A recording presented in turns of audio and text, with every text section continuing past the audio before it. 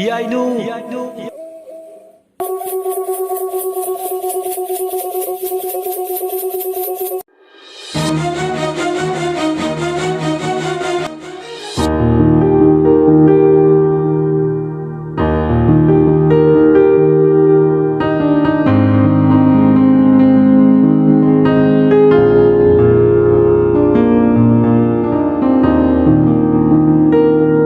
Ngasi mayam da tahanjagadoriba wari sigi maming Heeyainu. Wari sibu khut thabirakpa aiba KARNAJIT LAITONJAM. Wari si aibana macha khaina madi mamutana iduna pibire.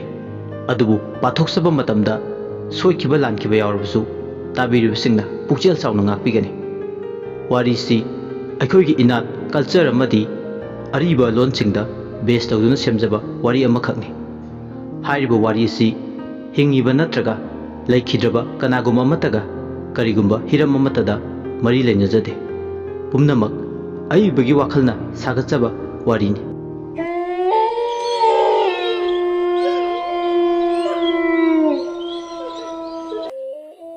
Michik mirau kholtadraba ahingi matamduda singyagi chidai amada laiba khunduda tawbo hisingna tengthana oina hingna kaple thawan haiba thaga oire huisingdu ahingi matamduda kape lambi lamjaw ama leira konsangduda tawbo huisingdo makhe langi karigumbadana singyagi napomduda saktaba lamuisingna hongnaduna khongbasu laptakna tare haine tawbo huisingna mamita laiwe asumna athengba hingda huina laktana khongba amadi kapase mamitta lai uduna tawribani laiduda kanagumna hainabada tawbo huisingduna khongduna makoigi marolda macha piu haiduna niribani aduga karigumbada athengba hingda asumna huisingna kaptuna tengthana oina kapase khun lekaiduda misi mina thoi mi yamna tadaba chingyada leiba khun macha duda ahingdugi amambagi phijang marumda mi ayambadi khomlen tongkhun tanare ahing sangna yatare asumna tawboisingna maning tamna khongduna ahing adugi akiba mathoi habli ahing tanglo leina thengjil matam nongyai chabuk lonba matam dudani khunduda leiba thambau koba amaibadu mathanta maisu yauda amambaduda mathanta mayumdagi tholukle maiba thambauna wanglen matam chap charedan sidi ahing mamaisu oidringe matam sida ithau pangthokdaba yadabani adubu khutta chaitup amadi pairake kanana khangni horen yangdok labi chatpada yam khurba tawboisingna tanaraklidi tamba ngamde hana seksing thorang lahubun chume asi harga thambau sangoidagi chai ma lawraga konthoglomda thukle thamamba thasigi ahingduda naitom mapang kanasu yauda machinda laiwa sonduna yangdok lombi adomda lai mathandani laklibadu thongan khara hentorakpada ngaidi chanabam mapagi pukri mapadu yorakpada magi tungda mi amana inarakpadawna samin phawba hore khongkap launa thanglakpage khongthang makhol adu tarubda amuksu tung onthokduna hanna yengi adubu yengde yengshiluragana kanamta lakbu uti karigumbada saman chayada soro lawu makholsu marakta tai lambi lamjawda hui mayam punchinaraga khongba amadi kappa mamit mungna sure masamaknasu thengnajare mangau thiba tawbu hi kharadi mabu ubada laktuna khongba amadi magi tungyan tamna tanare tawbu sing aduna adumna tanarpadu ubada thambau khutta baiba chaituptun masa ngak thuknaba ngaklo ori aduga lawi hai napa yami macha singjidi asi harga khongthang adu khar kalap phingna thangduna lai huisingdusu lehore magi tungda inaramba inaraktre masadu ne hekta asum lakpana chingyagi nakanda leiba pukri manakta leiriba mungphom maduda mak yaurakle chingya napomduda saktaba lamuisingna haunaduna khongbasu laptakna tare maiba thambo tawdui thabaksiga lamui khongbagi makholsiga marolama horen ithau pangthoklengi lamui mayam se hunaduna laklaga aibu makhoigi machinja oikrabadi aidi mangjare tho ꯑꯗꯨꯅ ꯇꯧꯒꯗꯧꯔꯤꯕ ꯊꯕꯛꯁꯦ ꯌꯥꯝ ꯍꯩꯅ ꯁꯤꯡꯅ ꯇꯧꯕ ꯇꯥꯏ꯫ ꯑꯁꯤ ꯈꯜꯂꯗꯅ ꯑꯃꯥꯏꯕ ꯊꯝꯕꯧ ꯉꯥꯏꯍꯥꯛꯇꯤ ꯈꯟꯖꯥꯟꯅꯩ꯫ ꯈꯨꯟꯒꯤ ꯄꯣꯠꯂꯣꯏꯐꯝ ꯃꯪꯁꯤꯗ ꯅꯥꯏꯇꯣꯝ ꯃꯊꯟꯇꯅꯤ ꯂꯩꯔꯤꯕ꯫ ꯑꯃꯨꯛꯁꯨ ꯑꯀꯣꯏꯕꯗꯨꯗ ꯀꯅꯥ ꯂꯩꯒꯦ ꯀꯣꯏꯌꯦꯡ ꯌꯦꯡꯉꯤ꯫ ꯈꯝꯕꯤꯒꯤ ꯑꯔꯣꯏꯕ ꯃꯊꯧ ꯃꯉꯝ ꯇꯤꯟꯁꯣꯟ ꯂꯥꯏꯁꯣꯟ ꯃꯥꯅ ꯄꯥꯡꯊꯣꯛꯄꯅꯤ꯫ ꯃꯪꯊꯣꯡ ꯊꯤꯡꯕꯒꯤ ꯊꯕꯛꯁꯨ ꯃꯍꯥꯛ ꯃꯁꯥꯅ ꯏꯇꯠ ꯇꯠꯇꯅ ꯇꯧꯖꯕꯅꯤ꯫ ꯑꯗꯨꯅ ꯑꯃꯝ ꯑꯊꯦꯡꯗ ꯃꯪ ꯆꯪꯕꯗ ꯃꯁꯥꯗꯣ ꯀꯔꯤꯁꯨ ꯅꯥꯆꯨꯡꯗꯦ꯫ ꯃꯥꯒꯤ ꯑꯣꯏꯅ ꯄꯤꯊꯣꯔꯛꯂꯕ ꯁꯤꯟꯐꯝꯅꯤꯅ ꯍꯩꯅꯔꯦ꯫ ꯈꯝꯕꯤ ꯉꯁꯤ ꯑꯌꯨꯛ ꯁꯤꯕꯅꯤ꯫ ꯊꯥꯡꯖꯗ ꯄꯣꯛꯏ꯫ ꯊꯥꯡꯖꯗ ꯁꯤ꯫ ꯃꯩ ꯀꯟꯕ ꯃꯤꯁꯛ ꯑꯃꯅꯤ ꯍꯤꯡꯂꯤꯉꯩꯗꯒꯤ ꯍꯧꯅ꯫ ꯁꯤꯔꯕꯁꯨ ꯃꯩ ꯀꯟꯕ ꯊꯋꯥꯏ ꯑꯃꯅꯤ ꯃꯍꯥꯛ꯫ ꯄꯣꯠꯂꯣꯏꯈꯤꯕꯒꯤ ꯃꯩꯈꯥꯛ ꯑꯃꯗꯤ ꯃꯤꯊꯤꯟꯆꯩ ꯂꯧꯕ ꯂꯥꯛꯄꯅꯤ ꯃꯍꯥꯛ ꯃꯪꯗꯨꯗ꯫ ꯊꯝꯕꯧꯅ "ꯑꯣ, ꯁꯤꯗ ꯂꯩꯔꯦꯗꯅ ꯉꯁꯥꯏ ꯄꯣꯠꯂꯣꯏꯈꯤꯕ ꯃꯄꯥꯗꯣ꯫ ꯑꯃꯝꯕꯁꯤꯗ ꯉꯥꯏꯍꯥꯛꯇꯤ ꯀꯉꯥꯎꯅꯔꯨꯔꯦ ꯑꯩꯁꯨ"꯫ ꯑꯁꯤ ꯍꯥꯏꯔꯒ ꯊꯝꯕꯧ ꯂꯦꯞꯄꯝꯕꯗꯒꯤ ꯐꯝꯊꯈ꯭ꯔꯦ꯫ ꯃꯩꯇꯥꯜ ꯑꯁꯤꯕ ꯑꯃꯗꯤ ꯃꯩꯈꯥꯛꯁꯤꯡ ꯑꯗꯨ ꯈꯣꯝꯖꯤꯜꯂꯒ ꯐꯤ ꯑꯉꯧꯕ ꯑꯃꯒꯤ ꯃꯊꯛꯇ ꯍꯥꯞꯆꯤꯜꯂꯦ꯫ ꯑꯗꯨꯒ ꯃꯤꯊꯤꯟꯆꯩꯗꯨꯅ ꯇꯣꯉꯥꯟꯅ ꯋꯥꯒꯤ ꯎꯇꯣꯡ ꯑꯃꯒꯤ ꯃꯅꯨꯡꯗ ꯍꯥꯞꯆꯤꯜꯂꯦ꯫ ꯑꯁꯨꯝꯅ ꯇꯧꯔꯤꯉꯩ ꯇꯥꯟꯖꯥꯗꯨꯗ ꯃꯪꯗꯨꯒꯤ ꯀꯥꯆꯤꯟ ꯑꯃꯗ ꯐꯤꯉꯧ ꯁꯦꯠꯄꯤ ꯅꯨꯄꯤ ꯑꯃꯒꯤ ꯊꯋꯥꯏꯅ ꯃꯉꯣꯟꯗ ꯃꯨꯟꯅ ꯌꯦꯡꯗꯨꯅ ꯂꯩꯕꯗꯨ ꯎꯔꯛꯑꯦ꯫ ꯃꯁꯥꯗ ꯈꯪꯖꯕ ꯍꯩꯖꯕ ꯂꯩꯕꯅ ꯏꯔꯥꯏ ꯂꯥꯏꯅ ꯃꯁꯥꯗꯣ ꯁꯃꯤꯟ ꯐꯪꯉꯤ꯫ ꯅꯤꯡꯉꯝꯗꯕ ꯄꯦꯟꯗꯕ ꯊꯋꯥꯏ ꯑꯃꯅ ꯑꯀꯣꯏꯕꯗꯨꯗ ꯂꯩꯔꯦ꯫ ꯅꯨꯄꯤꯗꯨꯅ ꯑꯀꯤꯕ ꯈꯣꯟꯖꯦꯜꯗ ꯀꯔꯦꯝꯅꯕ ꯃꯤꯅꯣꯛꯀ ꯂꯣꯏꯅꯅ ꯍꯧꯗꯨꯅ ꯅꯣꯛꯂꯛꯏ꯫ ꯅꯨꯄꯤꯗꯨꯒꯤ ꯈꯣꯟꯖꯦꯜꯗꯨꯅ ꯈꯣꯟꯊꯥꯡ ꯌꯩꯅ ꯍꯥꯏꯔꯛꯏ ꯊꯝꯕꯧꯗ ꯌꯦꯡꯅ, "ꯅꯪ ꯑꯃꯀꯣ ꯅꯥꯇꯩ ꯏꯆꯥ ꯍꯦꯛ ꯆꯥꯗꯈꯩ ꯍꯌꯦꯡꯋꯥꯏ ꯍꯅꯨꯊꯪꯗ ꯁꯤꯐꯝ ꯅꯥꯐꯝ ꯈꯪꯂꯣꯏꯗꯧꯔꯤ"꯫ ꯑꯁꯤ ꯍꯥꯏꯔꯒ ꯊꯋꯥꯏꯗꯨ ꯃꯥꯡꯈ꯭ꯔꯦ꯫ ꯊꯝꯕꯧ ꯃꯆꯤꯟꯗ ꯇꯞꯅ ꯁꯣꯜꯂꯦ꯫ ꯊꯋꯥꯏ ꯃꯥꯅꯒ ꯑꯩꯉꯣꯟꯗꯒ ꯄꯥꯎꯇꯥꯛ ꯄꯤꯕ ꯁꯥꯏ꯫ ꯃꯥ ꯑꯩ ꯀꯅꯥꯅꯣꯁꯦ ꯈꯪꯗ꯭ꯔ ꯃꯥꯜꯂꯦ꯫ ꯑꯁꯤ ꯍꯥꯏꯔꯒ ꯃꯍꯥꯛ ꯃꯪꯗꯨꯗꯒꯤ ꯃꯥꯒꯤ ꯄꯨꯒꯗꯕ ꯄꯣꯠꯆꯩꯁꯤꯡꯗꯣ ꯄꯨꯔꯒ ꯃꯌꯨꯝ ꯌꯧꯅꯕ ꯂꯥꯛꯏ꯫ ꯃꯁꯥꯗꯣ ꯑꯍꯩꯕ ꯃꯥꯏꯕ ꯑꯣꯏꯔꯨꯕꯅ ꯊꯣꯏꯅꯗꯤ ꯑꯀꯤ ꯑꯈꯪ ꯐꯥꯎꯗꯦ꯫ ꯂꯦꯞꯄ ꯂꯩꯇꯅ ꯂꯥꯛꯄꯅ ꯃꯌꯨꯝ ꯃꯔꯥꯟꯌꯥ ꯌꯧꯔꯛꯂꯦ꯫ ꯃꯊꯟꯇ ꯂꯩ ꯌꯨꯝꯗꯨꯗ ꯅꯨꯄꯤ ꯑꯉꯥꯡ ꯊꯤꯗꯦ꯫ ꯃꯥꯒꯤ ꯁꯤꯟꯐꯝꯁꯤꯅ ꯁꯤꯐꯝ ꯅꯥꯐꯝ ꯈꯪꯗꯕꯁꯤꯗ ꯃꯤꯒꯤ ꯃꯆꯥ ꯋꯥꯍꯟꯅꯤꯡꯗ꯭ꯔꯗꯨꯅ ꯃꯍꯥꯛ ꯄꯨꯟꯁꯤꯒꯤ ꯑꯣꯏꯅ ꯃꯌꯨꯝ ꯄꯥꯟꯈꯤꯗꯦ꯫ ꯃꯥꯅ ꯄꯨꯔꯛꯂꯤꯕ ꯄꯣꯠꯂꯝꯁꯤꯡ ꯑꯗꯨ ꯃꯥꯒꯤ ꯇꯣꯞꯅ ꯂꯩꯕ ꯂꯥꯏ ꯁꯥꯟꯅꯐꯝ ꯀꯥꯗ ꯊꯝꯃꯦ꯫ ꯑꯗꯨꯒ ꯇꯨꯝꯅꯕ ꯊꯧꯔꯥꯡ ꯇꯧꯔꯦ꯫ ꯈꯔ ꯈꯔ ꯇꯨꯝꯊꯕ ꯅꯨꯡꯉꯥꯏꯔꯛꯄ ꯃꯇꯝ ꯑꯗꯨꯋꯥꯏꯗꯅꯤ ꯅꯨꯄꯤ ꯃꯤꯌꯥꯏ ꯆꯟꯕꯤ ꯑꯃꯒꯤ ꯈꯣꯟꯖꯦꯜꯗ, "ꯀꯗꯥꯏꯗꯅꯣ ꯏꯐꯠꯇ? ꯅꯪ ꯑꯩꯒꯤ ꯃꯤꯊꯤꯟꯆꯩꯗꯨꯕꯨ ꯅꯄꯣꯠ ꯅꯔꯪꯗꯧꯅ ꯂꯣꯠꯁꯤꯜꯂꯒ ꯊꯝꯂꯤꯕ? ꯀꯗꯥꯏꯅꯣ? ꯄꯨꯊꯣꯔꯛꯑꯣ ꯍꯧꯖꯤꯛꯃꯛ ꯏꯐꯝꯗ ꯁꯤꯟꯅꯧ꯫ ꯏꯄꯣꯠ ꯄꯤꯌꯨ, ꯅꯪꯅ ꯂꯧꯈꯤꯕ ꯃꯩꯈꯥꯛꯇꯨꯁꯨ ꯁꯤꯟꯅꯧ꯫ ꯑꯔꯣꯏꯕ ꯃꯊꯧ ꯃꯉꯝ ꯂꯣꯏꯗ꯭ꯔꯤꯕ ꯑꯩꯒꯤ ꯊꯋꯥꯏꯕꯨ ꯅꯪꯅ ꯑꯃꯨꯛ ꯅꯧꯅ ꯃꯩꯆꯥꯛ ꯄꯤꯔꯅꯨ"꯫ ꯑꯁꯤ ꯍꯥꯏꯔꯒ ꯅꯨꯄꯤꯁꯤꯅ ꯈꯣꯟꯊꯥꯡ ꯌꯩꯅ ꯃꯈꯣꯜ ꯊꯣꯛꯅ ꯃꯥꯏꯕ ꯊꯝꯕꯧꯒꯤ ꯅꯥꯞꯄ ꯁꯤꯡꯌꯥ ꯌꯩꯅ ꯍꯥꯏꯔꯛꯄꯅꯤ꯫ ꯃꯈꯣꯜ ꯑꯁꯤ ꯇꯥꯔꯨꯕꯗ ꯇꯨꯝꯊꯕꯗ ꯉꯥꯏꯔꯤꯕ ꯊꯝꯕꯧ ꯈꯪꯄ꯭ꯔꯦꯛ ꯈꯪꯅ ꯃꯤꯀꯞ ꯊꯣꯛꯂꯛꯏ꯫ ꯃꯥꯒꯤ ꯐꯃꯥꯡꯗ ꯈꯝꯕꯤꯒꯤ ꯊꯋꯥꯏꯅ ꯍꯤꯛꯅ ꯍꯤꯛꯅ ꯀꯞꯇꯨꯅ ꯂꯦꯞꯄꯒ ꯂꯩꯕꯗꯣ ꯎꯔꯛꯏ꯫ ꯊꯝꯕꯧ ꯌꯥꯝ ꯁꯥꯎꯅ, "ꯀꯅꯥꯒꯤ ꯑꯌꯥꯕ ꯌꯥꯎꯗꯅ ꯅꯪꯅ ꯌꯨꯝꯁꯤꯗ ꯆꯪꯂꯛꯂꯤꯕꯅꯣ? ꯆꯠꯈ꯭ꯔꯣ ꯊꯋꯥꯏ, ꯃꯤꯀꯨꯞꯁꯤꯗ ꯀꯨꯏꯅ ꯄꯟꯊꯗꯨꯅ ꯂꯩꯔꯒꯅꯨ, ꯃꯁꯤꯅ ꯅꯪꯒꯤ ꯑꯐꯕ ꯑꯣꯏꯒꯅꯤ"꯫ ꯈꯝꯕꯤꯒꯤ ꯊꯋꯥꯏꯅ ꯀꯞꯇꯨꯅ ꯍꯥꯏꯔꯦ, "ꯅꯪꯅ ꯇꯥꯟꯗ꯭ꯔꯁꯨ ꯏꯁꯥꯅ ꯈꯪꯅ ꯆꯠꯀꯅꯤꯌꯦ꯫ ꯀꯗꯥꯏꯅꯣ? ꯑꯩꯒꯤ ꯃꯤꯊꯤꯟꯆꯩꯗꯨ ꯄꯤꯌꯨ, ꯃꯤꯊꯤꯟꯆꯩ ꯄꯤꯌꯨ, ꯏꯐꯝꯗ ꯁꯤꯟꯅꯧꯋꯣ"꯫ ꯑꯁꯤ ꯍꯥꯏꯔꯒ ꯈꯣꯟꯊꯥꯡ ꯌꯩꯅ ꯀꯞꯂꯤ꯫ ꯊꯋꯥꯏꯗꯨꯒꯤ ꯃꯑꯣꯡ ꯃꯇꯧꯗꯣ ꯌꯥꯔꯣꯏ ꯈꯟ ꯊꯥꯡꯖ 8ꯇ ꯁꯥꯕ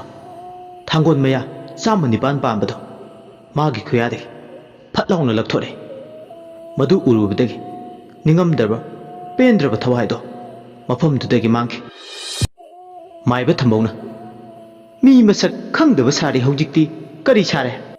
ꯇꯧꯈꯣꯗꯅ ꯅꯤꯡꯉꯥꯏꯗꯣ꯫ ꯊꯥꯡꯒꯣꯜ ꯃꯌꯥ 109 ꯄꯥꯟꯕꯁꯤꯒꯤ ꯃꯃꯥꯡꯗ ꯀꯌꯥꯝ ꯀꯨꯏꯅ ꯂꯦꯞꯇꯨꯅ ꯂꯩꯕ ꯉꯝꯅꯤ"꯫ ꯑꯁꯤ ꯍꯥꯏꯔꯒ ꯇꯨꯝꯊꯈ꯭ꯔꯦ꯫ ꯑꯁꯨꯝꯅ ꯑꯍꯤꯡꯗꯣ ꯂꯣꯏꯈꯤ꯫ ꯃꯊꯪꯒꯤ ꯅꯨꯃꯤꯠꯅꯤ ꯅꯣꯡꯉꯥꯜꯂꯦ꯫ ꯈꯨꯟꯁꯤꯗ ꯅꯨꯃꯤꯠ ꯆꯞ ꯌꯨꯡꯕꯗ ꯄꯥꯝꯍꯩꯕꯗꯨ ꯑꯃꯨꯛ ꯂꯩꯇ꯭ꯔꯦ꯫ ꯃꯥꯕꯨ ꯃꯥꯏꯕ ꯁꯥꯔꯣ ꯍꯥꯏꯗꯨꯅ ꯄꯥꯎ ꯄꯤꯔꯔꯦ꯫ ꯍꯟꯗꯛ ꯃꯔꯛ ꯆꯌꯣꯜ ꯑꯃꯁꯦ ꯅꯨꯃꯤꯠ ꯈꯟꯅꯔꯒ ꯈꯨꯟꯁꯦ ꯂꯩꯀꯥꯏꯁꯤꯗ ꯅꯣꯡꯃ ꯀꯥꯡꯗꯅ ꯃꯤ ꯁꯤ꯫ ꯉꯔꯥꯡꯅ ꯈꯝꯕꯤ, ꯉꯁꯤꯅ ꯈꯝꯕꯤꯒꯤ ꯃꯅꯥꯎ ꯅꯨꯄꯥꯒꯤ machanupa ahal pamaiba nahani chak toklaba matung ngahak pothage tawbada kokchi ngawe hairambadagi laimaida wakhal tadana lekthakibadagi khudakta thawai mangkhibane pamhaibagi mache tamha amadi machanupi ani leirinu amadi Heeyainu pau tarduna lai tamha hingna kape mopage asiba changdo konduna ichegi bungo ichibu kari oirasige ibungo hagolo Heeyainu amadi leirinu kaple mamton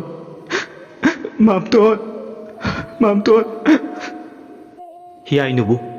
yam luna tawjabane pamhaibana ngasi magi mamtongi thawai yaudraba hakchang ado mitmangda leimaida phi ngobuna kupsunduna yataraga leibadu ubada manglan oirde farinda khale masu tengthana oina kaple maiba thambongna mihul yengle asiba hakchang do sirba maktada thambongna khajikna na haibiramlabadi hinglambasu yai thawai si chatningduna chatkibadi nate maiba thambogi wadu tabada hena nungai jaramde tamphade hojikti asibadugi aroibu mathau mangam pangthuknabagidam sem saba horakle asibadu khangen phamduda phingobuna kupsinuna thangdoktuna thamle ku sem saba su yaure mikap mirau kholamadi tengthana oibgi makholtana akoibudu nil tambasu hekik launa kape asibadu khangen phamda puthorappada ngaingi tanja dudamu nungthi nungmangjile ayingba nungsitsile nung churukpa yabagi oithokpa leire nungthilgi matamdi sum oisilakle pungyaiba isai sakpa tillare aroibu mathau pangadoigi asibu putoklamda ngahaktuda kadomdagino khangaude haudong amubi anikak laktuda sumang matonduda chiknarare haudong khatnabasu tanba pate tawhide haiduna kanasu tangi ninglude adubu asumna asiba thangdoklamdai ngahaktuda asum haudong chiknarakpasina mai lekai miyam singtho masada nungaitaba phawrame usinnasin asibadu aroiba mathau mangam pangthoknabagidam khungi mangdo tamna puduna lai hawjikti poloinaba thorangumba lore mai koiba horpa adwaitane atia pumbada mangsilamba nongpumba amuba lechin singado nongoina malem leita taba horle karigumada marakta nongthang kope akha arau marakta hawjikti atia pumbasu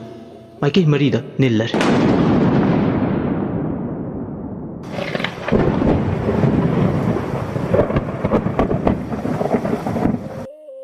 nungthilgi matamduda amamba hinga pangka oikre mamkre mai koiba hawbaga mairidu hek sukhatpaga nongduga mapa chanarubana poloibaduda yekai thingalba pirare asibagi imung manunggi miyosing nupi angang makaidi poloibadu ngahak yaramlaga halakle supnatagi khundugi naha khara asibu masadu losingadugi yauri maiba saba thamboksu nong maraktuda leri maiba thambogi licha chajatse samamna ningaine amuksu phabugum tawi amuksu hek phatabugum tawi chet khene thokliba misiminase sumnagi matam yoroktuna asi na nanglibra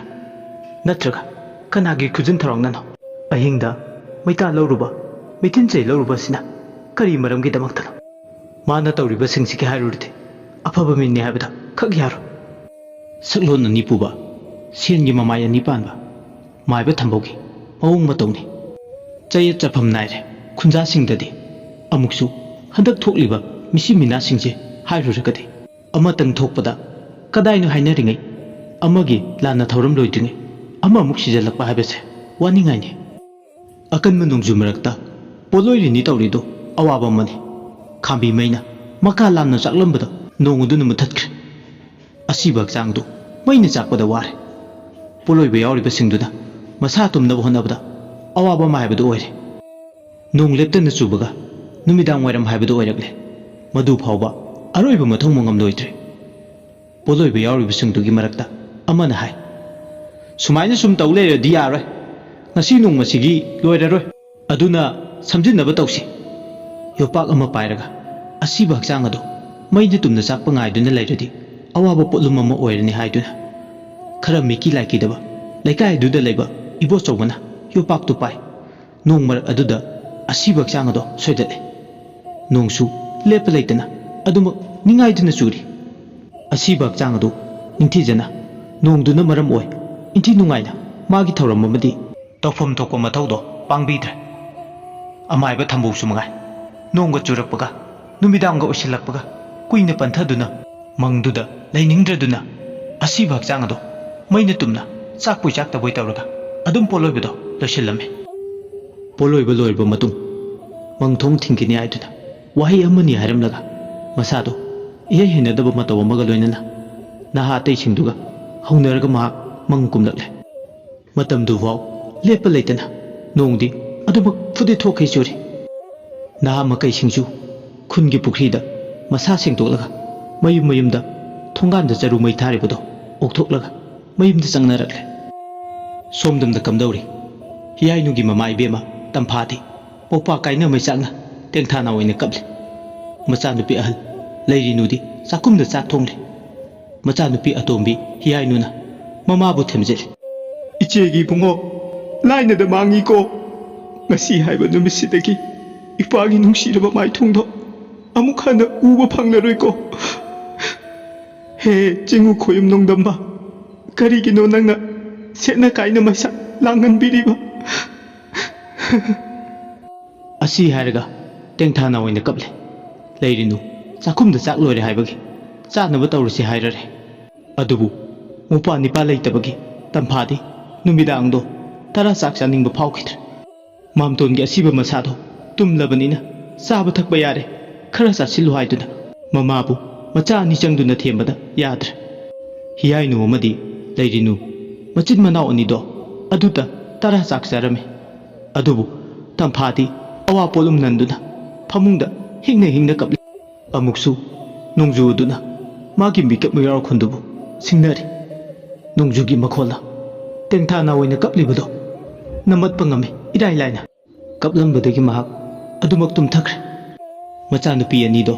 tara chaba loreduna chairiba lukhak chagumdo losilaba matung machin manau anidusu ningol kada tumnaba thaurang tawrame thawmoigi musi raba mangalduda kangkhan thadaduna machena matai manau nupina kachin thanglaga tumthakre ngasigi numidang ase mausaga iman manadabagum tawe nong phajana churasu khuntaklan sibadawna khungang adu tawe haina matamsu sumhojinki khamba yadana leptana chuba thawangi maitapi nongjududa nonglik makholna nausum isai oi mama macha ahumdo ningaidena tumle makhoigi awang thangbai maikaida phaklanga tainana irap laptana cheliba khonglam adomdasu isingna kumgi nongju matam oibana irai irau khonkana maning tamna cheli isingdugi makholna chentharakpaduna ithil amadi pirame nonggi makholduga khonglamdugi makholgana chusinna khiduna aniduna yumdugi makhada leiribi mama macha makhoi humdo nausum isai oi pungsum sumkhra tamphasu mopa nupagi wakhalda nungaitraduna adumak tumthaki leirinu Heeyainu anisu molang yebna ningaidana khomlen tung khundale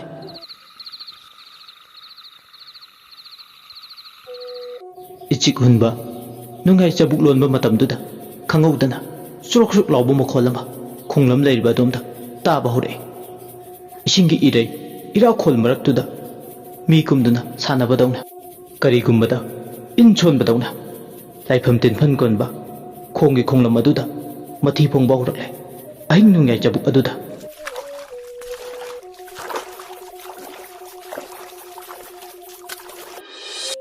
mi kumduna chatpagi in chonba manma makhon itattatana taba horakle matamdu fudi thokai churamba kumgi nongjuna khara patharakpa matamne thili chuba matamne nonglingna khonthang taptharakpa matam in chonba manba makholado hena hogule ichik hunba hingduda adumna makholado horokpaduna phaklanga taine na tumlibi Heeyainu du ningaidena tumlambadagi khomlan makeup thoklakle Heeyainu mamit ani du noirduna masado tingli yang leiri ꯌꯨꯝꯒꯤ ꯁꯥꯏꯖꯟ ꯑꯍꯣꯕꯗ ꯀꯣꯔꯧꯒꯤ ꯃꯉꯥꯜ ꯂꯤꯁꯜꯂꯛꯄ꯭ꯔꯥ ꯍꯥꯏꯗꯨꯅ ꯀꯣꯌꯦꯡ ꯌꯦꯡꯈꯤ ꯍꯤꯌꯥꯏꯅꯨ ꯇꯞꯅ ꯃꯆꯤꯟꯗ ꯀꯔꯤꯅꯣꯅꯦ ꯑꯩꯅ ꯇꯥꯔꯤꯕ ꯃꯈꯣꯜꯁꯤꯕꯣ ꯌꯦꯅꯈꯥꯔꯣꯝꯗ ꯐꯅꯁꯨ ꯃꯝꯃꯤ ꯅꯣꯡꯒ ꯆꯨꯕꯁꯤꯗ ꯏꯟ ꯁꯣꯟꯕ ꯃꯤꯒ ꯂꯥꯛꯄ ꯖꯥꯠꯂꯥ ꯍꯦꯛ ꯍꯦꯛ ꯑꯁꯨꯝꯅ ꯅꯣꯡ ꯆꯨꯕ ꯃꯇꯝꯗ ꯏꯟ ꯁꯣꯟꯕꯁꯦ ꯑꯩꯈꯣꯏ ꯑꯋꯥꯡ ꯊꯪꯕ ꯈꯨꯡꯂꯝꯁꯤꯒꯤꯗꯤ ꯌꯥꯝ ꯄꯛꯅꯕꯅꯦ ꯃꯍꯧꯁꯥꯗ ꯌꯧꯅ ꯂꯦꯝꯂꯩ ꯉꯌꯥꯝ ꯐꯥꯕꯅꯦ ꯑꯁꯨꯝꯅ ꯋꯥꯈꯜ ꯇꯧꯔꯤꯉꯩ ꯑꯋꯥꯡꯂꯣꯝ ꯑꯗꯨꯗꯒꯤ ꯉꯥ ꯐꯥꯕ ꯃꯥꯟꯕ ꯃꯈꯣꯜ ꯏꯟ ꯁꯣꯟꯕꯒꯤ ꯃꯈꯣꯜ ꯑꯗꯨ ꯏꯇꯠ ꯇꯠꯇꯅ ꯇꯥꯔꯝꯃꯤ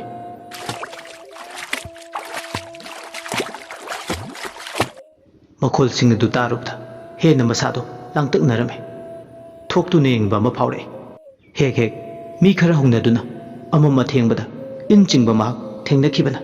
ꯊꯣꯛꯂꯒ ꯌꯦꯡꯒꯦ ꯈꯜꯂꯤ ꯃꯥꯁꯨ ꯏꯟ ꯁꯣꯟꯕ ꯉꯥ ꯐꯥꯕ ꯑꯉꯥꯡ ꯑꯣꯏꯔꯤꯉꯩꯗꯤ ꯄꯥꯝꯂꯛꯏ ꯑꯗꯨꯅ ꯊꯣꯛꯂꯒ ꯌꯦꯡꯒꯦ ꯈꯜꯂꯤ ꯆꯨꯔꯣꯛ ꯆꯨꯔꯣꯛ ꯂꯥꯎꯕ ꯃꯈꯣꯜꯁꯤꯡ ꯑꯗꯨꯅ ꯃꯥꯕꯨ ꯇꯠꯇꯅ ꯏꯊꯤꯜ ꯑꯃ ꯄꯤꯔꯔꯦ ꯃꯁꯥꯗ ꯏꯇꯠ ꯇꯠꯇꯅ ꯀꯥꯏꯍꯧꯕ ꯑꯃ ꯇꯨꯃꯤꯟꯅ ꯂꯩꯕ ꯉꯝꯗꯗꯨꯅ ꯀꯥꯡꯈꯟ ꯑꯗꯨ ꯍꯥꯏꯗꯣꯛꯇꯨꯅ ꯀꯨꯝꯊꯔꯛꯏ ꯃꯇꯥꯏ ꯊꯥꯡꯗꯨꯅ ꯇꯨꯝꯂꯤꯕꯤ ꯃꯆꯦ ꯂꯩꯔꯤꯗꯨꯕꯨ ꯍꯧꯗꯣꯛꯁꯤꯔꯥ ꯑꯃꯨꯛꯁꯨ ꯈꯜꯂꯤ ꯑꯗꯨꯕꯨ ꯃꯆꯦꯅ ꯅꯤꯡꯉꯥꯏꯗꯅ ꯇꯨꯝꯕꯗꯨ ꯎꯕꯗ ꯅꯨꯡꯉꯥꯏꯇꯗꯨꯅ ꯍꯧꯗꯣꯛꯄꯤꯗ꯭ꯔꯦ ꯑꯗꯨꯕꯨ ꯃꯤꯀꯤ ꯂꯥꯏꯀꯤꯗꯕꯤ ꯍꯤꯌꯥꯏꯅꯨꯗꯤ ꯃꯗꯣꯝ ꯇꯨꯃꯤꯟ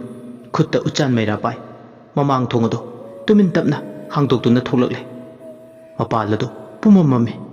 ꯍꯤꯌꯥꯏꯅꯨꯅ ꯀꯥꯟꯅꯗꯦ ꯑꯝꯇ ꯊꯣꯛꯑꯒꯕꯨ ꯌꯦꯡꯒꯦ ꯉꯥ ꯁꯣꯏꯗꯅ ꯐꯥꯔꯝꯒꯅꯤ ꯊꯣꯡꯒꯥꯜꯂꯣꯝꯗ ꯊꯣꯛꯂꯒ ꯌꯦꯡꯗꯧꯒꯤ ꯁꯔꯨꯛ ꯑꯋꯥꯡ ꯊꯥꯡꯕꯗ ꯍꯧꯕ ꯍꯩꯅꯧꯖꯣꯝ ꯃꯈꯣꯡ ꯑꯁ꯭ꯋꯥꯏꯗ ꯐꯥꯎꯖꯤꯜꯂꯒꯦ ꯑꯍꯧꯕ ꯁꯝꯕꯜ ꯁꯌꯥ ꯑꯃꯗ ꯑꯗꯨ ꯑꯣꯏꯔꯗꯤ ꯈꯣꯡꯂꯝ ꯃꯄꯥꯁꯨ ꯌꯧꯔꯅꯤ ꯑꯁꯤ ꯈꯜꯂꯗꯨꯅ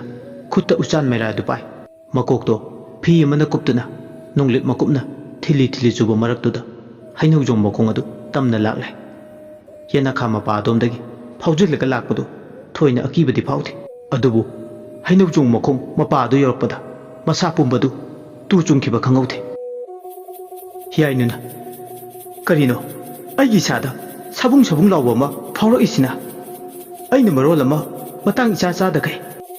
ꯑꯩꯒꯤ ꯋꯥꯈꯜꯗ ꯑꯣꯏꯔꯤꯅꯤ ꯃꯝꯒ ꯃꯝꯕ ꯑꯁꯤꯗ ꯑꯁꯤ ꯍꯥꯏꯔꯒ ꯍꯩꯅꯧꯖꯣꯝ ꯃꯈꯣꯡ ꯑꯗꯨꯒꯤ ꯃꯄꯥꯗ ꯂꯩꯔꯤꯕ ꯁꯝꯕꯟ ꯁꯌꯥ ꯑꯍꯣꯕ ꯃꯄꯥꯗꯨꯗ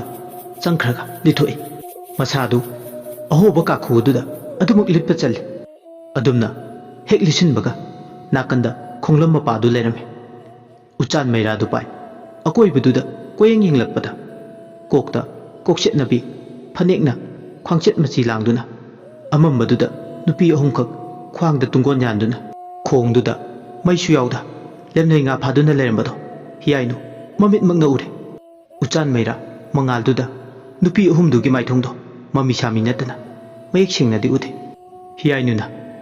ꯀꯅꯥ ꯀꯅꯥꯅꯣꯅꯦ ꯃꯤꯁꯤꯡꯁꯤꯕꯣ ꯑꯩꯕꯨ ꯑꯃꯨꯛꯇ ꯎꯈꯤꯗ꯭ꯔꯤ ꯃꯈꯣꯏꯁꯤꯡꯁꯦ ꯑꯩꯈꯣꯏ ꯂꯩꯀꯥꯏꯒꯤ ꯏꯆꯦ ꯏꯅꯦꯝꯁꯤꯡꯁꯨ ꯃꯥꯟꯗꯦ ꯊꯪꯅꯕ ꯂꯩꯀꯥꯏꯒꯤ ꯃꯤꯒ ꯑꯣꯏꯔꯝꯒꯗ꯭ꯔꯥ ꯑꯁꯤ ꯁꯣꯜꯂꯗꯨꯅ ꯉꯃꯧ ꯉꯃꯧ ꯂꯩꯈꯣꯝ ꯂꯩꯅꯥꯡ ꯃꯔꯛꯇꯨꯗ ꯈꯣꯡꯂꯝꯗꯨꯒꯤ ꯃꯄꯥꯜꯗ ꯃꯍꯥꯛ ꯆꯠꯂꯤ ꯏꯟ ꯁꯣꯟꯗꯨꯅ ꯂꯩꯔꯤꯕꯤ ꯅꯨꯄꯤ ꯑꯍꯨꯝꯗꯨꯒꯤ ꯃꯅꯥꯛ ꯇꯝꯅ ꯆꯪꯁꯤꯜꯂꯛꯂꯦ ꯅꯨꯄꯤꯁꯤꯡ ꯑꯗꯨ ꯃꯣꯡ ꯍꯥꯠꯇꯦ ꯇꯨꯃꯤꯟ ꯃꯈꯣꯏꯒꯤ ꯏꯟ ꯁꯣꯜꯂꯤꯕꯗꯣ ꯑꯗꯨꯃꯛ ꯁꯣꯟꯗꯨꯅ ꯂꯩ ꯆꯪꯁꯤꯟꯗꯨꯅ ꯃꯥꯁꯨ ꯍꯪꯉꯤ ꯅꯨꯄꯤ ꯑꯍꯨꯝꯗꯨꯒꯤ ꯐꯤꯕꯝ ꯑꯗꯨ ꯎꯕꯗ ꯃꯤꯌꯥꯏ ꯆꯟꯕꯤ ꯉꯥꯛꯇ ꯑꯣꯏꯅꯁꯨ ꯎꯏ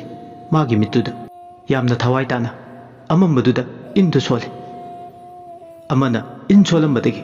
ꯂꯣꯡ ꯑꯃꯨꯛ ꯍꯣꯟꯈ꯭ꯔꯦ ꯍꯤꯌꯥꯏꯅꯨꯅ ꯏꯅꯦ ꯑꯩꯈꯣꯏ ꯑꯃꯝꯕꯁꯤꯗ ꯃꯇꯧ ꯀꯔꯝ ꯃꯩꯁꯨ ꯌꯥꯎꯗ ꯂꯦꯝꯂꯩ ꯉꯥ ꯐꯥꯔꯝꯂꯤꯕꯅꯣ ꯀꯗꯥꯏꯗꯒꯤꯅꯣ ꯏꯅꯦ ꯑꯩꯈꯣꯏꯗꯤ ꯑꯃꯨꯛꯇꯁꯨ ꯎꯈꯤꯗ꯭ꯔꯤ ꯅꯨꯄꯤ ꯑꯍꯨꯝꯗꯣ ꯏꯪꯉꯪꯉꯛꯏ ꯂꯦꯝꯂꯩ ꯉꯥ ꯐꯥꯕ ꯈꯣꯏꯖꯪꯂꯤꯉꯩ ꯂꯩꯁꯥꯕꯤ ꯃꯆꯥ ꯑꯃ ꯈꯨꯠꯇ ꯃꯩꯅꯝ ꯄꯥꯏ ꯃꯈꯣꯏꯒꯤ ꯃꯅꯥꯛꯇ ꯆꯪꯁꯤꯜꯂꯛꯄꯒ ꯎꯍꯧ ꯂꯥꯍꯧꯗ꯭ꯔꯦ ꯃꯈꯣꯏ ꯑꯍꯨꯝꯗꯣ ꯉꯥꯌꯥꯛꯇꯤ ꯋꯥꯗꯤ ꯉꯥꯡꯗꯦ ꯇꯨꯃꯤꯟ ꯌꯦꯡꯅꯗꯨꯅ ꯂꯩꯔꯝꯂꯒ ꯊꯪꯅꯕ ꯃꯤꯀꯨꯞꯇ ꯑꯍꯨꯝꯗꯨꯒꯤ ꯃꯔꯛꯇ ꯅꯨꯄꯤ ꯑꯃꯅ ꯍꯤꯌꯥꯏꯅꯨꯒꯤ ꯋꯥꯍꯪꯒꯤ ꯄꯥꯎꯈꯨꯝ ꯄꯤꯔꯛꯏ ꯅꯨꯄꯤ ꯑꯃꯅ ꯍꯥꯏꯔꯦ ꯏꯕꯦꯝꯃ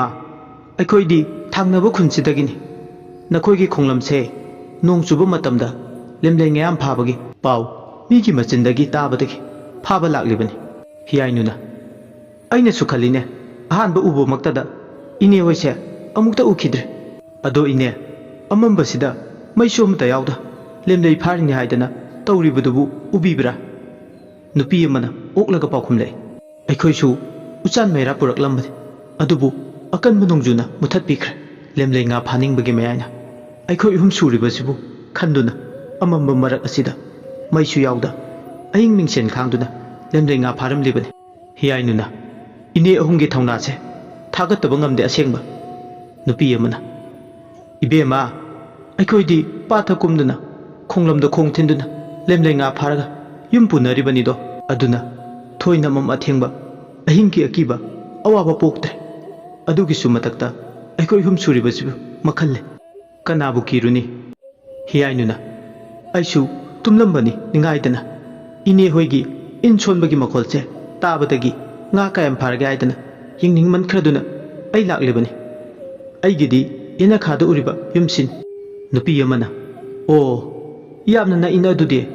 ꯍꯤꯌꯥꯏꯅꯨꯅ ꯑꯗꯣ ꯏꯅꯦ ꯍꯣꯏꯒ ꯊꯦꯡꯅꯁꯨ ꯊꯦꯡꯅ ꯑꯁꯨꯝꯅ ꯊꯦꯡꯅꯗꯨꯅ ꯋꯥꯔꯤ ꯋꯥꯇꯥꯏ ꯁꯥꯟꯅꯕꯒꯤ ꯇꯥꯟꯖꯥ ꯐꯪꯕꯁꯦ ꯑꯩꯉꯣꯟꯗ ꯌꯥꯝꯅ ꯅꯨꯡꯉꯥꯏꯖꯩ꯫ ꯑꯗꯣ ꯋꯥꯔꯤꯁꯨ ꯅꯨꯡꯉꯥꯏꯔꯤ ꯂꯦꯝꯂꯩ ꯉꯥꯕꯨ ꯀꯌꯥꯝ ꯐꯥꯔꯒꯦ? ꯅꯨꯄꯤ ꯑꯃꯅ ꯌꯥꯝ ꯀꯥ ꯍꯦꯟꯅ ꯐꯥꯗ꯭ꯔꯤ ꯀꯨꯏꯗ꯭ꯔꯤ ꯅꯣꯡ ꯈꯔ ꯇꯞꯊꯔꯛꯄ ꯃꯇꯝꯗꯨꯗ ꯏꯟ ꯁꯣꯟꯕꯇ ꯉꯥꯏꯔꯤ꯫ ꯍꯤꯌꯥꯏꯅꯨꯗꯣ ꯄꯨꯝꯁꯨꯝ ꯍꯦꯛ ꯁꯨꯝꯃꯤ ꯅꯨꯄꯤ ꯑꯍꯨꯝꯗꯣ ꯍꯦꯛ ꯎꯕꯃꯛꯇꯗ ꯃꯌꯨꯝ ꯆꯪꯒꯅꯤꯒ ꯀꯥꯎꯏ ꯉꯥꯏꯍꯥꯛꯇꯨꯝ ꯂꯦꯝꯂꯩ ꯉꯥ ꯐꯥꯕ ꯌꯦꯡꯈꯤꯒꯦ ꯈꯜꯂꯤ꯫ ꯃꯈꯨꯠꯇ ꯄꯥꯏꯔꯤꯕ ꯎꯆꯥꯟ ꯃꯩꯔꯥꯗꯨꯒꯤ ꯃꯉꯥꯜꯗꯨꯗ ꯃꯁꯥꯗꯣ ꯊꯣꯏꯅ ꯑꯀꯤꯕꯁꯨ ꯐꯥꯎꯔꯨꯗꯦ꯫ ꯃꯈꯣꯏ ꯑꯍꯨꯝꯁꯨ ꯏꯟꯕꯨ ꯁꯣꯟꯕꯣ ꯂꯣꯡꯕꯨ ꯈꯣꯟꯕꯣ ꯃꯁꯥꯗꯣ ꯅꯤꯡꯉꯥꯏꯗꯅ ꯂꯩꯊꯣꯛꯏ꯫ ꯃꯍꯧꯁꯥꯗꯒꯤ ꯃꯥꯁꯨ ꯑꯉꯥꯡ ꯑꯣꯏꯔꯤꯉꯩꯗꯒꯤ ꯍꯧꯅ ꯉꯥ ꯐꯥꯕ ꯄꯥꯝꯖꯩ꯫ ꯑꯗꯨꯅ ꯃꯁꯥꯗ ꯑꯃꯝ ꯑꯊꯦꯡꯕ ꯑꯍꯤꯡꯒꯤ ꯊꯣꯏꯅ ꯈꯟꯖꯤꯜꯂꯨꯗꯦ꯫ ꯌꯨꯝꯁꯨ ꯏꯅꯛ ꯅꯛꯅ ꯂꯩꯔꯤꯕꯁꯤꯕꯨ ꯍꯥꯏꯕꯒꯤ ꯋꯥꯈꯜꯗꯅꯤ ꯃꯍꯥꯛꯅ ꯂꯩꯔꯤꯁꯦ꯫ ꯂꯦꯞꯂꯝꯕꯗꯒꯤ ꯈꯣꯡꯂꯝ ꯃꯄꯥꯜꯗꯨꯗ ꯐꯝꯊꯈ꯭ꯔꯦ꯫ ꯂꯣꯡ ꯈꯣꯜꯂꯤꯕꯤ ꯅꯨꯄꯤꯗꯨꯅ ꯂꯣꯡ ꯈꯣꯟꯅ ꯈꯣꯟꯅ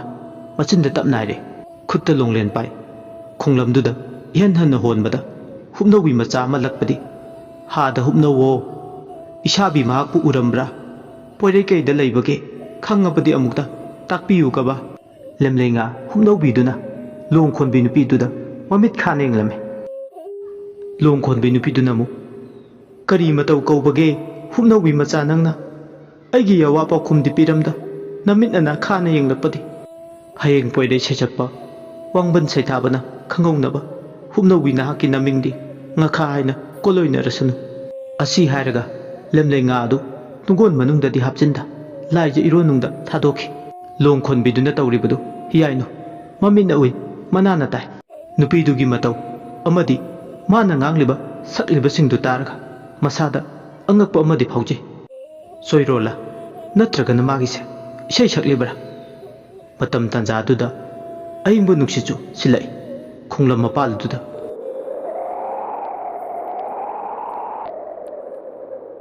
ꯏꯅꯛ ꯅꯛꯄ ꯈꯣꯡ ꯑꯗꯨꯒꯤ ꯋꯥꯡꯃꯗ ꯇꯦꯔꯥ ꯄꯥꯝꯕꯤ ꯑꯆꯧꯕ ꯑꯃꯁꯨ ꯍꯧꯏ꯫ ꯃꯗꯨꯒꯤ ꯃꯊꯛꯇ ꯃꯀꯨ ꯑꯃꯁꯨ ꯇꯣꯡꯗꯨꯅ ꯈꯣꯡꯏ꯫ ꯑꯁꯣꯡꯕ ꯃꯔꯛꯇꯒꯤꯅ ꯀꯧꯖꯦꯡ ꯍꯥꯔꯧꯒꯤ ꯃꯈꯣꯜ ꯊꯣꯏꯅ ꯈꯟꯖꯤꯜꯂꯨꯗꯦ ꯅꯨꯡꯇꯤꯒꯤ ꯇꯥꯃꯟꯕꯅ꯫ ꯂꯣꯡ ꯈꯣꯟꯕꯤ ꯅꯨꯄꯤꯗꯨꯅ ꯃꯆꯤꯟꯗ ꯃꯨꯔꯨꯝ ꯃꯨꯔꯨꯝ ꯁꯣꯟ ꯂꯣꯡ ꯑꯗꯨ ꯈꯣꯜꯂꯤ꯫ ꯂꯦꯝꯂꯩ ꯉꯥꯗꯤ ꯑꯗꯨꯃꯛ ꯐꯥꯏ ꯑꯗꯨꯕꯨ ꯇꯨꯡꯒꯣꯟꯗꯨꯗꯗꯤ ꯍꯥꯞꯆꯤꯟꯕ ꯎꯗꯦ꯫ ꯅꯨꯄꯤꯗꯨꯒꯤ ꯃꯇꯧꯗꯨꯗ ꯍꯤꯌꯥꯏꯅꯨꯅ ꯀꯩꯗꯧꯔꯒꯦ ꯏꯅꯦ ꯂꯣꯡꯗꯤ ꯈꯣꯜꯂꯤ ꯂꯦꯝꯂꯩ ꯉꯥꯁꯨ ꯃꯌꯥꯝ ꯂꯛꯏ ꯑꯗꯨꯕꯨ ꯇꯨꯡꯒꯣꯟꯗꯗꯤ ꯍꯥꯞꯆꯤꯟꯕ ꯎꯗꯦ꯫ ꯅꯨꯄꯤꯗꯨꯅ ꯅꯣꯛꯂꯒ ꯄꯥꯎꯈꯨꯝꯂꯛꯏ ꯏꯕꯦꯝꯃ ꯑꯩꯗꯤ ꯈꯣꯡꯂꯝ ꯑꯁꯤꯗ ꯄꯌꯥ ꯆꯦꯞꯁꯤ ꯂꯣꯡ ꯁꯉꯥꯏ ꯌꯥꯏꯅꯞ ꯂꯣꯡ ꯂꯣꯡꯂꯦꯟ ꯈꯨꯠꯇ ꯄꯥꯏꯔꯒ ꯂꯦꯝꯂꯩ ꯉꯥ ꯐꯥꯕ ꯂꯥꯛꯄ ꯅꯠꯇꯤꯌꯦ꯫ ꯏꯁꯥꯕꯤ ꯏꯕꯨꯡꯉꯣ ꯅꯨꯡꯁꯤꯕ ꯄꯥꯈꯪꯕꯅ ꯍꯥꯏꯔꯝꯕ ꯄꯥꯎꯇꯥꯛꯀꯤ ꯃꯇꯨꯡ ꯏꯟꯅ ꯐꯨꯝꯗꯤꯠ ꯍꯥꯃꯠꯂꯣꯡ ꯆꯣꯝꯂꯥꯡ ꯈꯣꯡꯊꯤꯡꯂꯣꯡ ꯂꯣꯡꯂꯦꯟ ꯈꯨꯠꯇ ꯄꯥꯏꯔꯦ ꯍꯥꯏꯔꯒ ꯈꯥ ꯈꯣꯡ ꯂꯥꯏꯈꯣꯡ ꯃꯄꯥꯟ ꯈꯣꯡ ꯃꯔꯣꯡ ꯈꯣꯡ ꯆꯔꯣꯏ ꯈꯣꯡ ꯌꯥꯝꯕꯤ ꯈꯣꯡ ꯐꯤꯁꯨ ꯈꯣꯡ ꯂꯤꯂꯥ ꯈꯣꯡꯗ ꯏꯁꯥꯕꯤ ꯃꯥꯕꯨ ꯊꯤꯖꯔꯛꯄꯅꯤ꯫ ꯅꯨꯄꯤꯗꯨꯒꯤ ꯃꯔꯤ ꯃꯈꯣꯡ ꯁꯝꯅꯗꯕ ꯋꯥ ꯃꯌꯥꯝꯗꯨ ꯇꯥꯕꯗ ꯍꯤꯌꯥꯏꯅꯨ ꯃꯁꯥꯗꯨ ꯁ꯭ꯋꯥꯏ ꯂꯥꯎꯏ ꯃꯤꯍꯨꯜ ꯆꯦꯡꯒꯥ ꯆꯦꯡꯒꯨꯝꯅꯩ꯫ ꯑꯗꯨꯃꯛꯇꯕꯨ ꯇꯥꯗ꯭ꯔꯤ ꯃꯥꯅ ꯄꯜꯂꯤꯕ ꯈꯣꯡꯂꯝꯁꯤꯡ ꯑꯁꯤꯒꯤ ꯃꯃꯤꯡ꯫ ꯑꯃꯔꯣꯝꯗꯅ ꯏꯕꯨꯙꯧ ꯄꯥꯈꯪꯕꯒꯤ ꯃꯃꯤꯡ ꯄꯜꯂꯛꯄꯁꯤꯗ ꯃꯁꯥꯗ ꯍꯦꯟꯅ ꯂꯥꯡꯇꯛꯅꯩ꯫ ꯇꯥꯏꯕꯪ ꯃꯤꯅ ꯂꯦꯝꯂꯩ ꯉꯥ ꯐꯥꯕꯗꯤ ꯇꯨꯡꯒꯣꯟꯗ ꯍꯥꯞꯄꯤ ꯑꯗꯨꯒ ꯃꯁꯤꯅ ꯀꯔꯤ ꯀꯝꯗꯧꯕ? ꯉꯁꯥꯏꯗꯒꯤ ꯇꯨꯃꯤꯟꯅ ꯌꯦꯡꯒꯦ ꯌꯥꯎꯅ ꯌꯦꯡꯕꯅꯤ ꯉꯥ ꯐꯥꯔꯤꯅꯤ ꯍꯥꯏꯅ ꯇꯧꯔꯤꯁꯦ ꯂꯦꯝꯂꯩ ꯉꯥꯗꯤ ꯑꯃꯠꯇ ꯐꯥꯗꯦ ꯃꯈꯣꯏ ꯑꯍꯨꯝꯃꯛ꯫ ꯃꯔꯝ ꯑꯁꯤꯅ ꯍꯤꯌꯥꯏꯅꯨ ꯃꯁꯥꯗ ꯍꯦꯟꯅ ꯂꯥꯡꯇꯛꯅꯩ ꯈꯣꯏꯔꯥꯡ ꯈꯣꯏꯁꯥꯎꯅꯩ꯫ ꯇꯨꯃꯤꯟ ꯐꯝꯂꯝꯕꯗꯒꯤ ꯐꯨꯛ ꯍꯧꯒꯠꯂꯒ ꯆꯠꯀꯦ ꯇꯧꯏ ꯃꯁꯥꯗ ꯇꯥꯏꯕꯪ ꯃꯤ ꯑꯣꯏꯔꯝꯃꯣꯏ ꯍꯥꯏꯕꯒꯤ ꯆꯤꯡꯅꯕ ꯐꯥꯎꯔꯛꯏ꯫ ꯍꯣꯏ ꯃꯥꯏ ꯍꯥꯏꯔꯝꯗ ꯍꯧꯖꯤꯛꯇꯤ ꯇꯨꯃꯤꯟ ꯃꯌꯨꯝ ꯆꯪꯂꯒꯦ ꯍꯥꯏꯗꯨꯅ ꯍꯩꯅꯧꯖꯣꯝ ꯍꯧꯔꯤꯕ ꯁꯝꯕꯟ ꯁꯌꯥꯃꯔꯨꯝ ꯑꯗꯣꯝꯗ ꯂꯥꯛꯏ ꯈꯣꯡꯊꯥꯡ ꯑꯗꯨ ꯈꯣꯡꯀꯥꯞ 3-4 ꯊꯥꯡꯕ ꯍꯧꯔꯛꯄꯗ ꯉꯥꯏꯔꯤ ꯅꯨꯄꯤ ꯑꯃꯅ ꯂꯣꯟꯅ ꯇꯨꯃꯤꯟ ꯇꯥꯛꯂꯝꯗ ꯍꯣꯏ ꯃꯥꯏ ꯍꯥꯏꯔꯝꯗꯅ ꯆꯠꯈꯤꯕꯗꯤ ꯌꯥꯔꯣꯏ ꯑꯁꯤ ꯍꯥꯏꯔꯒ ꯅꯨꯄꯤ ꯑꯗꯣ ꯑꯀꯤꯕ ꯃꯤꯅꯣꯛ ꯑꯃ ꯅꯣꯛꯏ ꯀꯅꯥꯒꯤ ꯑꯌꯥꯕ ꯌꯥꯎꯔꯒ ꯃꯐꯝ ꯑꯁꯤꯗꯒꯤ ꯅꯥꯊꯩꯔꯒ ꯆꯠꯈꯤꯒꯦ ꯇꯧꯔꯤꯕ ꯍꯥꯏꯅꯕꯗꯨ ꯅꯍꯥꯟꯒꯩ ꯑꯁꯨꯛ ꯀꯨꯏꯅ ꯂꯩꯕꯁꯦ ꯅꯣꯡꯃꯇ ꯇꯤꯡꯈꯦꯠ ꯂꯥꯏꯈꯦꯠꯇꯨꯅ ꯊꯥꯖꯔꯨꯗꯕꯅꯤ ꯑꯗꯨꯕꯨ ꯉꯁꯤꯒꯤ ꯑꯍꯤꯡꯒꯤ ꯊꯧꯗꯣꯛ ꯑꯁꯤꯅ ꯃꯍꯥꯛ ꯍꯧꯖꯤꯛꯇꯤ ꯊꯥꯖꯔꯦ ꯅꯨꯄꯤ ꯑꯍꯨꯝꯁꯦ ꯁꯣꯏꯗꯅ ꯂꯥꯏ ꯑꯣꯏꯔꯝꯒꯅꯤ ꯍꯥꯏꯕ ꯑꯃꯨꯛꯁꯨ ꯋꯥꯈꯟꯗ ꯈꯜꯂꯤꯕꯁꯦ ꯃꯑꯣꯡꯅꯤ ꯑꯀꯤꯕ ꯊꯛꯀꯠꯄ ꯃꯔꯛꯇ ꯄꯨꯛꯅꯤꯡꯒꯤ ꯆꯔꯥꯡꯅꯕ ꯃꯔꯛꯇꯨꯗ ꯋꯥꯈꯜꯒꯤ ꯆꯩꯅꯥ ꯑꯃ ꯃꯁꯥꯗ ꯐꯥꯎꯔꯝꯃꯤ ꯈꯨꯠꯇ ꯄꯥꯏꯔꯤꯕ ꯎꯆꯥꯟ ꯃꯩꯔꯥꯗꯨꯗ ꯃꯨꯟꯅ ꯑꯃꯨꯛ ꯌꯦꯡꯉꯤ ꯃꯀꯥ ꯐꯟꯅ ꯆꯥꯛꯂꯤꯕ ꯃꯩꯔꯤꯗꯨꯗ ꯑꯃꯨꯛꯁꯨ ꯃꯩ ꯌꯥꯎꯔꯤꯁꯤꯕꯨ ꯈꯟꯗꯣꯛꯏ ꯑꯗꯨꯕꯨ ꯉꯁꯥꯏꯗꯒꯤ ꯃꯩꯉꯥꯜꯂꯛꯇꯅꯤ ꯑꯗꯨꯃꯛ ꯂꯦꯞꯇꯨꯅ ꯂꯩꯔꯤꯕ ꯅꯨꯄꯤ ꯑꯍꯨꯝꯗꯣ ꯍꯥꯟꯅꯗꯒꯤ ꯍꯧꯅ ꯑꯃꯝꯕ ꯃꯔꯛꯇ ꯂꯩꯔꯕꯁꯨ ꯃꯥꯅ ꯃꯈꯨꯠꯇ ꯎꯆꯥꯟ ꯃꯩꯔꯥ ꯄꯨꯁꯜꯂꯗꯨꯐꯥꯎ ꯍꯥꯟꯅꯒꯤ ꯃꯇꯧꯒꯨꯝ ꯀꯔꯤꯝꯇ ꯃꯑꯣꯡ ꯍꯥꯟꯅ ꯃꯆꯤ ꯂꯦꯡꯗꯅ ꯂꯩ ꯃꯁꯤꯅ ꯇꯥꯛꯄꯗꯤ ꯃꯈꯣꯏ ꯑꯍꯨꯝꯗꯨ ꯂꯥꯏ ꯑꯣꯏꯖꯔꯕꯁꯨ ꯃꯁꯥꯗ ꯃꯩ ꯏꯁꯤꯡ ꯆꯪꯗꯦ ꯍꯥꯏꯗꯨꯅ ꯇꯥꯛꯄꯅꯤ ꯃꯔꯝ ꯑꯁꯤꯅ ꯑꯃꯨꯛꯀ ꯍꯦꯟꯅ ꯍꯦꯟꯖꯤꯟꯅ ꯈꯟꯖꯤꯜꯂꯨꯔꯒ ꯃꯈꯣꯡ ꯊꯥꯡꯕ ꯊꯣꯛꯇ꯭ꯔꯦ ꯋꯥꯈꯜꯗ ꯍꯦꯟꯅ ꯆꯤꯡꯅꯔꯛꯂꯦ ꯑꯍꯨꯝꯁꯤꯅ ꯑꯃꯨꯛꯁꯨ ꯑꯣꯟꯁꯤꯟꯗꯨꯅ ꯃꯉꯣꯟꯗ ꯀꯩꯗꯧꯔꯛꯂꯕ ꯃꯥꯒꯤ ꯆꯟꯐꯝ ꯂꯩꯇ꯭ꯔꯦ ꯈꯨꯠꯇ ꯄꯥꯏꯔꯤꯕ ꯎꯆꯥꯟ ꯃꯩꯔꯥ ꯑꯗꯨ ꯃꯈꯣꯏ ꯇꯝꯅ ꯍꯟꯗꯣꯛꯈꯤꯅꯕ ꯍꯥꯏꯔꯁꯤꯔ ꯈꯜꯂꯤ ꯑꯁꯨꯝꯅ ꯈꯟꯖꯥꯟꯅꯔꯤꯉꯩ ꯃꯆꯦ ꯂꯩꯔꯤꯅꯨꯒꯤ ꯈꯣꯟꯖꯦꯜ ꯇꯥꯔꯛꯏ ꯂꯩꯔꯤꯅꯨꯅ ꯏꯆꯦꯒꯤ ꯏꯕꯦꯝꯃ ꯍꯤꯌꯥꯏꯅꯨ ꯍꯤꯌꯥꯏꯅꯨ ꯍꯥꯏꯗꯅ ꯍꯩꯅꯧꯖꯣꯝ ꯃꯈꯣꯡ ꯑꯗꯣꯝꯗ ꯂꯩꯔꯤꯕ ꯁꯝꯕꯟ ꯑꯍꯣꯕꯗꯨꯗꯒꯤ ꯂꯤꯊꯣꯛꯑꯒ ꯀꯣꯏꯂꯥꯎ ꯂꯥꯎꯔꯤ ꯑꯗꯨꯒ ꯈꯨꯠꯇ ꯎꯆꯥꯟ ꯃꯩꯔꯥ ꯄꯥꯏ ꯅꯛꯁꯤꯜꯂꯛꯂꯦ ꯍꯤꯌꯥꯏꯅꯨꯅ ꯂꯩꯔꯤꯕ ꯃꯐꯝ ꯑꯗꯨ ꯇꯥꯅ ꯃꯆꯦꯒꯤ ꯈꯣꯟꯖꯦꯜ ꯇꯥꯕꯗ ꯍꯤꯌꯥꯏꯅꯨꯅ ꯌꯥꯝ ꯄꯥꯈꯠꯅ ꯏꯆꯦ ꯑꯩ ꯁꯤꯗ ꯂꯩꯌꯦ ꯂꯩꯔꯤꯅꯨꯁꯨ ꯃꯅꯥꯎꯅꯨꯄꯤꯕꯨ ꯀꯣꯛꯆꯦꯠꯅꯕꯤ ꯅꯨꯄꯤ ꯑꯍꯨꯝꯅ ꯏꯀꯣꯏ ꯀꯣꯏꯁꯤꯟꯗꯨꯅ ꯁꯦꯟꯅꯗꯨꯅ ꯂꯩꯕꯗꯣ ꯍꯧꯖꯤꯛꯇꯤ ꯎꯔꯛꯂꯦ ꯂꯩꯔꯤꯅꯨꯅ ꯀꯅꯥꯅꯣ ꯅꯈꯣꯏ ꯃꯐꯝꯁꯤꯗ ꯀꯩꯗꯧꯕ ꯂꯥꯛꯄꯅꯣ ꯀꯅꯥꯅꯣ ꯍꯥꯏꯕꯅꯤ ꯅꯣꯏꯕꯣ ꯅꯨꯄꯤ ꯑꯍꯨꯝꯗꯨ ꯇꯨꯃꯤꯟ ꯂꯩꯔꯝꯕꯗꯒꯤ ꯐꯤꯡꯀꯠꯂꯛꯏ ꯃꯈꯣꯏ ꯑꯍꯨꯝꯅ ꯏꯀꯣꯏ ꯀꯣꯏꯅ ꯊꯠꯇꯨꯅ ꯂꯩꯔꯤꯕꯤ ꯍꯤꯌꯥꯏꯅꯨꯒꯤ ꯃꯅꯥꯛ ꯇꯝꯅ ꯆꯪꯁꯤꯟꯅꯕ ꯍꯣꯠꯅꯕꯗ ꯂꯥꯏ ꯅꯨꯄꯤ ꯑꯅꯤꯒꯤ ꯃꯌꯥꯏ ꯇꯨꯕꯠ ꯈꯥꯏꯔꯒ ꯐꯤꯖꯤ ꯐꯤꯅꯥꯅ ꯍꯨꯝꯂꯨꯔꯦ ꯂꯩꯔꯤꯅꯨ ꯃꯥꯒꯤ ꯋꯥꯈꯜꯗ ꯀꯔꯤꯝꯇ ꯅꯥꯆꯤꯡꯂꯨꯗꯦ ꯇꯥꯏꯕꯪ ꯃꯤꯅꯤ ꯍꯥꯏꯗꯅ ꯑꯗꯨꯃꯛ ꯂꯩ ꯃꯍꯥꯛꯁꯨ ꯅꯤꯡꯉꯥꯏꯗꯅ ꯇꯨꯝꯂꯝꯕꯗꯒꯤ ꯈꯣꯝꯂꯦꯟ ꯃꯤꯀꯞ ꯊꯣꯛꯂꯛꯄꯅꯤ ꯃꯤꯀꯞ ꯊꯣꯛꯂꯛꯄꯗ ꯃꯅꯥꯎꯅꯨꯄꯤ ꯍꯤꯌꯥꯏꯅꯨ ꯂꯩꯔꯝꯗ꯭ꯔꯕꯗ ꯃꯁꯥꯗꯣ ꯄꯥꯈꯠꯄ ꯑꯀꯤꯕ ꯐꯥꯎꯈꯤ ꯃꯔꯝ ꯑꯁꯤꯅ ꯃꯍꯥꯛ ꯍꯤꯌꯥꯏꯅꯨꯒꯤ ꯈꯨꯡꯒꯨꯜ ꯂꯤꯔꯛꯄꯅꯤ ꯁꯣꯝꯗ ꯁꯣꯏꯗꯅꯃꯛꯀꯤ ꯂꯩꯔꯝꯒꯅꯤ ꯍꯥꯏꯗꯨꯅ ꯃꯔꯝꯗꯤ ꯑꯅꯝꯕ ꯅꯣꯡꯖꯨꯒꯤ ꯑꯃꯝ ꯑꯊꯦꯡꯗ ꯏꯟ ꯁꯣꯟꯕ ꯌꯦꯡꯕ ꯍꯦꯛ ꯆꯠꯄꯒꯤ ꯍꯩꯅꯕꯤ ꯑꯃ ꯂꯩ ꯍꯥꯏꯕꯁꯦ ꯃꯍꯥꯛ ꯍꯥꯟꯅꯗꯒꯤ ꯍꯧꯅ ꯃꯁꯥꯅ ꯈꯪꯖꯕꯅꯤ ꯑꯗꯨꯅ ꯃꯅꯥꯎꯅꯨꯄꯤ ꯁꯣꯏꯗꯅ ꯂꯩꯔꯝꯒꯅꯤ ꯍꯥꯏꯕꯒꯤ ꯋꯥꯈꯜꯗ ꯈꯣꯡꯂꯝꯁꯤꯗ ꯂꯥꯛꯄꯅꯤ ꯂꯥꯏꯁꯤꯡꯗꯨꯒꯤ ꯇꯨꯕꯠ ꯃꯌꯥꯏ ꯈꯥꯏ ꯁꯝꯗꯨꯅ ꯂꯥꯛꯄꯅ ꯃꯅꯥꯎꯅꯨꯄꯤꯅ ꯂꯩꯔꯤꯕ ꯃꯄꯥꯗꯨ ꯇꯝꯅ ꯆꯪꯁꯤꯜꯂꯛꯂꯦ ꯃꯆꯤꯟ ꯃꯅꯥꯎ ꯑꯅꯤ ꯁꯨꯅ ꯄꯨꯜꯂꯔꯕꯗ ꯍꯧꯖꯤꯛꯇꯤ ꯂꯥꯏ ꯅꯨꯄꯤ ꯑꯍꯨꯝꯅ ꯏꯀꯣꯏ ꯀꯣꯏꯁꯤꯟꯗꯨꯅ ꯂꯩꯔꯝꯕꯗꯣ ꯃꯥꯡꯈ꯭ꯔꯦ ꯂꯥꯏ ꯅꯨꯄꯤ ꯑꯍꯨꯝꯗꯣ ꯃꯥꯡꯈꯤꯕꯗ ꯃꯆꯤन ꯃꯅꯥꯎ ꯑꯅꯤꯗꯣ ꯏꯉꯛ ꯉꯛꯅ ꯃꯃꯤꯠ ꯃꯅꯥꯏ ꯊꯛ ꯊꯛꯇꯨꯅ ꯌꯦꯡꯗꯨꯅ ꯂꯩꯔꯤꯅꯨ ꯋꯥꯈꯟꯗ ꯈꯜꯂꯛꯑꯦ ꯍꯧꯖꯤꯛꯀꯤꯗꯣ ꯈꯣꯡꯂꯝꯁꯤꯗ ꯊꯣꯛꯏ ꯍꯥꯏꯕ ꯂꯥꯏꯗꯨꯅꯤ ꯑꯃꯔꯣꯝꯗꯗꯤ ꯍꯤꯌꯥꯏꯅꯨꯁꯨ ꯑꯗꯨ ꯃꯉꯥꯏ ꯃꯥꯅ ꯍꯧꯖꯤꯛ ꯎꯕꯗꯣ ꯉꯁꯥꯏ ꯃꯥꯅ ꯈꯖꯤꯛ ꯈꯖꯤꯛꯇꯒꯤ ꯆꯤꯡꯅꯔꯛꯄ ꯍꯧꯕ ꯂꯥꯏꯗꯨꯅꯤ ꯍꯥꯏꯕ ꯃꯥ ꯈꯪꯂꯛꯂꯦ ꯃꯆꯤꯟ ꯃꯅꯥꯎ ꯑꯅꯤꯗꯣ ꯍꯦꯟꯅ ꯑꯀꯤꯕ ꯐꯥꯎꯔꯛꯂꯦ ꯃꯐꯝ ꯑꯗꯨꯗ ꯀꯨꯏꯅ ꯄꯟꯊꯗꯨꯅ ꯂꯩꯒꯦ ꯍꯥꯏꯕꯒꯤ ꯋꯥꯈꯜ ꯈꯟꯗ꯭ꯔꯦ ꯁꯝꯕꯜ ꯁꯌꯥ ꯑꯗꯣꯝꯗ ꯐꯥꯎꯖꯤꯜꯂꯒ ꯃꯌꯨꯝ ꯌꯧꯅꯕ ꯂꯥꯛꯏ ꯌꯨꯝ ꯍꯦꯛ ꯌꯧꯕꯒ ꯑꯅꯤꯗꯣ ꯃꯈꯣꯏꯒꯤ ꯀꯥ ꯇꯝꯅ ꯄꯥꯏꯁꯤꯜꯂꯦ ꯃꯃꯥꯡ ꯊꯣꯡ ꯑꯗꯨ ꯆꯦꯠ ꯂꯣꯟꯁꯤꯜꯂꯝꯃꯒ ꯁꯣꯔ ꯊꯕꯦꯠ ꯊꯕꯦꯠ ꯍꯣꯟꯅꯩ ꯑꯅꯤꯗꯣ ꯇꯥꯁꯤꯜꯂꯒ ꯐꯃꯨꯡꯗ ꯐꯝꯗꯨꯅ ꯂꯩꯔꯤꯅꯨ ꯌꯥꯝ ꯁꯥꯎꯅ ꯍꯤꯌꯥꯏꯅꯨ ꯑꯩꯗꯤ ꯅꯪꯁꯦ ꯉꯛꯇꯕ ꯉꯝꯗꯦ ꯐꯔꯁꯨ ꯐꯠꯇ꯭ꯔꯁꯨ ꯅꯪꯁꯦ ꯑꯉꯥꯡ ꯅꯠꯇ꯭ꯔꯕꯅꯤ ꯏꯕꯦꯝꯃ ꯃꯐꯝ ꯃꯇꯝ ꯍꯥꯏꯗꯅ ꯑꯃꯁꯨ ꯂꯩ ꯀꯔꯤꯒꯤꯅꯣ ꯅꯪꯅ ꯈꯣꯡꯂꯝꯗꯨꯗ ꯆꯠꯂꯨꯔꯤꯗꯨꯕꯣ ꯍꯤꯌꯥꯏꯅꯨ ꯃꯁꯤꯒꯤ ꯋꯥꯍꯩꯁꯤꯡꯗꯨꯗ ꯀꯔꯤ ꯍꯥꯏꯒꯗꯕꯅꯣ ꯈꯨꯝꯐꯝ ꯈꯪꯗꯦ ꯍꯤꯌꯥꯏꯅꯨꯅ ꯏꯆꯦ ꯑꯩꯅ ꯃꯤꯀꯞ ꯊꯣꯛꯂꯛꯄꯗ ꯃꯤ ꯂꯥꯡꯕꯒꯤ ꯃꯈꯣꯜ ꯇꯥꯏ ꯍꯥꯏꯗꯨꯅ ꯌꯦꯡꯅꯤꯡꯃꯟꯈ꯭ꯔꯗꯨꯅ ꯆꯠꯂꯨꯕꯅꯤ ꯂꯩꯔꯤꯅꯨꯅ ꯅꯥꯇꯩ ꯑꯃ ꯆꯥꯗꯦꯀꯣ ꯅꯪ ꯅꯨꯄꯥ ꯃꯔꯥꯏ ꯑꯃꯗꯒꯤ ꯍꯦꯜꯂꯤ ꯅꯇꯤꯛ ꯅꯄꯥ ꯏꯆꯥ ꯍꯦꯛ ꯆꯥꯗꯈꯩ ꯂꯥꯏꯐꯝ ꯀꯟꯕ ꯃꯐꯝꯗꯨ ꯇꯥꯅ ꯆꯠꯀꯅꯤꯅ ꯆꯠꯂꯤꯕ ꯅꯪꯒꯤ ꯋꯥꯈꯜꯗꯣ ꯏꯆꯦꯗꯤ ꯉꯛꯇꯕ ꯉꯝꯗꯦ ꯑꯩꯅ ꯑꯃꯨꯛ ꯃꯤꯀꯞ ꯊꯣꯛꯂꯝꯗ꯭ꯔꯕꯗꯤ Nang karamba film da lermbe nang mado nasana khangdabra iche ai soikre matung manau sigum thabakse tawraroi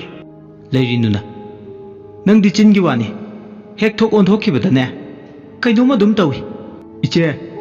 ai tawroi matung manau nang namit makna uruba natra haujiki do ngasi ahingi thodokse imana khangkhraga takhraga nang nungai gadra nang wakal yam yaudi ko Heeyainu machi gi wai singa duda tumina le makata na mu pakhum oglaga khumdun lairgadi ngasi nungwi loiba nairu khal makhoi ani tumthakre ngayak tasinduna famdaga leirambadagi mai thenga thengjilakpaduda somdana kamdawri ahingsi muktada khunchida leba yum amada thoinau kobi leisabi ma tumduna leiri tumna mahak mangama mangle mangduda makhoi san arangbidu numidang waram sanjabung tiki halakte haiduna thigadawgi khutta sajai pai lamangda sanna sajik chapam sanjabung lumda thibalai misu leibude sansumta leibude yang hangi sanjabung tho mitna koina akoi bidu de yinge makhoi gi san arangbidu ubra haiduna adubu san arangbidu di leibude sanadu thiba phangdrabada lawai luton sale san gi ngaksamda thunaba kongoi thori masu makhutta pairi sandudi phangba ko balaitre numinadi sumsum mamsilagle pokta bipalem mama to na mabu soijana san thiba phangdabadi nganglani habse masada phaujerme masigi khalubada thawai masa duwai mama to miduna mabu hege thina tawbibane aduna san mangkhrai bagi pause tar dimabu soidin inthi nungaina tawbirra habse mak masada phawrame aduna mak pokta bipale mama to midugi misei ta dugi saru khutta paiba kongoi thori duna mathanta uumaki masada thori du yalaga mathanta thawai thajarga habagi pukningi phireb ama laurei thoinauna hingbagi mahau yautrubi punsi sina hinglubagi kari kanaruni minok maisatana aigi punsigi masu sanglibani ai ma mangkhibada malem ima magi mafamdati yanglagadabani poktabi palem imagi athiba misai tadugi saru idom yaibi thawai tharage asi haraga hingna kablai arangbi ngasi dagidi nanga iga kainarani tho asi haraga amuksu kapkai kapluraga thoina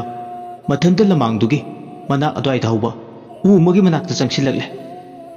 masaduda amuk yengi aduga machin dhaire sontangnaba hek lawa khonjelna hada tala pamelo laibak tibi namomdi tala nangi masada idom yaibi thawai mangjarage nang naibu asilamdam yongdaba pubiro apokpi palem imagi nakta yangoi serage asi haraga khutta paiba kongoi thoridu masaduda langkhale ududa mu maraiba omlakale aduga madom ududa thori anduna masa matanta makhuri lagatuna madom yaibi thawai mangjare mangadu manglamadigi pakhatpe lapoi makeup khamtok tole thoina kari mangno mana hujik mangliba mangdo khallubuda masat pumba swai lawe amuksu hek lawe mangda madi madom kaplure taibang mangphang norpa mikup duda amuksu khale ngayakti masado haifam khangte humang anapi kange kari mangno asumna khak tamthiba mangkhak mangtre thoinauna kari mangno ai hojik mangkhibudu asuk tamthiba mangsibu mangba hongdabra mang oiresu mata amagi mangne ngayak masa matanda akiba buma pataje ising khara thaklaga tumthanaba tawrage nongan gadabsu phanayam wali kanduna magi kadagi khutta thongoi pai chakhumlumda ising thakyai duna lai chakhumgi thongjindo kansinbada ngairi masa pumba swai lawe nikpada lore magi hek mama atombido chakhumgi phairenduda makhong adu lebak thingtha mado thori anduna sidunda leramle asiba mama tonge hakchang adu chakhum aduda tharak yanduna lerme ꯊꯣꯏꯅꯥꯎꯒꯤ ꯃꯄꯥꯗꯤ ꯂꯥꯡꯐꯩꯗ ꯇꯔꯦꯠ ꯁꯦꯟꯖꯥ ꯇꯥꯟꯕ ꯆꯠꯂꯦ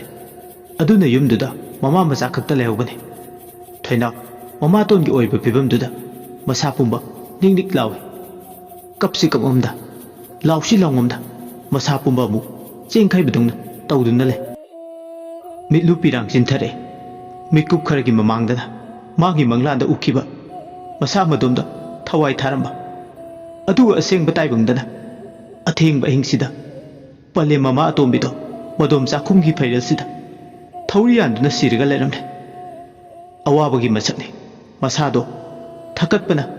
ꯏꯃꯥ ꯍꯥꯏꯕ ꯋꯥꯍꯩꯒꯤ ꯈꯣꯟꯊꯣꯛ ꯐꯥꯎ ꯊꯣꯛꯈꯤꯗ꯭ꯔꯦ ꯊꯪꯅꯕ ꯌꯨꯝꯂꯣꯟꯅꯕ ꯇꯥꯅꯕ ꯑꯊꯦꯡꯕ ꯑꯍꯤꯡꯗꯨꯗ ꯂꯥꯎꯒꯦꯁꯨ ꯂꯥꯎꯉꯝꯗꯦ ꯑꯁꯤꯕ ꯍꯛꯆꯥꯡꯗꯣ ꯊꯔꯥꯛ ꯌꯥꯟꯗꯨꯅ ꯂꯩꯔꯤ ꯃꯃꯥꯏ ꯃꯃꯤꯠꯇꯣ ꯃꯨꯁꯨꯛ ꯃꯨ ꯃꯔꯩꯗꯨꯅ ꯁꯥꯡꯅ ꯇꯤꯡꯊꯣꯛꯂꯒ ꯑꯗꯨꯕꯨ ꯃꯍꯥꯛ ꯇꯨꯃꯤꯟꯅ ꯂꯩꯕꯗꯤ ꯌꯥꯗꯕꯅꯤꯅ ꯃꯁꯥꯗꯣ ꯐꯥꯖꯤꯜꯂꯒ ꯂꯩꯀꯥꯏ ꯇꯥꯅꯕ ꯃꯃꯥꯡ ꯊꯣꯡꯗꯣ ꯍꯥꯡꯗꯣꯛꯂꯒ ꯃꯥꯡꯒꯣꯟꯗ ꯂꯦꯞꯂꯒ ꯑꯊꯦꯡꯕ ꯑꯍꯤꯡꯒꯤ ꯃꯃꯩ ꯑꯗꯨꯗ ꯍꯤꯛꯅ ꯀꯞꯇꯨꯅ ꯈꯣꯟꯊꯥꯡꯉꯩꯅ ꯂꯥꯎꯔꯛꯏ ꯍꯥꯗ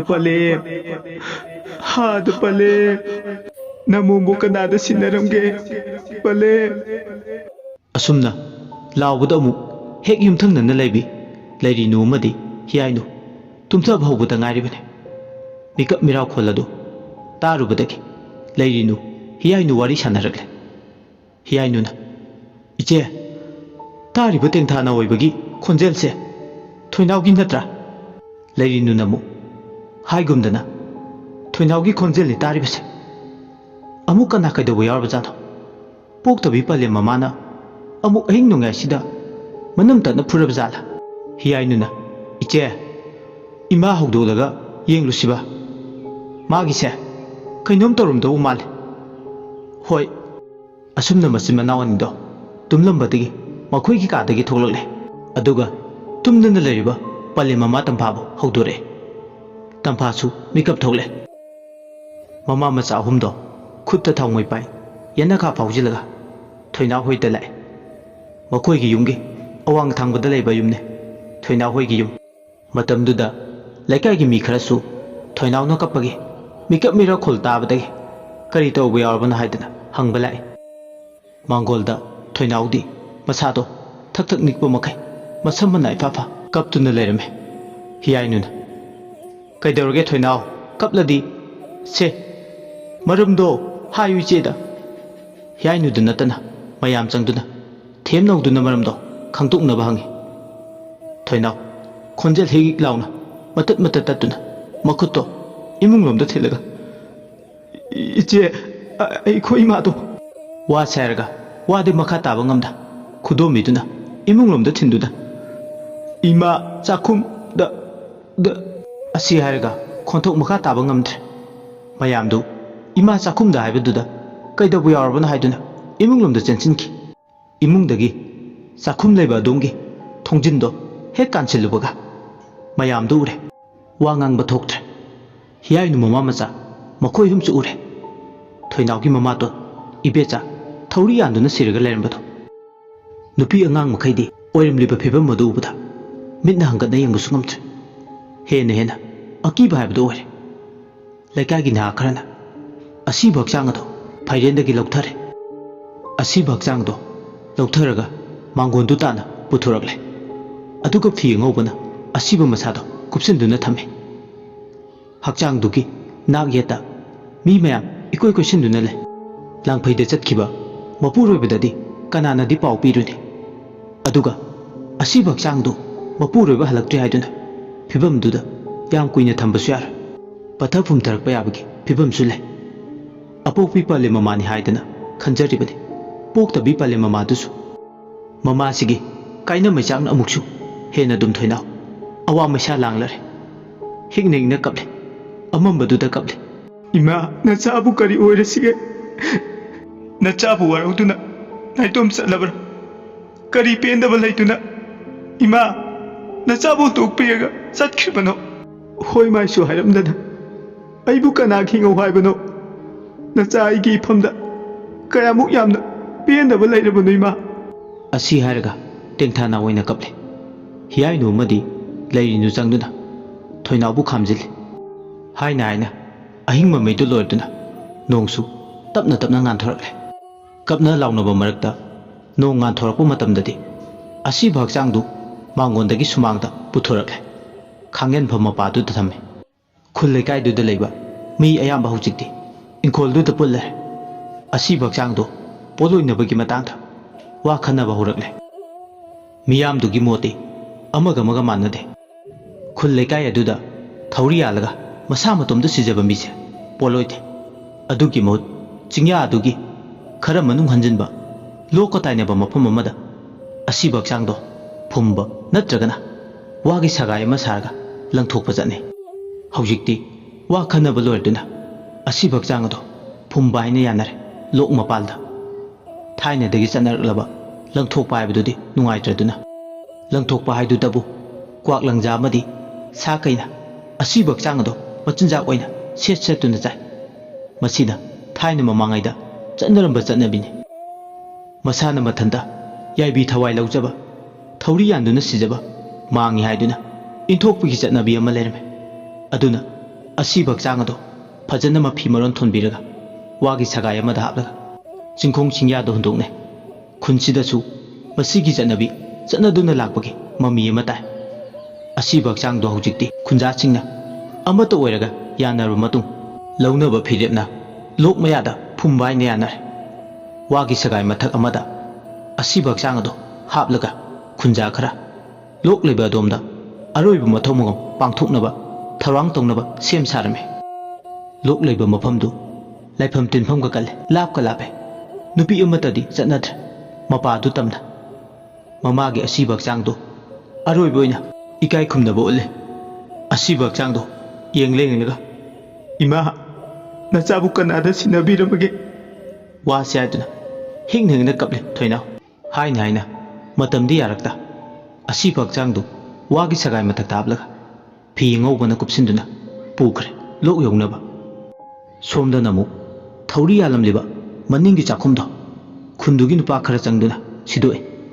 Khongyan thaduna leiramba mapa adugi leibak leiroldo manung hanjina tawthoe. Masi chatnabini kari lege haiduna yengbage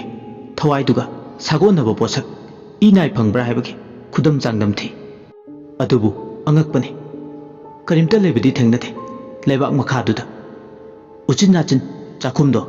sidokpa loiraga thauri yalamliba phairenadu na kharana mai thadoe. Inkoldugi thongan wangmada phairenadu mai thadokpa matamda sahing ngaing manam nambadongna su tawe haine khunja singdo. Masi mawung amane macha nupisina matau karamna mathanda yumsida lehogani. Aduna khunja singdo pali laina numidang khudingi yumsida lekba ibechagi aroiba mathomongam loiru fau hainare. Leirinu tampha Heeyainu makhoi hum changduna thoinauge awa maichakto themjil. Apokpi mama kaina khibagi maichak kokhiba kuitre anobu maichak amabu haplare mama ton kainabagi yumduda mathanda thoinau leibadi nungairoidabanina. Leirinusu ahin yarak minarga haiduna khale mama ibe matam phana haibadagi awana tarabanina hek yumthangnana leminarga karigi khangsin usinadana tumin leigani. Heeyainuna mamaga leminarge leirinuna thoinau hoida punna leiba haidana yanare. Matamna kanabusu ngaibiyu yade numidang waramgi matam oiragle. Thoinauga leirinuga yumduda lemine lekai dugi mising haina kibagi matungina makhoi khara chawba sanatomba munan sanaima thauba makhoi manga yumduda lekpagi ahanba pali puba lae.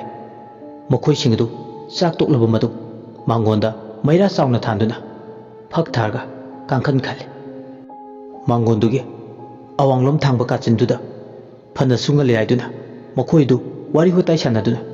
chak hek tokpaga tumba nungaitraduna lei. Imungdana leirinuga thoinauga le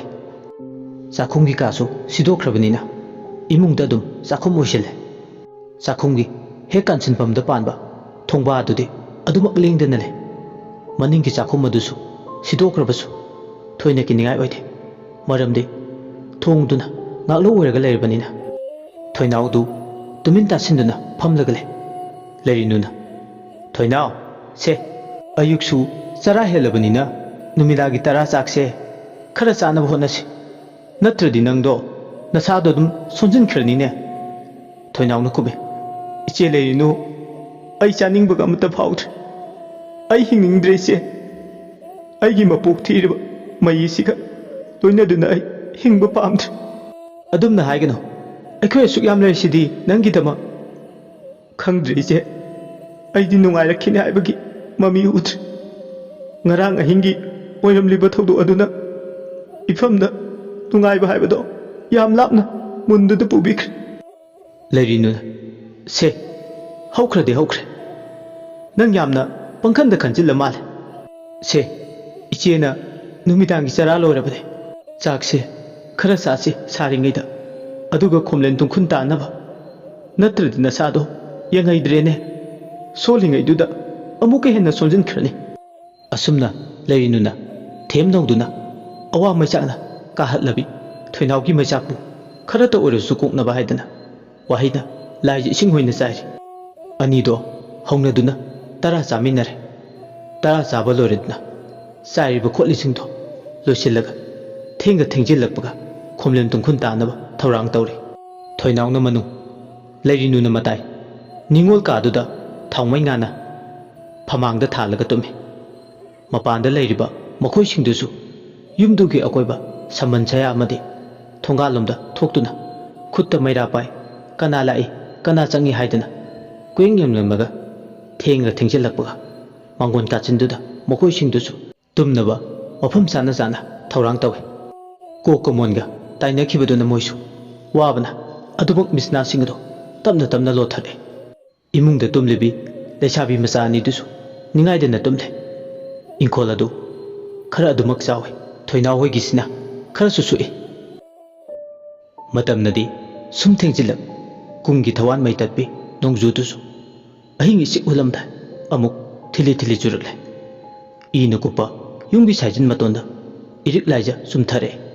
मोंग हादना जुबा नोंने नोंगाइ चबुक हेक ओरकपगा ताव होई खरासु थोइना होइगे कोंथोंदा लाक्तुना खोंगे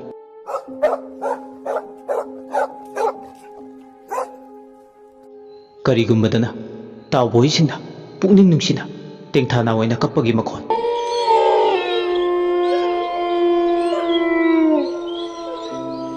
युमदुगी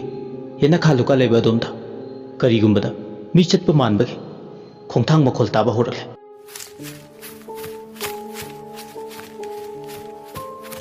थोइना होइगे अवाथाबि हौरिबा ममांग थांबा इंकोल मपादुदा हुइसिंगना कप्तुना ओनसिंदुना मुक्सु खोंबगी मखोल असुमना तत्तना साउम अमदि मखोल कयासिना मांगोंदा तुमदुना अहिंग यारिलिबा मखोइ सिंगदुगी मरक्तगी थौबदु मिकअप थोले थौबा ममित अनिदो सुरु सुरु नोय नापदा हुइसिंगना कप्तुना तेंथाना ओइना कप्पगी मखोल मनादा तारे थौबना कइदौबा यारगे हंतकना मुक इंखोल मतोनसिदा हुइ कप्पगी मखोल तारिसिना असि खल्लदुना माना मताई थांग थांगना तुम्बना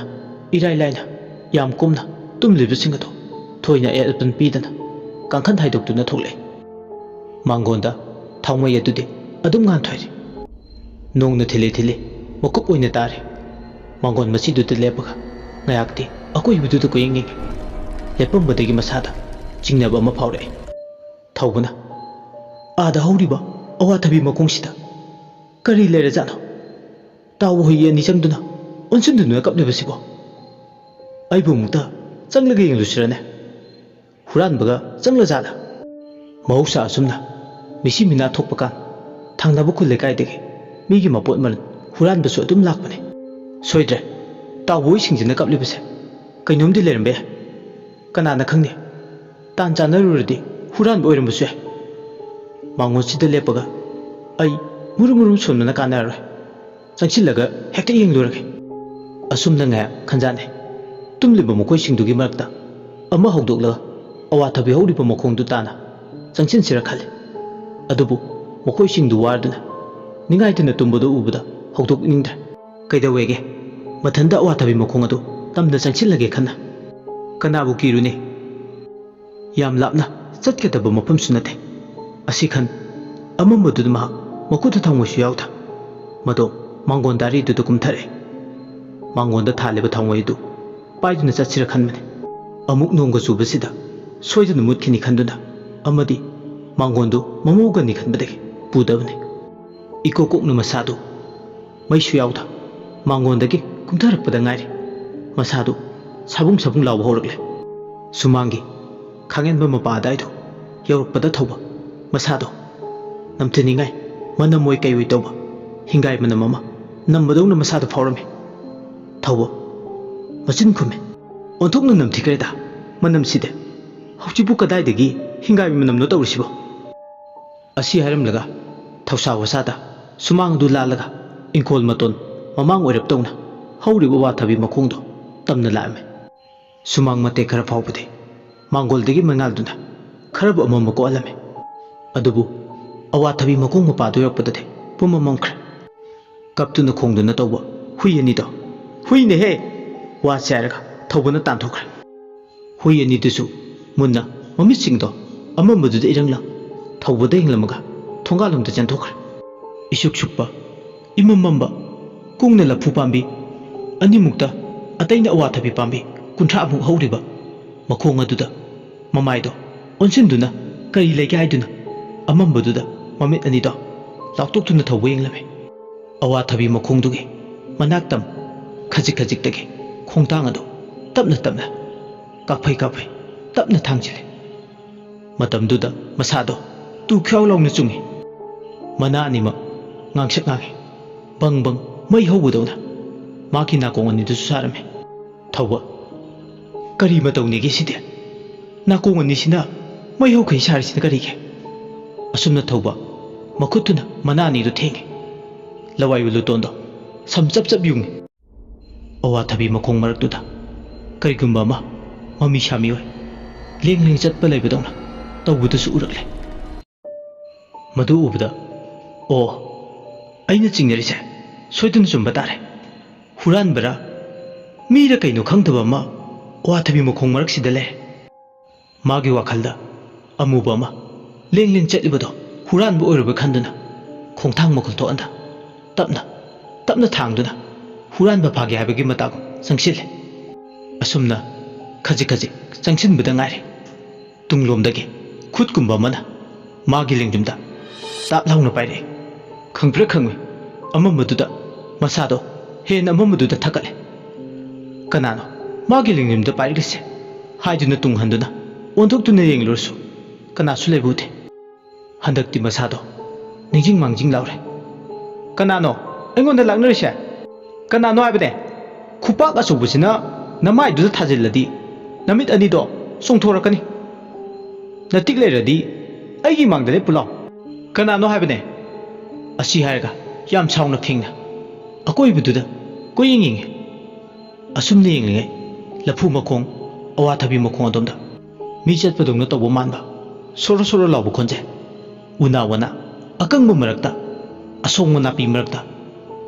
ꯈꯣꯡ ꯊꯥꯡꯗꯨꯅ ꯆꯠꯄ ꯃꯥꯟꯕ ꯃꯈꯣꯜ ꯇꯥꯔꯛꯑꯦ ꯃꯈꯣꯜ ꯑꯗꯣꯝꯗ ꯃꯥꯒꯤ ꯄꯨꯛꯅꯤꯡ ꯆꯤꯡꯁꯤꯜꯂꯤ ꯇꯥꯔꯤꯕ ꯃꯈꯣꯜ ꯑꯗꯣꯝꯗ ꯈꯣꯡꯀꯥꯞ ꯅꯥꯍꯣꯏ ꯑꯃꯨꯛ ꯊꯥꯡꯖꯤꯜꯂꯛꯏ ꯀꯅꯥꯅꯣꯃ ꯂꯩꯔꯦ ꯈꯪꯗꯗꯤ ꯈꯪꯉꯦ ꯍꯥꯏꯗꯅ ꯑꯁꯨꯝꯅ ꯁꯣꯔꯣ ꯁꯣꯔꯣ ꯂꯥꯎꯕ ꯈꯣꯡꯊꯥꯡꯒꯤ ꯃꯈꯣꯜꯗꯨꯒꯤ ꯈꯨꯗꯨꯡ ꯏꯟꯅꯔꯛꯄꯅ ꯏꯪꯈꯣꯜꯗꯨꯒꯤ ꯀꯨꯔꯥꯎ ꯄꯥꯝꯕꯤ ꯑꯉꯧꯕ ꯑꯆꯧꯕ ꯑꯃ ꯍꯧꯕꯗꯨꯒꯤ ꯃꯈꯣꯡꯗ ꯃꯥꯅ ꯇꯥꯟꯅꯔꯛꯂꯤꯕ ꯃꯃꯤ ꯁꯥꯃꯤ ꯑꯣꯏ ꯃꯤꯗꯧꯅ ꯇꯧꯕ ꯑꯃ ꯂꯦꯞꯄꯒ ꯂꯩꯕꯗꯨ ꯎꯔꯛꯑꯦ ꯊꯧꯕ ꯀꯨꯔꯥꯎ ꯃꯈꯣꯡꯗ ꯂꯦꯞꯄꯤꯕ ꯑꯃꯨꯕꯗꯨꯗ ꯌꯦꯡꯂꯒ ꯈꯪꯂꯥꯎ ꯂꯥꯎꯔꯛꯑꯦ ꯀꯅꯥꯅꯣ ꯑꯃꯝꯕ ꯊꯦꯡꯁꯤꯗ ꯃꯤꯒꯤ ꯏꯪꯈꯣꯜꯗ ꯃꯄꯨ ꯇꯥꯛꯇꯅ ꯆꯪꯂꯤꯕ ꯅꯍꯥꯛ ꯀꯅꯥꯅꯣ ꯀꯩꯗꯧꯕꯒꯤ ꯏꯪꯈꯣꯜꯁꯤꯗ ꯆꯪꯂꯛꯂꯤꯕꯅꯣ ꯀꯅꯥꯒꯤ ꯑꯌꯥꯕ ꯌꯥꯎꯗꯨꯅ ꯂꯥꯛꯂꯤꯕ ꯑꯩꯅ ꯈꯟꯕꯗ ꯅꯪꯁꯦ ꯍꯨꯔꯥꯟꯕ ꯁꯣꯏꯗꯅ ꯑꯣꯏꯒꯅꯤ ꯏꯪꯈꯣꯜꯁꯤꯗ ꯀꯔꯤ ꯍꯨꯒꯦ ꯂꯥꯛꯂꯤꯕꯅꯣ ꯅꯔꯣꯜ ꯆꯨꯝꯃꯨ ꯆꯦꯡꯖꯥꯏꯐꯝꯗꯣ ꯀꯥꯏꯗ꯭ꯔꯤꯉꯩꯗ ꯌꯥꯝ ꯐꯤꯡꯅ ꯀꯨꯔꯥꯎ ꯃꯈꯣꯡꯗ ꯂꯦꯞꯂꯤꯕ ꯑꯃꯨꯕꯗꯨꯗ ꯑꯣꯟꯁꯤꯜꯂꯒ ꯂꯥꯎꯔꯝꯃꯤ ꯑꯗꯨꯕꯨ ꯃꯥꯅ ꯍꯥꯏꯔꯤꯕ ꯂꯥꯎꯔꯤꯕꯗꯨ ꯑꯃꯨꯕꯗꯨꯗꯤ ꯊꯧꯁꯥ ꯋꯥꯁꯥꯗ ꯃꯥꯒꯤ ꯊꯣꯛꯄ ꯑꯃ ꯇꯧꯗꯨꯅ ꯇꯨꯃꯤꯟ ꯂꯦꯞꯇꯨꯅ ꯎꯁꯤꯠ ꯊꯑꯣꯏꯗꯅ ꯂꯦꯞꯄ ꯅꯠꯇꯦ ꯊꯤꯂꯤ ꯊꯤꯂꯤ ꯆꯨꯕ ꯅꯣꯡꯗꯨꯅ ꯃꯁꯥꯗꯣ ꯈꯔꯇ ꯑꯣꯏꯔꯕꯁꯨ ꯆꯣꯠꯂꯕꯅꯤ ꯊꯧꯕ ꯃꯌꯦꯛ ꯁꯦꯡꯅ ꯃꯥꯏꯊꯣꯡꯗꯨ ꯎꯕꯗꯤ ꯅꯠꯇꯦ ꯑꯃꯨꯕꯗꯨꯒꯤ ꯃꯗꯨꯒꯤ ꯃꯊꯛꯇ ꯅꯨꯄꯥꯔ ꯅꯨꯄꯤꯔ ꯍꯥꯏꯕꯁꯨ ꯆꯞ ꯆꯥꯅ ꯍꯥꯏꯕ ꯉꯝꯕꯁꯨ ꯅꯠꯇꯦ ꯀꯨꯔꯥꯎ ꯑꯉꯧꯕ ꯃꯈꯣꯡꯗ ꯂꯦꯞꯂꯤꯕ ꯑꯃꯨꯕꯗꯨ ꯃꯥꯒꯤ ꯋꯥꯈꯜꯗ ꯁꯣꯏꯗꯅ ꯍꯨꯔꯥꯟꯕ ꯑꯣꯏꯔꯦ ꯈꯟ ꯆꯦꯟꯁꯤꯜꯂꯒ ꯇꯥꯞ ꯂꯥꯎꯅ खुदांग पायरगा फाबनी खंगते ngakti chaplaga konsinuna thamlaga mapu farge khan chapyung na magi pungning de lepkhre khajik khajik tagi masu laptakna adubu laibak thibadi khudi thidna mamai do uplaga lebak makhada amambudu ta tusil lekhom kharasu taire masado uprang upaga tusinbana makutuna lebak do namlaga haukat ke tawringe saru ngak taweba khutsa amana magi khut samaga haugulo haibagi matago खुदांग खगदोय फटलाउना थिंदोरे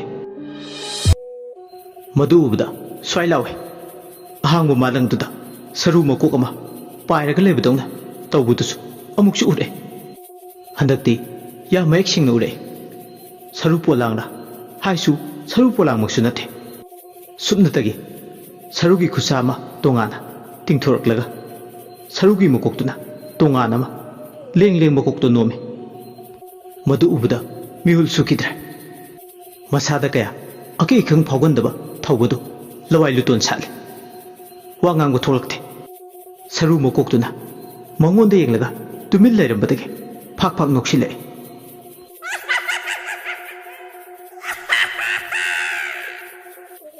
मदुमना तौबदुदा थौबदि मसादो मी पाइबा होरे करिबु थोकलगदबा खनमदा मंगोंदा अहिंग मिसल खांगना हिपलिबा मरु मपिचा Cinthol तानबो कौगे सुंगमद्रे मतंगदुदा करी नुंगिनो हाबदो यौ मित्ता सरू मोकोक्तुना अहांगबदुदा कोइले लेदुना पाइरगा लेबदोंना तवे तिंथोकलगा लेदबा सरूगी खुसा तांग तांग सिंगदुना तिंथ्रोकु मतोन सिंगदो Laing Laing चत मागी खुसा सिंगदो समलौ pyro हाइबगी मताको इंगित तौरे तौरिबो मतौदुदा थौबा वखलदा खले मंग ओइरमनदि फनिदा अदुबु अमम मरक्तुदा फत्तबा मुबुबा लाइदुगी मतिक मे फोंतोकुम सुमानबा असिबा थवाय मगे चनफम खंगदबा असिबा हक्चांग कोलांगनि सुखंगदबा माबु इतततना अकी खंग पिरर हेक्तमा हुगुतना लैजबि थादुना चेल गायरसु मंगोंदा लैजरम बथौनादो मयिंग ताखिबोइनिंगे अममबदुदा अमु कोयिंग यिंग सरू मकोक्तुना अमम मरक्तुदा तंदल मंगालगो इरंग लंगना लेर सरूगी खुतुना तोंगान अमा अकीब पीरगी मतागो तोंगान तोंगान कोई पाई पाइदुना नुक्सिना हुमदा उनाना लेंग लेंग चटपगो लेंग लेंग चटुना ले मदु उबदा माक तिंगक तिंगक यिंगदुना ले मिटकुप खरा कानरबो मतु सरू मकोक्तो अंगोबो कुराव पामीदुगी मसा मतमना पाइदुना चटकी सेंबांगना तोंबदौना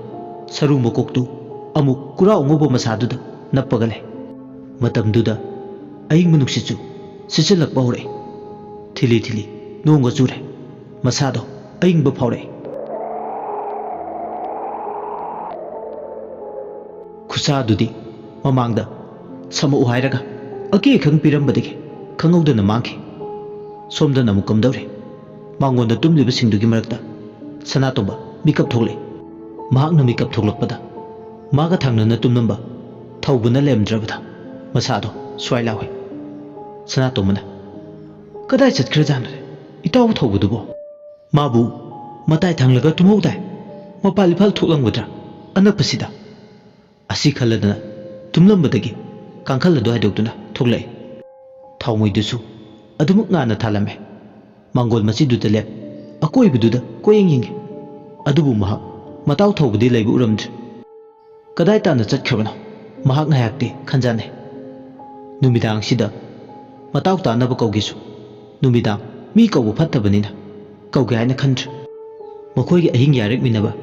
मताव मुनानबु मसा नोमलगा हौदोय सनातोमना ताब्रोइतो मुनान मुनान अइना कौबसे तारदी अमता कुलो सिताव असुमना सनातोमबा मताव मुनानबु मसा नोमदुना हौदोय असुमना हौदोरकपदगी मुनान ममित सिंगले मुनान पापाखना कैदोबो यावरगी ताव अहिंसिदा कना कैदोबो यावगे सनातोमना फिंगतकनो इताव अइना मिकअप थोलकपदा इताव थौबदो मता इथंग थंगना तुमलंबदो लैरमद्रे कदाय ताना चटखबनो हाबदो हानमता थिउरुसिबा फत्ता नुंगदा थौदोका थोलंगद्रा खनबदा अइ याम चिंगनरकली ताव मुनाना खुमे मदुबु चानना ngaw चालो ꯑꯃ ꯃꯊꯦꯡꯁꯤꯗ ꯀꯗꯥꯏ ꯇꯥꯟꯅ ꯆꯠꯈ꯭ꯔꯖꯥꯅꯣ ꯃꯤꯒꯤ ꯀꯅꯥ ꯂꯩꯖꯗꯕꯁꯦ ꯑꯍꯤꯡꯁꯤꯗ ꯁꯪꯁꯤ ꯍꯥꯏꯔꯒ ꯈꯪꯗ꯭ꯔꯦꯗ ꯏꯇꯥꯎ ꯃꯈꯣꯏ ꯑꯇꯩꯁꯤꯡꯁꯦ ꯇꯨꯝꯖꯍꯧꯔꯁꯅꯨ ꯑꯁ꯭ꯋꯥꯏ ꯐꯥꯎꯕ ꯊꯣꯛꯂꯒ ꯀꯗꯥꯏ ꯆꯠꯈ꯭ꯔꯒꯦꯗꯣ ꯊꯤꯗꯣꯛꯎꯁꯤ ꯃꯨꯅꯥꯅ ꯍꯣꯏ ꯏꯇꯥꯎ ꯑꯩꯈꯣꯏ ꯑꯅꯤꯁꯨꯔꯤꯕꯨ ꯀꯩꯗꯧꯋꯦꯒꯦ ꯁꯅꯥꯇꯣꯝꯕꯅ ꯃꯈꯥ ꯇꯥꯔꯦ ꯃꯥꯡꯒꯣꯟꯗ ꯊꯥꯟꯕ ꯃꯩꯁꯦ ꯍꯦꯛꯇ ꯄꯨꯔꯁꯤ ꯍꯣꯏ ꯏꯇꯥꯎ ꯄꯨꯔꯁꯤ ꯑꯁꯨꯝꯅ ꯃꯈꯣꯏ ꯑꯅꯤꯗꯣ ꯃꯥꯡꯒꯣꯟꯗ ꯊꯥꯜꯂꯤꯕ ꯊꯥꯎꯃꯩꯗꯨ ꯄꯥꯏ ꯍꯦꯛ ꯃꯥꯡꯒꯣꯟꯗꯒꯤ ꯀꯨꯝꯂꯛꯄꯒ ꯁꯨꯃꯥꯡ ꯃꯇꯣꯟꯗꯨꯗ ꯈꯔ ꯆꯠꯄ ꯍꯧꯕꯗ ꯉꯥꯏꯔꯤ ꯀꯗꯣꯝꯗꯒꯤ ꯁꯤꯜꯂꯛꯄ ꯅꯨꯡꯁꯤꯠꯅꯣ ꯈꯪꯍꯧꯗ꯭ꯔꯦ ꯑꯀꯟꯕ ꯅꯨꯡꯁꯤꯠ ꯑꯃ ꯁꯤꯜꯂꯛꯄꯅ ꯃꯔꯝ ꯑꯣꯏꯔꯒ ꯊꯥꯎꯃꯩꯗꯨꯒꯤ ꯆꯥꯛꯂꯤꯕ ꯃꯔꯤꯗꯣ ꯃꯨꯊꯠꯈ꯭ꯔꯦ ꯍꯧꯖꯤꯛꯇꯤ ꯃꯥꯡꯒꯣꯜ ꯁꯨꯃꯥꯡ ꯑꯃꯗꯤ ꯑꯀꯣꯏꯕꯗꯣ ꯎꯃꯝꯃꯝꯈ꯭ꯔꯦ ꯃꯩꯗꯣ ꯑꯗꯨꯝꯅ ꯁꯥꯐꯨ ꯀꯟꯕ ꯅꯨꯡꯁꯤꯠꯅ ꯁꯤꯠꯂꯒ ꯃꯨꯊꯠꯈꯤꯅꯤ ꯍꯥꯏꯕꯗꯤ ꯃꯈꯣꯏ ꯈꯜꯂꯨꯗꯦ ꯑꯃꯝꯕꯗꯨꯗ ꯑꯅꯤꯗꯣ ꯃꯁꯥꯗꯨ ꯑꯀꯤ ꯇꯨꯖꯨꯡꯕ ꯐꯥꯎꯕ ꯍꯧꯔꯛꯂꯦ ꯁꯨꯞꯅꯇꯒꯤ ꯃꯩꯔꯥ ꯃꯉꯥꯜ ꯍꯥꯏꯔꯒ ꯏꯃꯨꯡꯗ ꯂꯩꯔꯤꯅꯨ ꯑꯃꯗꯤ ꯊꯣꯏꯅꯥꯎꯅ ꯇꯨꯝꯂꯤꯕ ꯃꯄꯥꯗꯨꯗ ꯊꯥꯜꯂꯤꯕ ꯃꯩꯔꯥꯗꯨꯗ ꯉꯥꯏꯍꯧꯔꯦ ꯃꯥꯡꯒꯣꯜꯗꯨꯗ ꯅꯤꯡꯉꯥꯏꯗꯨꯅ ꯇꯨꯝꯂꯤꯕ ꯃꯈꯣꯏꯗꯨꯁꯨ ꯈꯪꯂꯝꯗꯦ ꯄꯨꯝꯃꯝ ꯃꯝꯃꯤ ꯍꯥꯏꯕꯗꯤ ꯑꯁꯨꯝꯅ ꯃꯩꯗꯨ ꯍꯦꯛ ꯃꯨꯠꯈꯤꯕꯒ ꯑꯅꯤꯗꯣ ꯌꯦꯡꯅ ꯃꯇꯥꯎ ꯊꯧꯕ ꯎꯕ꯭ꯔꯥ ꯍꯥꯏꯗꯨꯅ ꯑꯃꯝꯕꯗꯨꯗ ꯀꯣꯌꯦꯡ ꯌꯦꯡꯉꯤ ꯊꯣꯡꯒꯥꯜꯂꯣꯝꯗ ꯊꯣꯛꯂꯝꯒꯗ꯭ꯔꯥ ꯑꯃꯨꯛꯁꯨ ꯈꯜꯂꯤ ꯅꯠꯇ꯭ꯔꯒꯅ ꯃꯅꯤꯡ ꯃꯌꯥꯗ ꯆꯪꯂꯝꯒꯗ꯭ꯔꯥ ꯀꯔꯤꯅꯣ ꯑꯃꯇ ꯍꯥꯏꯐꯝ ꯈꯪꯗꯦ ꯈꯟꯐꯝ ꯈꯪꯗꯦ ꯑꯃꯝꯕꯗꯨꯗ ꯀꯧꯔꯁꯤꯔ ꯈꯜꯂꯤ ꯅꯨꯃꯤꯗꯥꯡꯗ ꯃꯤ ꯀꯧꯒꯅꯨ ꯐꯠꯇꯦꯗꯤ ꯍꯥꯏꯅꯩ ꯑꯗꯨꯕꯨ ꯃꯈꯣꯏ ꯑꯅꯤꯅ ꯑꯃꯝꯕꯗꯨꯗ ꯊꯧꯕ ꯌꯦꯡꯕꯗ ꯐꯪꯗ꯭ꯔꯕꯗꯨꯗꯗꯤ ꯀꯧꯔꯒꯦ ꯍꯥꯏꯗꯨꯅ ꯆꯞ ꯌꯨꯡꯅ ꯂꯦꯞꯄꯦ ꯃꯨꯅꯥꯅ ꯊꯣꯡꯒꯥꯟ ꯃꯄꯥꯗꯨꯗ ꯂꯦꯞꯄꯒ ꯏꯇꯥꯎ ꯊꯧꯕ ꯅꯪꯕꯨ ꯀꯥꯏꯗ ꯂꯩꯒꯦ ꯅꯇꯥꯎꯅ ꯀꯧꯕꯁꯦ ꯇꯥꯔꯗꯤ ꯑꯝꯇ ꯈꯨꯝꯃꯛꯑꯣ ꯑꯃꯝꯕꯁꯤꯗ ꯈꯥꯝꯕꯤ ꯃꯩꯁꯨ ꯌꯥꯎꯗ ꯅꯪꯕꯨ ꯀꯥꯏꯗ ꯂꯩꯒꯦ ꯁꯅꯥꯇꯣꯝꯕꯁꯨ ꯃꯨꯅꯥꯟꯒꯤ ꯃꯇꯦꯡ ꯄꯥꯡꯁꯤꯜꯂꯦ ꯑꯗꯨꯕꯨ ꯑꯉꯛꯄꯅꯦ ꯌꯥꯝꯅ ꯏꯔꯥꯞꯇꯤ ꯂꯥꯞꯅꯗꯦ ꯃꯈꯣꯏ ꯑꯅꯤꯅ ꯑꯃꯝꯕꯗ ꯀꯣꯟꯊꯣꯡ ꯃꯄꯥꯟꯂꯣꯝꯗ ꯂꯩꯔꯤꯗꯨꯒ ꯏꯪꯈꯣꯜꯒꯤ ꯆꯨꯊꯦꯛ ꯑꯃꯗ ꯂꯩꯔꯤꯕ ꯀꯨꯔꯥ ꯑꯉꯧꯕ ꯃꯈꯣꯡꯗꯨꯒ ꯏꯔꯥꯞ ꯂꯥꯞꯅꯕꯗꯤ ꯅꯠꯇꯦ ꯀꯧꯕꯗ ꯇꯥꯟꯅꯕ ꯌꯥꯕ ꯉꯥꯛꯅꯤ ꯑꯗꯨꯕꯨ ꯃꯔꯧ ꯆꯥꯎꯕ ꯁꯔꯨ ꯃꯀꯣꯛ ꯐꯠꯇ꯭ꯔꯕ ꯑꯁꯤꯕ ꯊꯋꯥꯏꯗꯧꯅꯁꯨ ꯇꯧꯕ ꯐꯠꯇꯕ ꯂꯥꯏ ꯑꯣꯏꯅ ꯁꯩꯍꯣꯟ ꯇꯧꯕꯗꯧꯅ ꯍꯧꯖꯤꯛꯇꯤ ꯃꯈꯣꯏꯅ ꯂꯥꯎꯔꯤꯕ ꯀꯧꯔꯤꯕꯁꯤꯡ ꯑꯗꯣ ꯊꯧꯕꯒꯤ ꯃꯅꯥꯛꯇ ꯇꯥꯍꯜꯂꯝꯗꯦ ꯊꯧꯕꯗꯤ ꯑꯃꯝꯕ ꯃꯔꯛꯇꯨꯗ ꯑꯗꯨꯃꯛ ꯂꯩꯔꯤ ꯃꯁꯥ ꯄꯨꯝꯕ ꯌꯣꯠꯂꯤꯡ ꯊꯥꯡꯈꯤꯕꯒꯨꯝ ꯈꯣꯡ ꯊꯥꯡꯕ ꯊꯣꯛꯇ꯭ꯔꯦ ꯁꯣꯝꯗꯅ ꯃꯨꯅꯥꯟ ꯁꯅꯥꯇꯣꯝꯕ ꯃꯥꯒꯤ ꯃꯃꯤꯡ ꯄꯟꯗꯨꯅ ꯀꯣꯏꯀꯧ ꯀꯧꯔꯤ ꯑꯗꯨꯕꯨ ꯏꯈꯪ ꯈꯪꯍꯧꯗ ꯊꯧꯕꯒ ꯃꯥꯟꯅꯕ ꯈꯣꯟꯖꯦꯜ ꯑꯃꯅ ꯏꯪꯈꯣꯜ ꯑꯗꯨꯒꯤ ꯃꯈꯥꯔꯣꯝ ꯊꯥꯡꯕ ꯁꯔꯨꯛ ꯑꯗꯣꯝꯗꯒꯤ ꯍꯥꯎ ꯍꯥꯏꯗꯨꯅ ꯈꯨꯝꯃꯛꯏ ꯑꯃꯨꯛꯁꯨ ꯁꯅꯥꯇꯣꯝꯕꯅ ꯏꯇꯥꯎ ꯊꯧꯕ ꯅꯪ ꯀꯥꯏꯗ ꯂꯩꯒꯦ ꯈꯣꯟꯖꯦꯜꯗꯨꯅ ꯌꯥꯝ ꯃꯥꯟꯅ ꯈꯨꯝꯂꯛꯏ ꯑꯩ ꯁꯣꯝꯗ ꯂꯩꯔꯦ ꯏꯇꯥꯎ ꯁꯅꯥꯇꯣꯝꯕ ꯃꯨꯅꯥꯟꯗ ꯌꯦꯡꯂꯒ ꯏꯇꯥꯎ ꯊꯧꯕꯅ ꯈꯨꯝꯂꯛꯏꯁꯦ ꯃꯈꯥꯔꯣꯝ ꯊꯥꯡꯕꯗꯒꯤ ꯅꯠꯇ꯭ꯔꯅꯦ ꯏꯇꯥꯎ ꯃꯨꯅꯥꯟꯅ ꯈꯨꯝꯃꯤ ꯃꯥꯅꯦ ꯏꯇꯥꯎ ꯃꯥꯗꯤ ꯑꯃꯝꯕꯁꯤꯗ ꯃꯈꯥꯔꯣꯝ ꯊꯥꯡꯕꯁꯤꯗ ꯀꯩꯗꯧꯔꯤꯅꯣ ꯁꯅꯥꯇꯣꯝꯕꯅ ꯃꯈꯣꯡ ꯍꯥꯝꯕꯒ ꯆꯪꯉꯤꯖꯥꯠꯂꯥ ꯑꯃꯝꯕꯁꯤꯗ ꯃꯩꯁꯨ ꯌꯥꯎꯗꯦ ꯃꯨꯅꯥꯟꯅ ꯈꯨꯝꯃꯦ ꯃꯥꯒꯤ ꯍꯧꯅꯕꯤꯅꯤ ꯏꯇꯥꯎ ꯍꯥꯟꯅꯗꯒꯤꯁꯨ ꯃꯥꯗꯤ ꯁꯨꯃꯥꯏꯅ ꯑꯗꯨꯝ ꯇꯧꯗꯅ ꯂꯩꯔꯤꯁꯤꯗꯤ ꯃꯁꯥꯗ ꯇꯤꯡꯀꯦꯠ ꯂꯥꯏꯀꯦꯠꯇꯨꯅ ꯂꯩꯕ ꯑꯃ ꯑꯗꯨꯝ ꯏꯔꯣꯏꯅꯔꯛꯄꯅꯦ ꯑꯁꯨꯝꯅ ꯑꯅꯤꯗꯣ ꯋꯥꯔꯤ ꯁꯥꯟꯅꯗꯨꯅ ꯀꯣꯟꯊꯣꯡꯂꯣꯝꯗꯒꯤ ꯑꯃꯨꯛ ꯈꯣꯟꯖꯦꯜ ꯇꯥꯈꯤꯕ ꯃꯥꯏꯀꯩꯗꯣꯝꯗ ꯃꯈꯣꯡ ꯑꯗꯣ ꯒꯝ ꯒꯝ ꯊꯥꯡꯗꯨꯅ ꯂꯥꯛꯏ ꯑꯃꯗꯤ ꯁꯣꯝꯗ ꯀꯨꯔꯥꯎ ꯃꯈꯣꯡꯗ ꯃꯁꯥꯗꯨ ꯅꯦꯅꯥ ꯇꯥꯗ꯭ꯔꯦ ꯃꯁꯥꯗꯨ ꯀꯔꯤꯝꯇ ꯇꯧꯔꯝꯗꯕꯗꯒꯤ ꯊꯛ ꯊꯛ ꯅꯤꯛꯏ ꯏꯪꯊꯝ ꯆꯟꯕꯗꯧꯅꯁꯨ ꯇꯧꯏ ꯀꯨꯔꯥꯎ ꯃꯈꯣꯡꯗ ꯌꯥꯝ ꯋꯥꯅ ꯂꯦꯜꯂꯤ ꯁꯣꯝꯗꯅ ꯑꯃꯨꯛ ꯑꯅꯤꯗꯨ ꯃꯈꯥꯔꯣꯝ ꯊꯥꯡꯕꯗꯨꯗ ꯑꯃꯝꯕꯗ ꯆꯠꯂꯦ ꯑꯃꯨꯛꯅ ꯃꯥꯡꯒꯣꯟꯗ ꯇꯨꯝꯍꯧꯔꯤꯕ ꯆꯥꯎꯕ ꯑꯃꯗꯤ ꯁꯅꯥꯏ ꯑꯃꯗꯤ ꯃꯇꯥꯎꯁꯤꯡꯅ ꯑꯃꯝꯕꯗꯨꯗ ꯊꯦꯡꯅꯔꯤꯕ ꯂꯥꯟꯐꯝꯗꯨꯗꯤ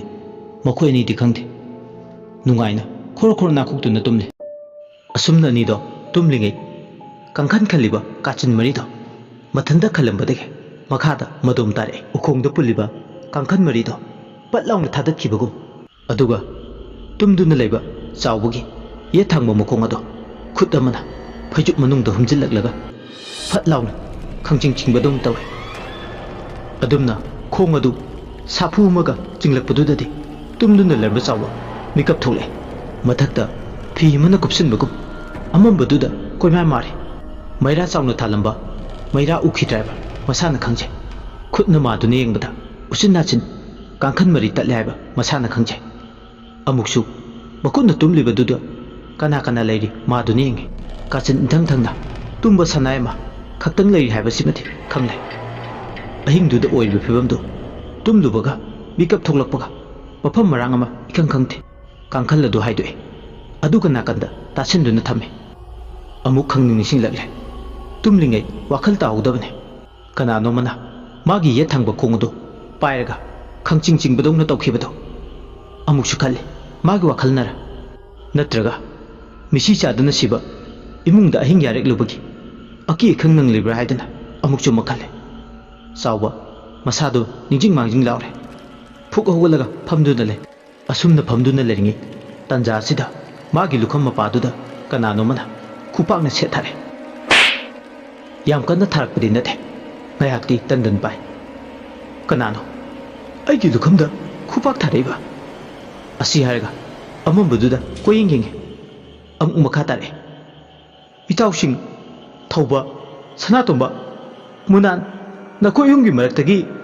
aibu kihanaba laknaribra laknarini khan khangalini haiduna tawrasu handakkisimati matang chade he asi harga musu amambududa koyinging kanasu hoi mai harakte kachin thangna tumduna leba sanan jabu hodoi handak mukti masanomduna zawbuna masanomduna hodorpududadi tumduna leba sanan jabudo khangpre khangna hogale pumamamna lermaduda masu khangpre khange karibu thokladaba khanbada sanan jabu yam phingna kaidabo yawgi taw pumamamduna lermisina yam pakatna zawbuna aina tumlingeda kananomna aigi yathangba khongda kanano khangdaba mana khangjing chinglami ta ai mikap thokle adagi ekhoi tuminariba sing himaktagi phagi tawribe khallure atubu thauba munan sanatomba mokhoi hinde lairamde kangkan khallambasu tattana lairame tumamdaida thalamba mairasu thalamdre aigi pukningda yam singnerale itaw sanan jawa aikhoina tumlingai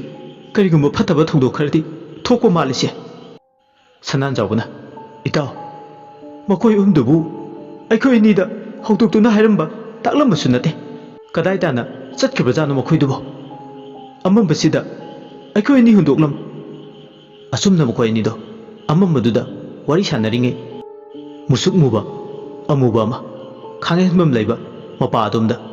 lepaga mu leibadongna tawrai anido wari sanarambadagi amamma maraktuda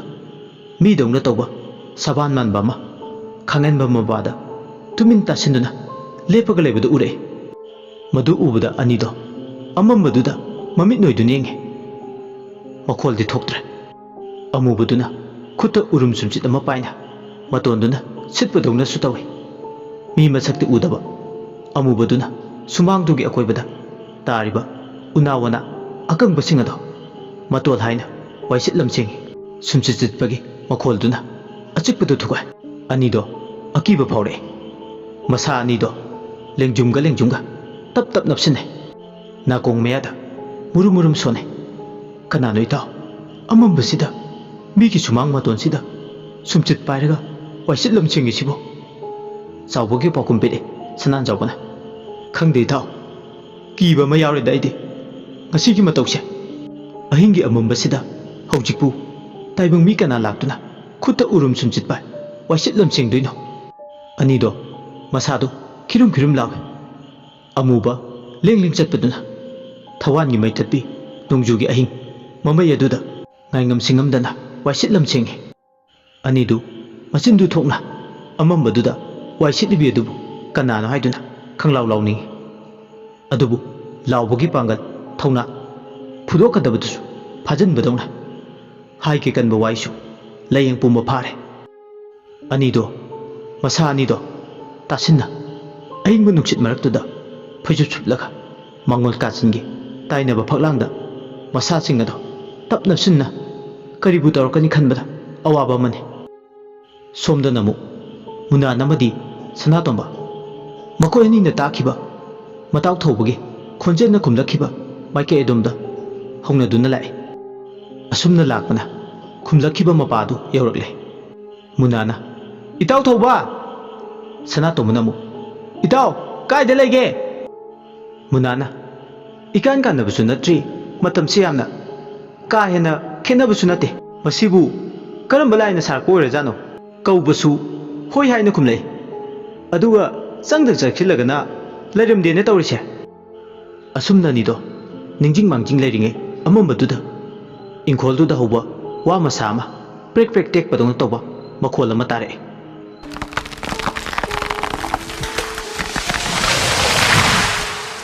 ꯑꯅꯤꯗꯨ ꯑꯃꯝꯕꯗꯨꯗ ꯃꯤꯍꯨꯜꯗꯨ ꯑꯥ ꯌꯧꯏ ꯀꯗꯣꯝꯗ ꯍꯧꯕ ꯋꯥꯅꯣꯁꯨ ꯃꯐꯝ ꯃꯔꯥꯡ ꯑꯃꯗ ꯃꯊꯣꯡ ꯃꯔꯝ ꯈꯪꯕꯁꯨ ꯅꯠꯇꯦ ꯍꯧꯖꯤꯛꯄꯨ ꯇꯦꯛꯂꯛꯂꯤꯕ ꯋꯥꯁꯤꯅ ꯂꯋꯥꯏ ꯂꯦꯝꯐꯨꯗ ꯆꯥꯟꯅꯅ ꯊꯣꯝꯃꯛꯄ ꯇꯥꯔꯕꯗꯤ ꯌꯥꯏꯕꯤ ꯊꯋꯥꯏ ꯊꯥꯕ ꯇꯥꯔꯦ ꯈꯟꯗꯨꯅ ꯑꯅꯤꯗꯣ ꯂꯦꯞꯄꯝꯕꯗꯒꯤ ꯀꯣꯛꯇ ꯈꯨꯠ ꯍꯥꯞꯇꯨꯅ ꯐꯝꯊꯈ꯭ꯔꯦ ꯐꯝꯂꯤꯕꯗꯨꯁꯨ ꯀꯗꯥꯏꯗ ꯐꯝꯂꯤꯕꯅꯣ ꯈꯪꯗꯦ ꯃꯨꯟꯅꯥꯅ ꯏꯇꯥꯎ ꯐꯝꯊꯧ ꯐꯝꯊꯧ ꯑꯃꯝꯕꯁꯤꯗ ꯊꯋꯥꯏ ꯊꯥꯕ ꯁꯣꯏꯗꯦ ꯁꯅꯥꯇꯣꯝꯕꯅ ꯏꯇꯥꯎ ꯑꯩꯗꯤ ꯁꯨꯝ ꯆꯤꯡꯅꯔꯛꯂꯦ ꯃꯐꯝꯁꯤꯗ ꯏꯇꯥꯎ ꯊꯧꯕꯗꯣ ꯂꯩꯕ ꯍꯧꯅꯗꯦ ꯑꯩꯈꯣꯏꯕꯨ ꯀꯧꯔꯛꯂꯤꯕꯗꯣ ꯁꯣꯏꯗꯅꯃꯛꯀꯤ ꯇꯤꯃꯨ ꯐꯠꯇꯕ ꯂꯥꯏꯃꯨ ꯐꯠꯇꯕ ꯑꯣꯏꯔꯝꯅꯤ ꯏꯇꯥꯎ ꯊꯧꯕ ꯅꯠꯇꯦ ꯃꯨꯟꯅꯥꯅ ꯑꯗꯨꯗꯤ ꯀꯝꯗꯧꯅꯤ ꯏꯇꯥꯎ ꯑꯃꯝꯕꯁꯤꯗ ꯑꯩꯈꯣꯏꯗꯤ ꯃꯩꯁꯨ ꯑꯝꯇ ꯌꯥꯎꯗ ꯃꯥꯡꯒꯣꯟꯗ ꯂꯩꯍꯧꯔꯤꯕ ꯆꯥꯎꯕꯒ ꯁꯅꯥꯟ ꯆꯥꯎꯕꯒꯅ ꯀꯔꯝꯕ ꯐꯤꯕꯝꯗ ꯂꯩꯔꯝꯒꯗꯕ ꯏꯇꯥꯎ ꯊꯧꯕꯅ ꯀꯗꯥꯏꯗ ꯃꯥꯡꯈ꯭ꯔꯕ ꯁꯅꯥꯇꯣꯝꯕꯅ ꯈꯨꯝꯃꯤ ꯈꯪꯗ꯭ꯔꯦꯗ ꯏꯇꯥꯎ ꯀꯔꯤꯅꯣ ꯇꯧꯗꯣꯏꯁꯦ ꯅꯣꯡꯁꯦ ꯈꯔ ꯊꯨꯅ ꯉꯥꯟꯊꯣꯛꯈ꯭ꯔꯗꯤ ꯐꯒꯗꯕꯅꯤ ꯇꯧꯔꯤꯁꯦ ꯑꯍꯤꯡꯁꯦ ꯂꯣꯏꯕ ꯅꯥꯏꯗꯦ ꯅꯣꯡꯁꯤꯗ ꯉꯥꯜꯂꯗꯤ ꯀꯔꯤꯅꯣ ꯈꯟꯅꯕ ꯌꯥꯏꯗꯅ ꯃꯨꯟꯅꯥꯅ ꯍꯥꯏꯔꯦ ꯑꯍꯜ ꯂꯃꯟꯁꯤꯡꯅ ꯊꯥꯏꯅ ꯍꯥꯏꯅꯕꯗꯣ ꯆꯨꯝꯂꯦꯗꯅ ꯃꯁꯤꯒꯤ ꯏꯪꯈꯣꯜꯁꯦ ꯃꯤ ꯂꯩꯕ ꯉꯝꯗꯦ ꯂꯥꯏꯐꯝ ꯇꯤꯟꯐꯝ ꯀꯜꯂꯦ ꯍꯥꯏꯅꯕꯗꯣ ꯁꯅꯥꯇꯣꯝꯕꯅ ꯈꯨꯝꯃꯦ ꯈꯪꯗ꯭ꯔꯦꯗ ꯏꯇꯥꯎ ꯃꯥꯡꯂꯝꯆꯠꯀꯤ ꯋꯥꯗꯣ ꯍꯧꯗꯣꯛꯅꯔꯒꯣꯏꯁꯤ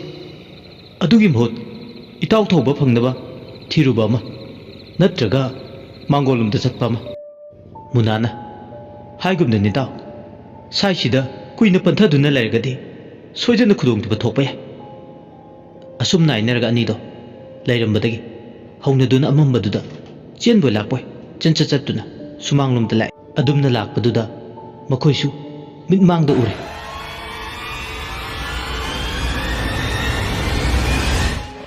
ꯃꯨꯁꯨꯛ ꯃꯨꯕ ꯑꯃꯨꯕ ꯑꯃꯅ ꯁꯨꯃꯥꯡ ꯑꯀꯣꯏꯕꯗꯨꯗ ꯎꯔꯨꯝ ꯁꯨꯝꯁꯤꯠ ꯑꯃ ꯄꯥꯏ ꯃꯇꯣꯟ ꯍꯥꯏꯅ ꯂꯦꯡ ꯂꯦꯡ ꯃꯁꯥꯗꯨ ꯅꯣꯡꯂꯛꯇꯨꯗ ꯋꯥꯏꯁꯤꯠ ꯂꯟꯁꯤꯡꯂꯤꯕꯗꯣ ꯑꯅꯤꯗꯨꯁꯨ ꯎꯔꯦ ꯍꯥꯏꯁ ꯃꯁꯤꯗꯤ ꯃꯑꯣꯡ ꯑꯃꯅꯤꯅꯦ ꯑꯅꯤꯗꯨ ꯍꯥꯏꯅꯩ ꯑꯃꯝꯕꯒꯤ ꯀꯨꯌꯣꯝꯅ ꯌꯣꯝꯕ ꯃꯔꯛꯇ ꯁꯥꯟꯅꯔꯤꯕ ꯇꯤꯃꯨ ꯐꯠꯇꯕ ꯂꯥꯏꯃꯨ ꯐꯠꯇꯕꯁꯤꯡꯒꯤ ꯀꯨꯝꯍꯩꯗꯨꯅ ꯍꯦꯟꯅ ꯈꯣꯏꯔꯥꯡ ꯈꯣꯏꯁꯥꯎꯅꯩ ꯀꯔꯤꯅꯣ ꯍꯥꯏꯐꯝ ꯁꯨꯈꯪ ꯈꯪꯍꯟꯗꯦ ꯀꯅꯥꯒꯤ ꯀꯔꯤꯒꯤ ꯊꯧꯏꯟꯁꯤꯟꯅꯅꯣ ꯑꯃꯝ ꯃꯊꯦꯡ ꯑꯣꯏꯕꯅ ꯃꯊꯣꯏ ꯀꯥꯔꯤꯕ꯭ꯔꯥ ꯂꯥꯏꯇꯤꯟ ꯃꯈꯩꯅ ꯍꯦꯗꯣ ꯍꯦꯔꯥꯎ ꯀꯥꯗꯨꯅ ꯑꯅꯤꯗꯣ ꯆꯞ ꯂꯦꯞꯇꯨꯅ ꯁꯨꯃꯥꯡꯒꯤ ꯆꯨꯊꯦꯛꯇꯨꯗ ꯂꯩ ꯑꯗꯨꯝꯅ ꯂꯦꯞꯇꯨꯅ ꯂꯩꯔꯤꯉꯩ ꯇꯨꯡꯂꯣꯝꯗꯒꯤ ꯊꯧꯕꯗꯣ ꯑꯉꯧꯕ ꯀꯨꯔꯥꯎ ꯃꯈꯣꯡꯗꯨꯗꯒꯤ ꯊꯧꯅꯥ ꯑꯃꯒ ꯂꯣꯏꯅꯅ ꯆꯦꯟꯊꯣꯔꯛꯄꯗ ꯃꯃꯥꯡꯗ ꯂꯦꯞꯂꯤꯕ ꯁꯅꯥꯇꯣꯝꯕꯒ ꯃꯨꯟꯅꯥꯟꯒ ꯊꯦꯡꯅꯔꯦ ꯃꯈꯣꯏ ꯑꯍꯨꯝꯗꯣ ꯑꯃꯨꯛ ꯈꯪꯄ꯭ꯔꯦ ꯈꯪꯃꯤꯟꯅꯩ ꯃꯨꯟꯅꯥꯅ ꯀꯅꯥꯅꯣ ꯁꯅꯥꯇꯣꯝꯕꯁꯨ ꯃꯉꯥꯏ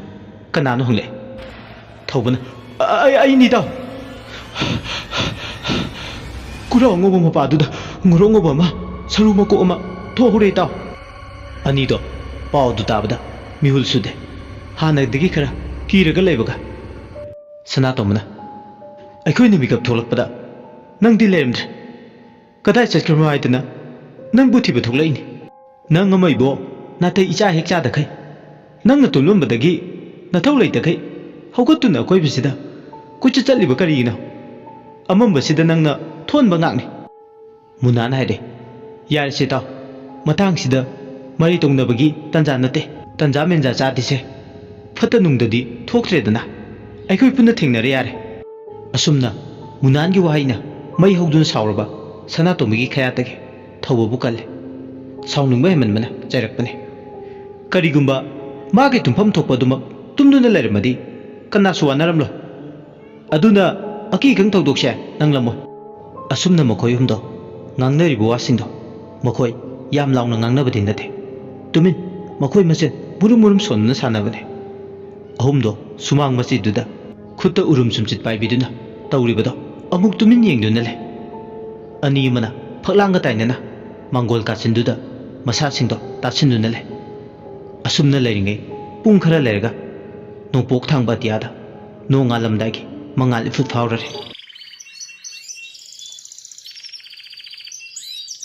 asumna nong nga thorpudu dadi sumang matonda waisilibi nupidu sumangkre haujikti makhoi masen angan budu da unare ngarang ahing thokiba thodokto karamna karaidagi horakpana haibadu thoibana makeup tholakpadagi horaga aroibada makeup tholakpa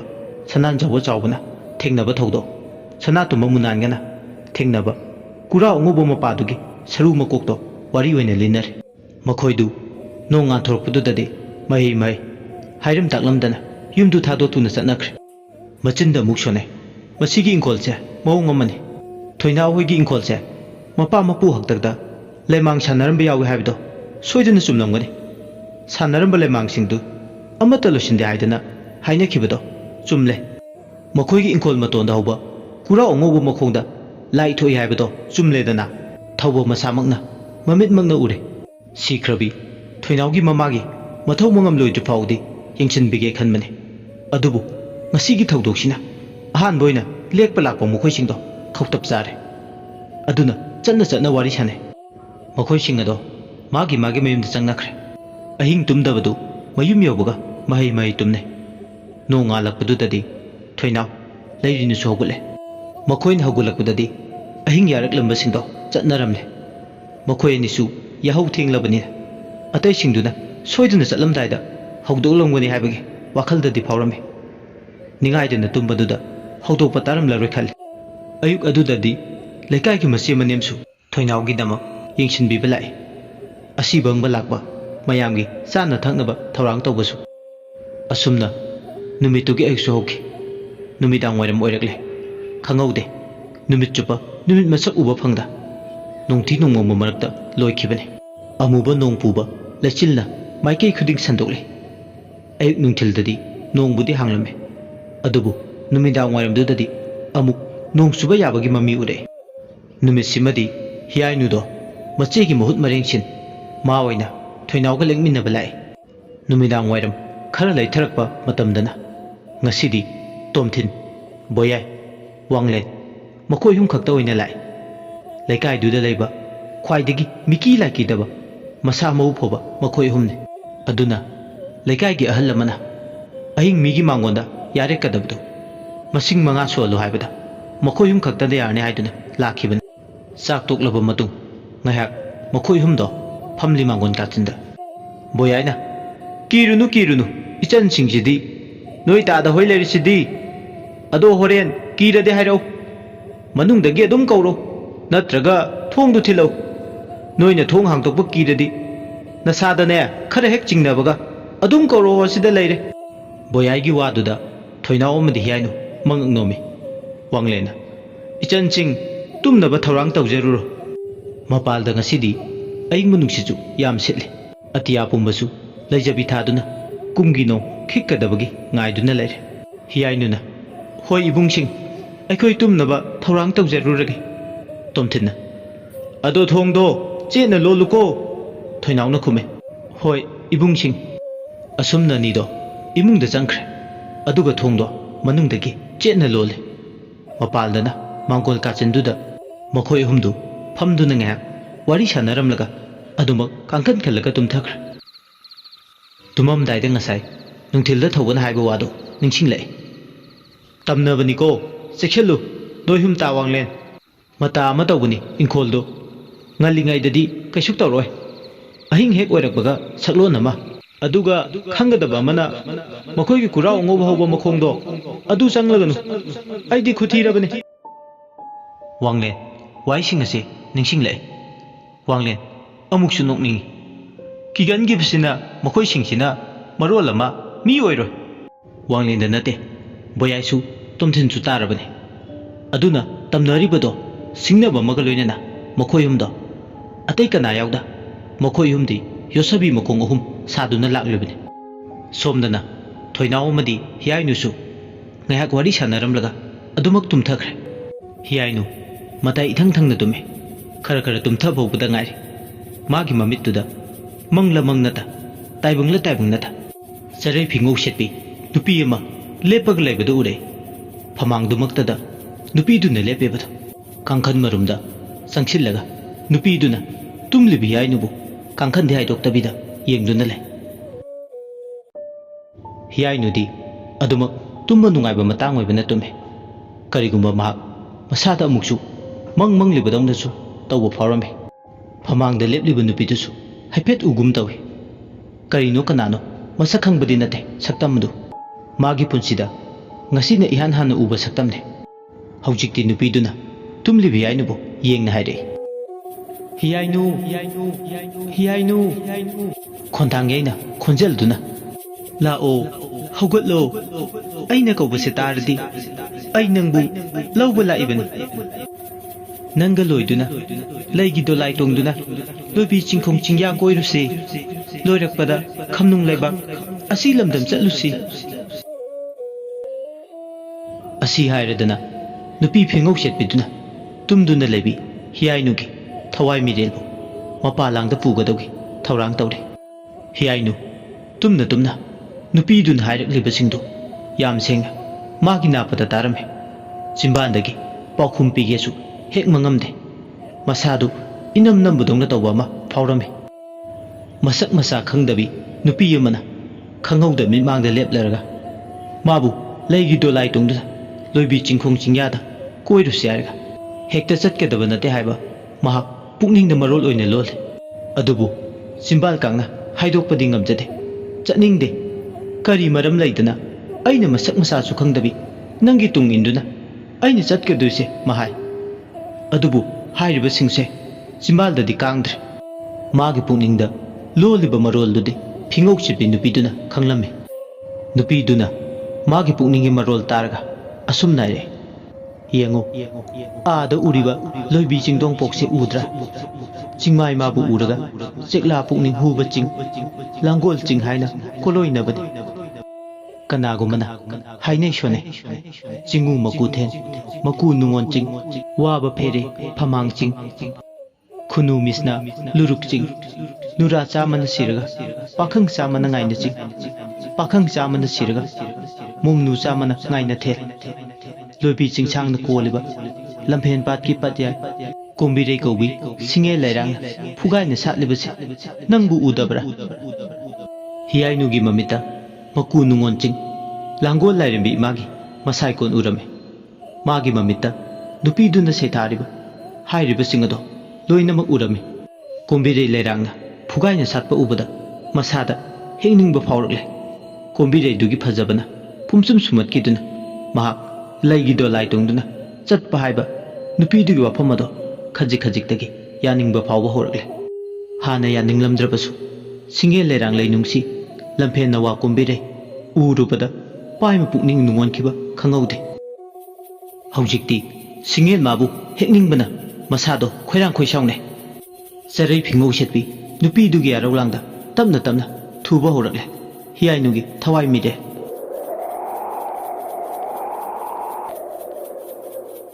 khangaudana phamangduda malang nusit mangtha leigi dolai ma paiduna lai aduga phamangduda tharare leigi dolai do hek malem leida tabaga phingok setpi nupiduna khut khatuna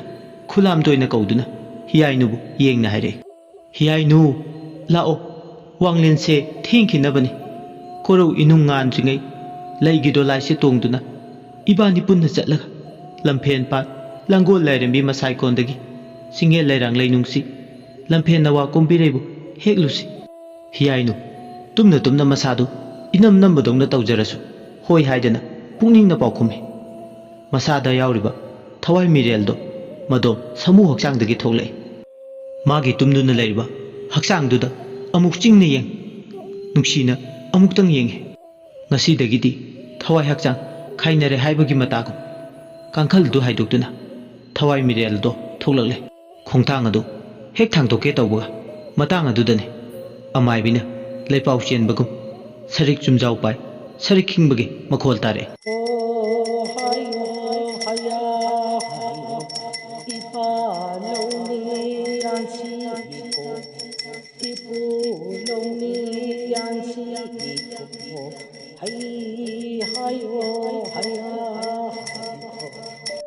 sarik khingбаги makhol aduna thangi khalamba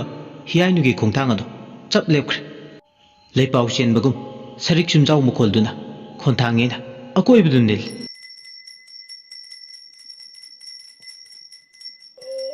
Ima laimen sidabina chingu mapausana marol lolakle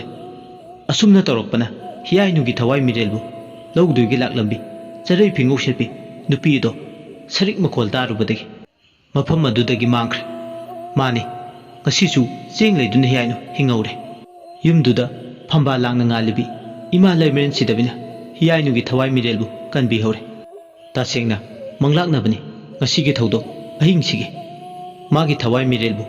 pugadawgi thorang tawba lakpane thoinaugi mamagi misigi thoram loidringe amamu ngasina Heeyainu gi numit thoklabagum adubu ima laimen sidabina likon ahingbana khaunabi ima mana kanbi hore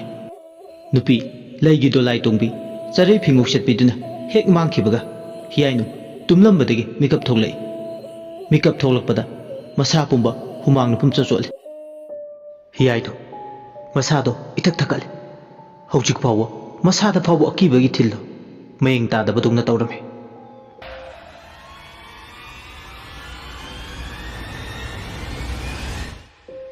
khangde ma masada ngayakti tarang malang ama ichat chale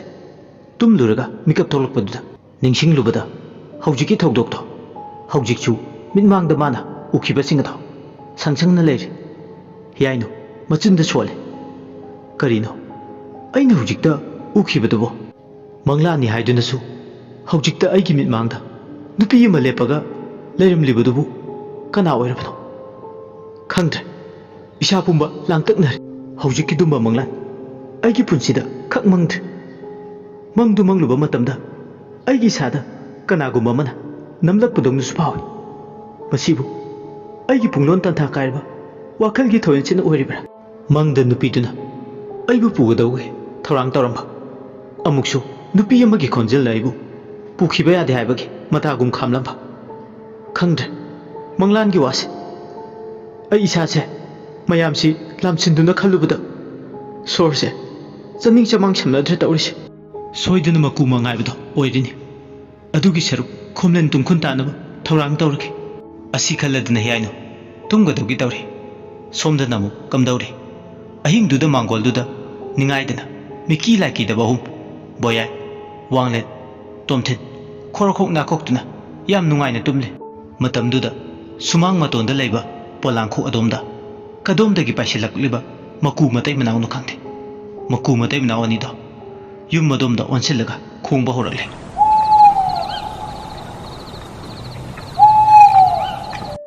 maku khongbagi makholaduna numidang aduda hena akibagi ithilama piri tanglo leina thengjilaklaba matam maduda amu ngasaidagi sugadawgi ngaiduna leiriba amuba nongpuba lesil singado leijabi thaduna nangaroi matago haithare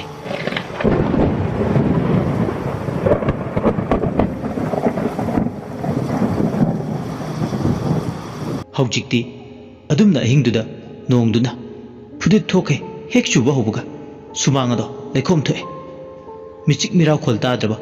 ahingduda nongjugi amadi nong khakpagi bakholna maning tamle amuba nongbu balasina loibi chingdoldagi kumlaktuna tampak lamda churakle asumna chuba nongjugi ahingsida nongchubagi makhol taruba singdi nausum isai oi tumthanaba masak amasu oi asumna nongju mana ahing nongyaiduda maning makha tamkai churinge kadomdagi sekbino khangde mangol tamna paisilaga akoibududa pairaga koisan sanari sekpidu paikhe pairamlaga mangolgi u nasi amada tongduna laikre ahingduda tumlambadagi mikap khangtok thole tomthindo mapal thokningbagi mana mikap tholokpada nongdo phudi thokai churumbaduda harau jarame hayengdi khongdagi nga pharuge khoi chuplaga mapal thoke haiduna phalangdugi nakan yena khada dari mapal duda leplaga mapal thoke hek tawbaga yena khadomda miyema lepaga leibidongna tawbado ma mamit mangna ure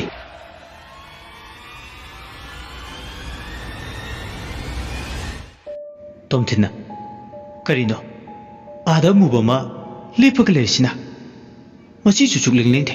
magi chengonde yengaga masi lengdana leibidongna su tawe yena khada nga duna thamliba लांगोन सिगी मरुमदा लेबलिबसे मी नत्रा मी मानख्रेदा तौरिसे असुमना खंजानरिंगे नोंथांग अमु कुबलकपा नोंग खागलकपगे मंगालदुदा मी दौना तौबा अमुबा अमा लेपग लेबदु उरकपने तासेंगबदि अहानबदि उरुमबा नथे थाउमैना मांगोनदा थानबने अमरोमदा मागना लेपिबदुना येना खाने असुकी मतिक लामनाख्रे थाउमै मंगालदुना ngalabasु येना खादुददि फगलांगदुना खनकिबना उबदि नथे अदुना मपाल थोके आयदुना येना खामरुमदुदा संचिनबदा अमुबा अमा लेपग लेबदो नोंथा कुपगी मंगालदुदा खंगलखिबने मदु उबदा तुमलंबदगी मिकअप थोलकपदुना वाखलना खन्दुना ममिता मसिंग मरांग ओइना उरिबोय खल्ले तोमथे अमुकसु वाखलदा खले महाकना उरिबसे हुरानबरा मीगी संगोयदगी पोचय अमदि संगोनदगी सन हुरानबा लाक्लेबरा मरमदि असिगुम नोंजुगी अहिंगसिदा मिसिक मिराखोल ताद्रबा मतमदा हुरानबा तोयना चंगले पोटमांग चैमांग थोकले अदुना ओइरबोय मनिंगी तोमथेनसु हुरानबा तोमथेन मपान थोकपा लोइरदुना अमुबदुना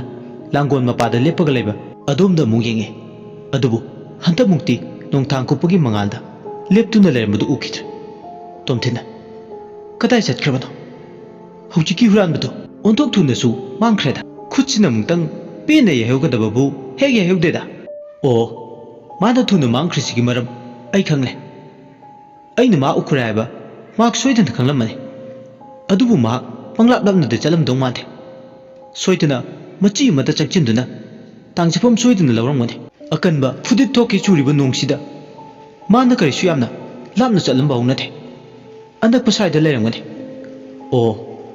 आई कैनोम निसिंगे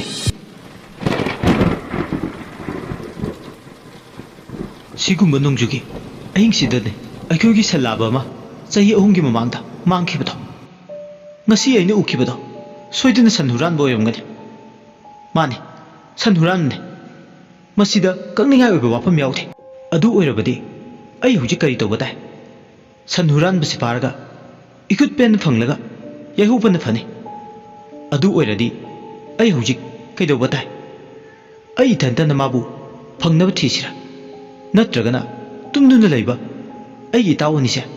hawdolaga aikhoi ahum changduna mabu फंगनब थीरगा तोलौबा मतुंग तौदनबा वारहुबना फनी असि खलदन तोमथिन येना खादा लेरमदे मांगोलदु तमन लाई अदुगु मतावनिबु हौदोई अनिदुगी मनुंगदा बोयाइदि हौदोकपगा तारे अदुम मसा मथंदा हौगुचरे अदुबु वांगलेंदी कौबलंग बतादे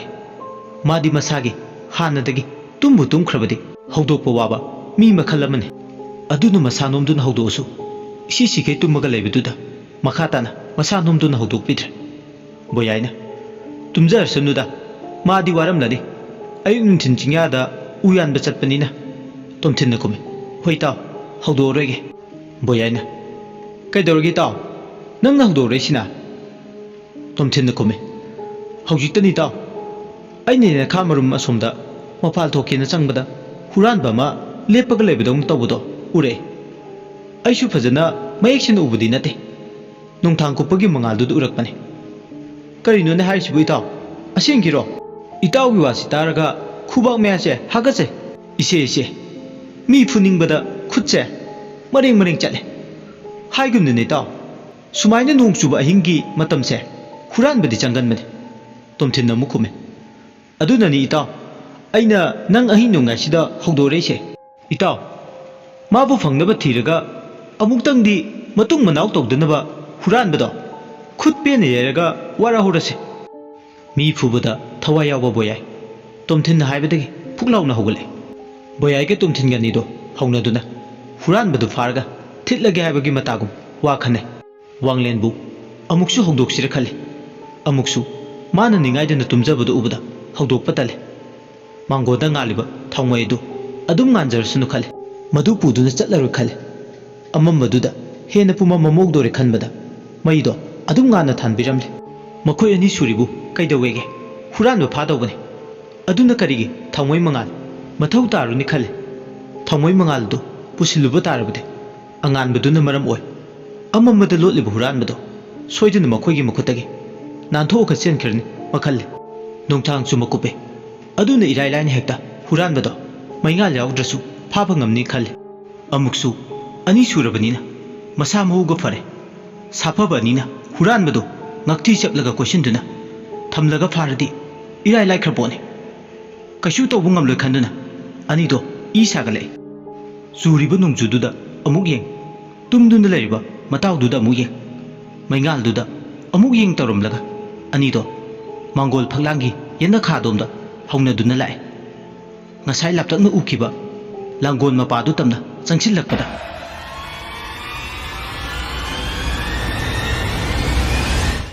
ngasai mana ukiba huranbado sigi mapasida lelomani aidana khutinduna tai anido yena khaduda lepaga koyeng yeng ngalamlabadi nonga chubanina khongul soidana taramgani yam irai laina huranbado phaba yaramlabani adubu amambasidadi kadaidagi khongul lirune kaimta su uba phangloi haidana hainarami asumnani do ngayak kari kamdau sige amambasida nong maraksida huranbado फंगनब थीसिरा नत्रगा हानगी मतगुम तुमौबन फरद्र खल बोयाइना हयेंग याहौदी सोइदन थेंगने इताव हुरान बथिनी हाइदना असुमना सुम तौदना लेरदी तोमथिन नंखुमे हाइगुमननि ताव अदुगिदी थेंगने बोयाइना अदु ओइगनि ताव तोसिरा यामनदि फुनिंग हाइबबु नोंग मरसिदमु सोटकदोगी खलगा तल्ले तोमथिनना हाइगुमननि ताव नोंग चोलगा अमुक नारदि कमदवा अमुकसु हुरानबसे फंगद्रगदि खोइदौथिन साउनिंगनिबो बोयाइना इताव कानदे हयेंग अयुक थबक यामे तुमनब तौबना फै होय ताव नोंग चोलगा अहिंग चुप्पा फी अचोटपगा लेमदु शरु तुमुरसे ताव कानदे होय ताव असुमननिदो हाइनरदना येना खारोमदगी दारी मपालदुदा नपनपतुना मांगोल लैबदोमदा लाके एक तौबगनी ममाइदु मांगोल लैबदोमदा ममांगलोमदा हेक मयोल ओलकपगा खोंकाप अनि थांगकप मतांगने तुंगदा तोमथे मांगदना बोयाय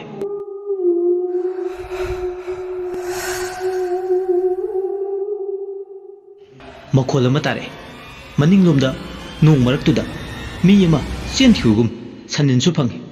अनिदो मखोल तारुबदा ममाइदो तुंग हन्ना ओंथोरे नोंथांग कुप्पगी मपासु हेक चानरुब मतंग नोंथांग कुप्पगी मंगालदुदा अमम मरक्ता नुपा अमना थुने यांगना मीगी मनिंग मयादुदा चेंसिनबदम तौबा मौरे अनिदु यंगने अदुगाइने तोमथिनना इताव अइना हुजिकता उखिबदुबु इताव सुसमनना उबि होब्रे इताव बोयाइने खुमे होय उहो इताव तोमथिनना अइना हाइबदु सोइद्रा हुरानब सोइदन ओरंगनी बोयाइना मु मादी ngसाइदगी मरु ममद तुमिन तासिलगा लेरगा इबानीना सानब वारिदो ताथोकलि बोरे तोमथिनना तंजासे लेमना मंगन बेयात्रे ngasiदी हुरानबगी तरादी मपुगी नोंग माइबदु सुरे मतांग चारिङेदा याहेउरसे नोंग सोटप चोटबा कैदवेगे तुका थिरोसे होय ताव कैदवेगे ngasi नोंग मतंग नोंग चोटपबु हेक फंगबगा याहेउरसे तोमथिनना मु इताव याम नामना दिखजुक चेलमोय अकन्म नुंगजु मरक्सिदा याम नामना चेनबा खओय थोय सोइदन इंकोलसिगी मरुम थुपना मदि मनिंग मेयादा लोतुन हुरानबदा सोइदन लेरंगनि कानदे ताव लाओ फंगनब थिरुछि असुम नाइनरदुना येना खादा लेपमबदगे नोंग चोटलमदबा अनिदो अममबदुदा येना खा मखादुदा खोंग हेक थांगदबदा ngai नोंगना पुमचो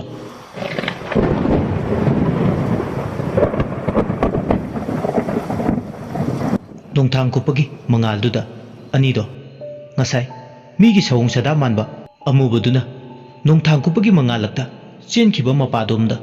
खोंथांगदु कन्ना थांगदुना लाय अमुबदुना चेनसिनखिबा मपादु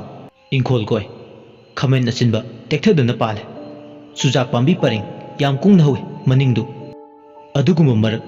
इंखोल कोरिबा दोमदुदा मखोयना उखिबा हुरानबदो सोइदना लेरंगनाय मखोय अनिदु थाजरमे सुजाक पांबी मखैना मतोन वांगना हौरे मनिंग खोलसु हाइगुमना सोंगसु सोंगी नोंजु थागा ओरे नापी सिंगसु लेसाबी फाखै हौई इवांग हेक वांखै तिनफा काकफै यामना मरंग काइबा मतमने इंखोलदुदा हौरिबा पोलम सिंगदुना वांगना हौबना मी यमा चेनसिलगा इराय लायना लोटपा याबगी फिबमदा ले हाइदना कानदे isong hek songandana asigumba asongma maraksida makoina ukiba huranbado soidana lolaga lerangmani haiba wakalda itat tatana chingnaje anido amambada koimama chaitek amamam pai napi singnang marakta linkang leramlam swaidna kanthoknaba makut chaba amam pairame aduga matonduna napi sing adu haidoi napi sing dusu maka phana khu maton yoke hawe asiguma maraksida amambasida linkang akiba khallabasu masada khautab khardi jai adum khutta chai ama pairibu khanduna maton chingduna haiduna insang phaidum thaiba ahangba mar aduda changchile adubu mamga mammanina akoina changchile ibado kadai tano haibadi khanglamde anido thawna yamna phana masada akiba khangdana huranbadubu phardi haidana asogba maraktuda changchilakpade ikang khangauda asogba maraktuda sum lakpaduda jabu jabu lawba khut amana boyai gi kablaktuda tat lawna paide boyai khangpre khangi khanglaw lawde magi wakhalda lin norba khalle makhongda numidangduda linnaga yelakli boining miki laiki de hairga lin phawbudi ta singnagi mana dumna khangpre khangna lawpa tabada tumin chachaba tomtinju khangpre khangi anido punna mukta khangmine tomtin ipa pakhana itaw kaidawre boyan haire hawjikta ni taw ai kablakta jawjau lawba mana pairak padongna tawi khangde amuk sui taw thangja mu pan mana yelak padongna su taw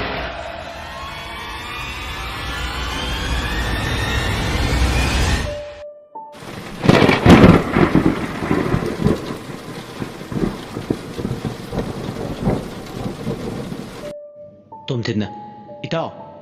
oiro moida numidang sida hujikpu kadai degi linno oi thokloi de taw sumna tagi napi singna marak ta chatpegi oirini boyani khume itaw ayam chingne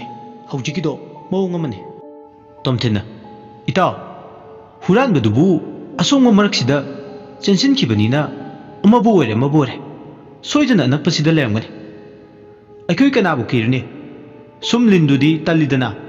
mahu panbanina soidana chiktana siradi haibagi sum kibani hoini taw nong khuchu laksu sida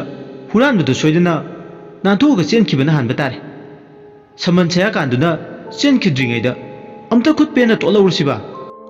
asumna boyaya badi tomthin haina duna asongba leiba domda hena chensil nong dusu leptuna choi hangbagi mami amata di ude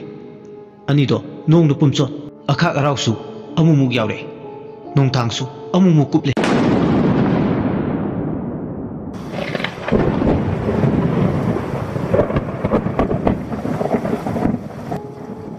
una marakta sumtharakpa kungi nonggi nongliksingi makhon marak aduda anido changsinbadi lepte asongbu maraktuda chensinkiba amubado thigadawgi anido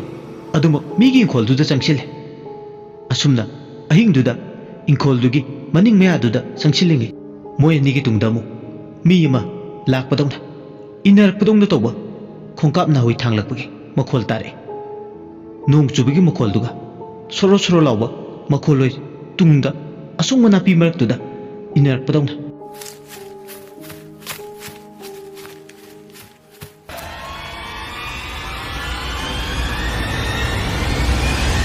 anido tunghanduna yengi asumna hek yengthokibada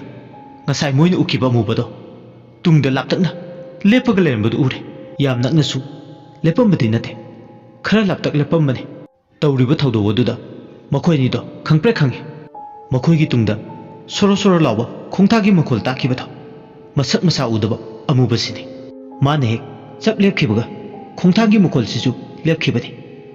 aduna ni da haine murum sonduna itaw aikhoina asongba nong maraksida kuiti tiriba huranbasidi aikhoigi tungda lepaga lerame hoini taw masi yam phawine karimta masi lengdakhai tumin aikhoigi tungdaga lepaga leradana itaw san huran baibdo masi soidan oigani tolhorsi taw asumna ni do haine rambadagi ani dusu mamaido phat leithoga amubaduna lepaga leriba mapadu tamna साफबनीदो फारेगा हाइबगी मतागुम अमुबदुगी मनाक्तमना चंगसिले अदुमने Keck चंगसिलकपगा अमुबदो स्रेंग स्रेंग लाउबा Aqib खोंजेल अमदा Laure करिनो हाइबदी खंगदबा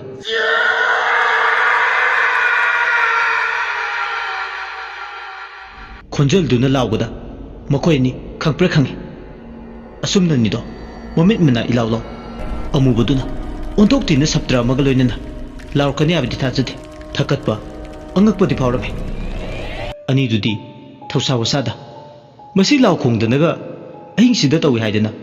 फुददी फुरगा हाइबगी मतागु लाउनिंबा लाउजो मवा लौदे हाइदुना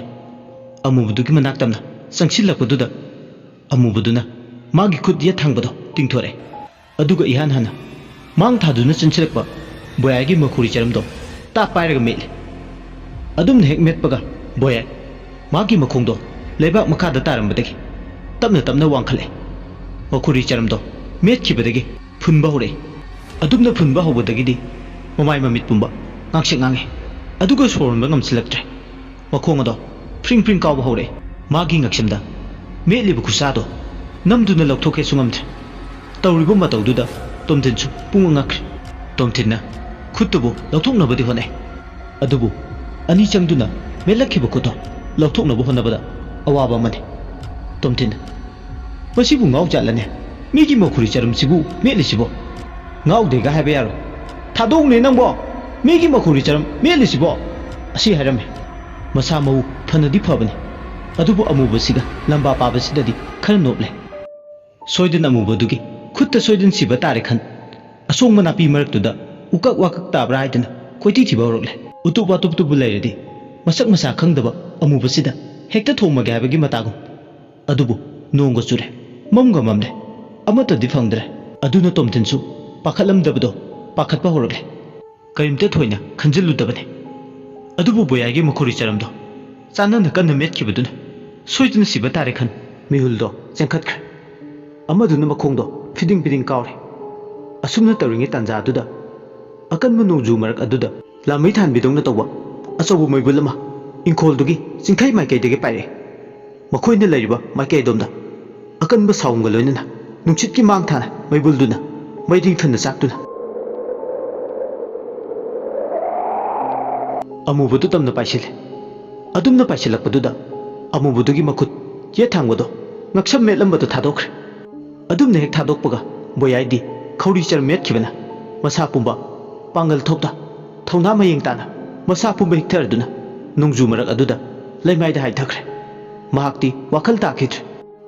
amubudugi masakto mayek singna ure hujikti lamai thanbigi maibulgi mangal aduda saru makok amaga saru polanga oiduna leirame makhoina ngasai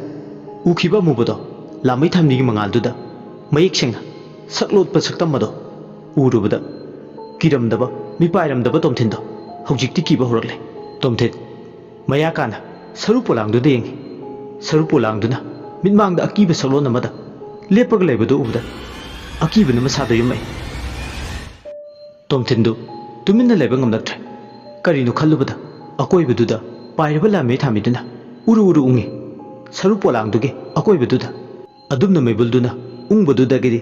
saru polangdo mafam adudagi mangkhre saru polang adu manglamdaida amuktang sreng sreng lauba khunjal amada laurame noi mata lemna tharo wai asimangni hairamlaga saru makokto mangkhibaga ngasi lamsibu koliba laisina amamba ahingduda lamai thanbi maira maibulgi saklo law amammaduda kanbiba lakhibane karigumba maibul adu laklamdrabade saru makokto gi khutta thawai tharambasu amubuduna maibul adu kibadagi samai laikhibane tawriba thawdo aduda tomthindi punga ngakhr akoibududa pairiba khambi maibul adu phana koina paiduna le adumna paiduna leiringai leimaida hai thagraba boyaido laikatne asumna laikatna rambadagi yam wana taibang wakhal tare adugu mabu yam wana samduna tomthinna mangon tamna pure nongna bumcho chotlabane ani du masado adubu hojik phawa wanglendi khoro khoro na khokduna ningaidana adumuk tumduna mangol masi duda lerame ahing mamai oirpa matam maduda tomthinna boyagi mafamda saru makok oina uramba amadi lamai thamina tanaduna saru mukokto tan kibai wari du lirame makhoi ani do ngaknarami mitke yengne boyaina itaw nangna liriba wari siga sahi kayagi mamangda likhiba wari du sap manare itawna haibadu saru mukok haiba natra tomthina hoi itaw saru mukok haibane boyaina mu ai wari ama ningsinglae itaw aikhoi pabana aikhoi na angang oringeda libikhiba wari kari wari boyai tomthin ani do nong naga chotlabani na tumthau haiba su yadrabani na nong an bangai na lelag haiba gi matagu wari sanarakle mangol machi du famduna thaliba maira du gi mangalda boyai na tomthin gi mafamda magi mapana likhiba wari du mak liba horakle haukiba moina angang oiringai matamgi wari ni thoinau gi mabo ingele naha oiringai dege hauna laitinjam na somnaba mi oire nungam ta uba yate khulga laisang amagi manungda hek thamnaga lai ni khanduna hekta lalaga laibage hainabi amale ingele anam matamda macha mama warakpada machin maya krik krik chi masada lai amasu loina badong he hek marak ta su tawi thoinau bu hek pokpi mama asengba mama uhal lai mabu macha nupa pokte mamit masu nupa hana uhande haiduna masu nupi pokpagi thinisina tawba horaklami matamdu thoinau tha ma phabata ngari pokpagi maning kumle sabokpidu thina tawba horaklami ingeleina ho ngamjadre napa napuna thamlamba awun minaira ne aibo nangi chak thongnaba ningtha sunaba thamba minaira napa ma haire kana leite nama napa asibaduna lairi pakta leire sagaina te haire kana leite nangi damak songthokpinaba kana leite pidat padatpa lamja sara nangdi karigi nayum paningli karigi nawa naininglu nawa do naigi hairadi kanada noma pidat padatpa amada nasaga chanaba amada layu yadabra hey lamsi sikrone he karigi no hanu thangsida ibu oladi sibo khwang na khwang yadra kansida inge leina asumna thina ngang du taraga maning kumduna leibi leimado mitlu pirang ihona hik laung kaptuna le kari nungino haido hek yawi kanagum ama leiram labadi phagani haina khali kari gi taibang semba mapu makna magi mama mapabu mun khibano kana leijadraba lairaba adon dangba imung oiram lebano naitom puklubana awa nungai tamtok tamsin phawba leite magi awabada koknaba wari sanaba mi ama phawba ek leite pikliba masa du da mu yeng haipum topom ama hek khangde mathanda hek launa kape I nauribi maning kumlibi adugi hanubiduna magi tongana sak thonglaga pijagadawu pijade mathanta chai magi chapam thokpa thonglaga sabokpiduna chanaba thamba ngaraudo ingelei mathanta na chathoe sabokpiduna sara helaga thame angakpani magi thamoi minungsi maset amada faw hek phawthe mamung nupidudegi hendoktuna masudu faw minungsi maset amada faw ude angang du karam dawna khumlang pithakadori chak phaw pijadrabada leima on thoina khangli phamungduda sabokpiduna adumna saram sadana na lenba mapuroibana langphai chatkhibana magi kanamta leite mateng pangbinaba ising khuya amada phaw pinaba hek leite numit humni sara helaga lelakpado yumthangna na lebi tamphaduna nongmugi numit amadi leimagi awaba matawado urure sabokpidu soidana sara henduna siba tare khanduna tamphana masaki mayumdagi sak thongduna puraklaga leimadu pijarame karigumada tampha lairamdrabdi sabokpidu soidan siramgani tamphana sabokpidugi mateng pangbudu uraga maching tawre ingele hey haipa sabi tamphana kume kaidawragi ine gaina tamphana inebu ine haibani ingele kanagi ne karigi ne inegi wata side nangbu yumsigi kari orige nathau natana kanana yumsida sak thonglaga puroge ine leimagi mateng pangmani karigi mateng ho noidane yoke ge yoksekhro mama machani animak puthang ngamjadre tamphana khume inegi mongsidi kainomnina aikhoidi kainomni nang khangdro tamphana khume ine leimagi khalagani aina magi mateng panglisidi phathanungda tho kaino oiduse E ꯃꯇꯨꯡꯗ ꯉꯥꯏꯔꯤꯕꯤ ꯑꯉꯥꯡꯁꯤꯒꯤ ꯈꯜꯂꯒ ꯃꯤꯅꯨꯡꯁꯤꯒꯤ ꯃꯇꯦꯡꯗꯣ ꯈꯖꯤꯛ ꯐꯥꯎ ꯈꯟꯕꯤꯕ ꯌꯥꯗꯕ꯭ꯔꯥ? ꯌꯥꯝ ꯃꯤꯅꯨꯡꯁꯤ ꯂꯩꯕꯤꯅꯤꯀꯣ ꯁꯣꯝꯗꯤ, ꯊꯧꯖꯥꯜꯇꯅ ꯌꯣꯟꯕꯤ ꯃꯊꯣꯡ ꯃꯔꯝ ꯈꯪꯗꯕ ꯑꯉꯥꯡꯁꯤꯕꯨ ꯑꯩꯒꯤ ꯏꯁꯨ, ꯏꯉꯦꯜ ꯑꯩꯒꯤ ꯏꯁꯨ ꯈꯛ ꯑꯣꯏꯔꯣꯏ, ꯃꯥꯏꯕꯤ ꯁꯦꯟ ꯍꯨꯜꯂꯒ ꯌꯦꯡꯂꯨꯕ ꯃꯇꯝꯗ ꯏꯁꯨ ꯅꯨꯄꯥ ꯄꯣꯛꯀꯅꯤ ꯍꯥꯏꯈꯤꯕꯅꯤ, ꯑꯗꯨꯒ ꯍꯧꯖꯤꯛꯅ ꯏꯁꯨ ꯅꯨꯄꯤ ꯑꯣꯏꯅ ꯃꯁꯤꯕꯨ ꯑꯣꯏꯊꯣꯛꯄ ꯌꯥꯕ꯭ꯔꯥ? ꯑꯗꯨꯅ ꯃꯋꯥ ꯂꯧꯗꯦ ꯑꯩꯗꯤ꯫ ꯇꯝꯐꯥꯅ ꯈꯨꯝꯃꯤ, ꯏꯅꯦꯒꯤ ꯋꯥꯗꯣ ꯇꯥꯕ ꯌꯥꯗ꯭ꯔꯦꯗ꯫ ꯍꯩ ꯇꯝꯐꯥ, ꯅꯪꯅ ꯅꯌꯨꯝꯗ ꯅꯋꯥ ꯅꯄꯨꯔꯣꯏꯕꯗ ꯉꯝꯕꯗꯣ ꯑꯩꯉꯣꯟꯗꯗꯤ ꯇꯧꯔꯛꯀꯅꯨ꯫ ꯅꯪꯅꯅꯦ ꯑꯩꯒꯤ ꯏꯃꯨꯡꯁꯤꯗ ꯆꯪꯂꯛꯑꯒ ꯈꯕꯩ ꯈꯔ ꯁꯥꯕꯒꯗꯤ ꯌꯥꯔꯣꯏ꯫ ꯅꯊꯧ ꯅꯠꯇꯅ ꯅꯊꯧ ꯊꯤꯔꯅꯨ, ꯅꯌꯨꯝꯒꯤ ꯂꯣꯏꯁꯤꯟꯒꯗꯕ ꯅꯆꯤꯟ ꯁꯤꯟꯊꯥꯗꯣ ꯂꯣꯏꯁꯤꯟꯖꯔꯨꯔꯣ꯫ ꯃꯐꯝꯁꯤꯗꯅꯦ ꯁꯨꯔꯨ ꯁꯨꯔꯨ ꯅꯩꯔꯒ ꯏꯊꯛ ꯀꯥꯗꯨꯅ ꯏꯅꯦꯝꯕꯣꯛ ꯁꯥꯕꯤꯔꯅꯨ꯫ ꯇꯥꯅꯤꯡꯗ꯭ꯔꯦ, ꯆꯣꯉꯥꯗꯧꯅ ꯆꯥꯔꯅꯨ, ꯃꯊꯤꯕꯣꯡ ꯄꯤꯖꯔꯕ ꯅꯠꯇ꯭ꯔꯣ? ꯍꯟꯈ꯭ꯔꯣ ꯌꯥꯔꯦ, ꯁ꯭ꯋꯥꯏꯗ ꯆꯕꯦꯡ ꯆꯕꯦꯡ ꯉꯥꯡꯗꯅ ꯂꯩꯔꯅꯨ꯫ ꯃꯈꯥ ꯁꯥꯡꯊꯕ ꯇꯜꯂꯝꯃꯤ, ꯃꯁꯤꯒꯤ ꯑꯍꯜꯁꯦ ꯄꯦꯡ ꯆꯣꯏꯔꯦ, ꯑꯗꯨꯅ ꯃꯍꯥꯛ ꯃꯈꯥ ꯇꯥꯅꯕ ꯇꯜꯂꯦ꯫ ꯁꯨꯝ ꯁꯥꯡꯊꯔꯨꯔꯒꯗꯤ ꯃꯥ ꯑꯣꯏꯅ ꯑꯔꯥꯟꯕ ꯇꯥꯔꯛꯀꯅꯤ ꯈꯟꯕꯗꯒꯤ ꯇꯨꯃꯤꯟ ꯂꯩꯔꯦ꯫ ꯃꯤꯆꯤꯅ ꯂꯩꯃꯗ ꯆꯠꯂꯒꯦ ꯍꯥꯏꯔꯝꯂꯒ ꯇꯨꯃꯤꯟ ꯆꯠꯈ꯭ꯔꯦ꯫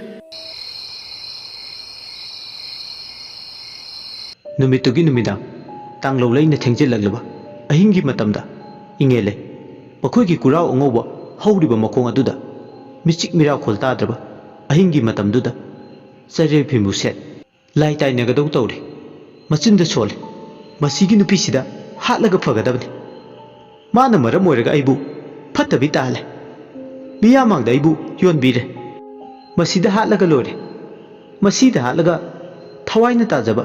इखुद चाब इमौ अमा थीगे, कईदौजरुनीगे, लेबाक चावी नपचोबी तराना परेंग लेंदुना लेनरबा मतमसिदा पामदे युमसिदा लेरिबा इमौसे अइदि इमिचिना इमौ ओइना उबगा ngamde पू पांगसुना नावों नावकोंदबीसे याइबी थवाई लौरगा पेलदबनी। असुमना साउनिंगमना मचिंदा मुरुम मुरुम सोले, खुत्ता थांगोन मया 19 पाई, जगोई खुटेक तमदुना मथंदा लेना लेना अंगाउबीगुम जगोई सारमे, अमुकसु हेक मथंदा नोई, अमुकसु हेक कप्पी, कनासु लेबे नते कुरा अंगुबा मखोंग अदुदा मथंदा थांगोल मया 19 पानबदु पाई। हौ हा हौ हौ हा हौ हाइबो वाइसिंग असिना लई परेंगुम परेंग साना मचिंदा लेंगी, कुराउ मखोंगदुदा अमुक जगोई खुटेक तमले, थमंबा अहिंग अदुदा पेन मदोम जगोई सारी, मसादा अकीबसु फाउथे, कौजेंग हारोगी मखोलता मंगारे, असिक अहिंगदुदा तंथा हापलिबा हाइबाबु खंगदे, करी मतौनो मख्वांगदी कोले हाय, अदुबु कुराउ अंगुबा मखोंगदुदा हेक यौबगदे मसादो कंखले, मख्वांग कोलंबगादो पुंफा फख्रे। असुमना कुराउ ममांगदा जगोई सारिंगे खंगौदना नुक्सित अमा सिलई, नुक्सित सिटलिबनी हाइदुना तौरिबदो असुकी मतिक खोंजेल यांगे, कुराउ मखोंग मपादुदा नुक्सितो उरुरु तासिलगा सापुकन लैजबी थादुना सिटली। असुमना हेक सिटपगा कुराउ मखोंगदुदा अमुबदो मखोंग यानथरगा मसा अमदा फम्मी, अमुबदुना अदुमना कुराउ मसादुदा मखोंग यानथरगा हेक फम्बगा जगोई सारंबा थांग हाइरंबा इंगेलिदो Tumin लैख्रे। अमुबदुदा येंगना हाइरे, अइना नंगबु कुइने लोइनरपगी माइरो ngasi aina phanglise hayu aina phangliba maise imit sida isu nupa amta uride haidana khanjakibani farine madu su tosi laida chudan nabisina imung sida mau oiribase mit sida awong awun amata su udi awong awun do amata oirasu tamlamnabadi kadai nu khantharake isu nupi ama oina phanglasu luna tawbi khalubani kangthol ama phau उलकनी खंगदबीसीगिनम अइना मिनाय ओइदुबा मदुमा अइसु ngमलो कदाइनो मिनाय Dusu ओइरगे हाइबाबु issue नुपा अमतदि उहलुदना अदुसु नते करिसु कानदबदा अदुना mama मचासे मखा ताना अइगी युमसिदा लेबा पामथे अइना नंगी चाकथा हुलिदना अदुना नंगसु अइगी पुंगनी इहुल खंगना थबक तरो mama मचा निमक हिंगा थातकदबने mama मचाद नते थांगनबा युमथंगनबदा लेबी नुपी Sissu मागी तंफा हाइबसिजु नंगना वारकदबने अइगी निंगबा थुंगनगे थुंगलोय नंगी खुत्ता लैरे खंगेदना असुमने इंगेले मागी मचिंदुदा कबोक पोकपोदौना लोइबा खंबा नाइद्रबा मागी थौदा मयामदुदा अमुबदो तुमिन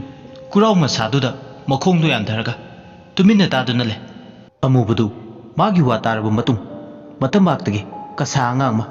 कुराव मसा अमदा तपना थमे असुमने हेक थंबगा अंगांगदो वा वा कपे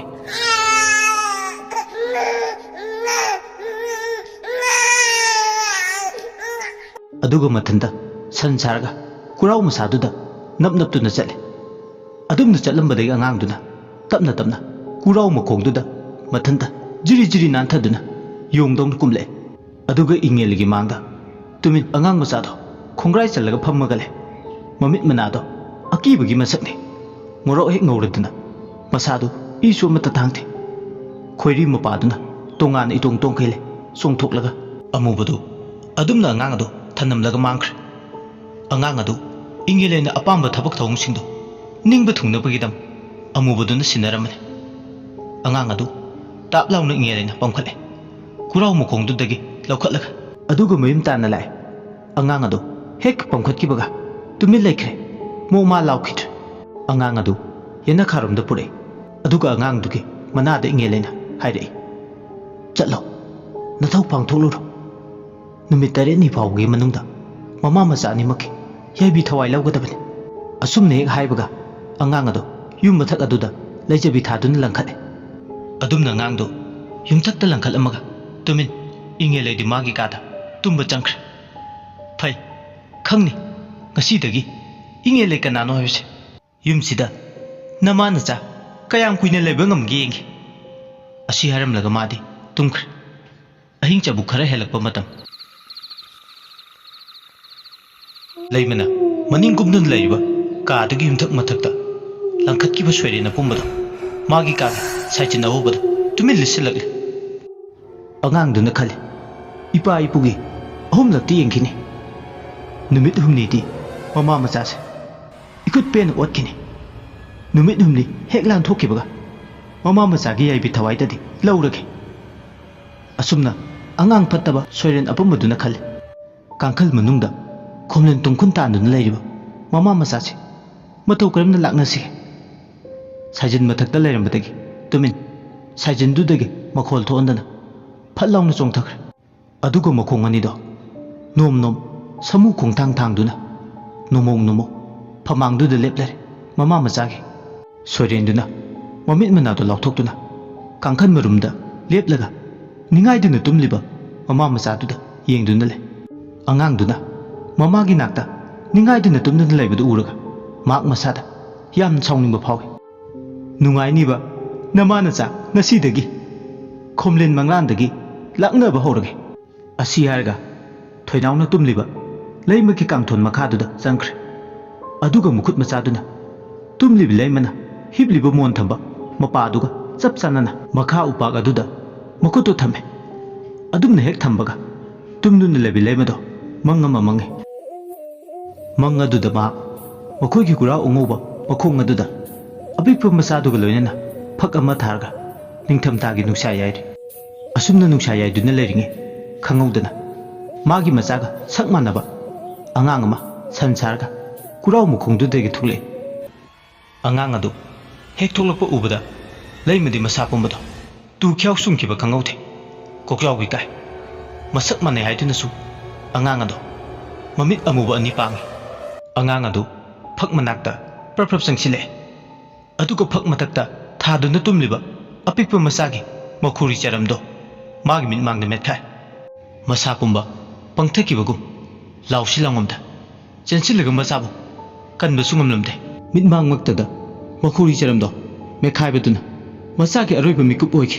adumna metpaduna tumlambadi mikap thoklei leimado masa pumba humang phumcho thajarude asiguma maku mangama oiramne haiba manakta tumliba masabu makhunna madu nenglei tumduna leiribi masabu mathada kolaga numidang aduda milu pirang ihore masu khange ngasi mana mangliba mang isam sam mang nate magi manempo lai chane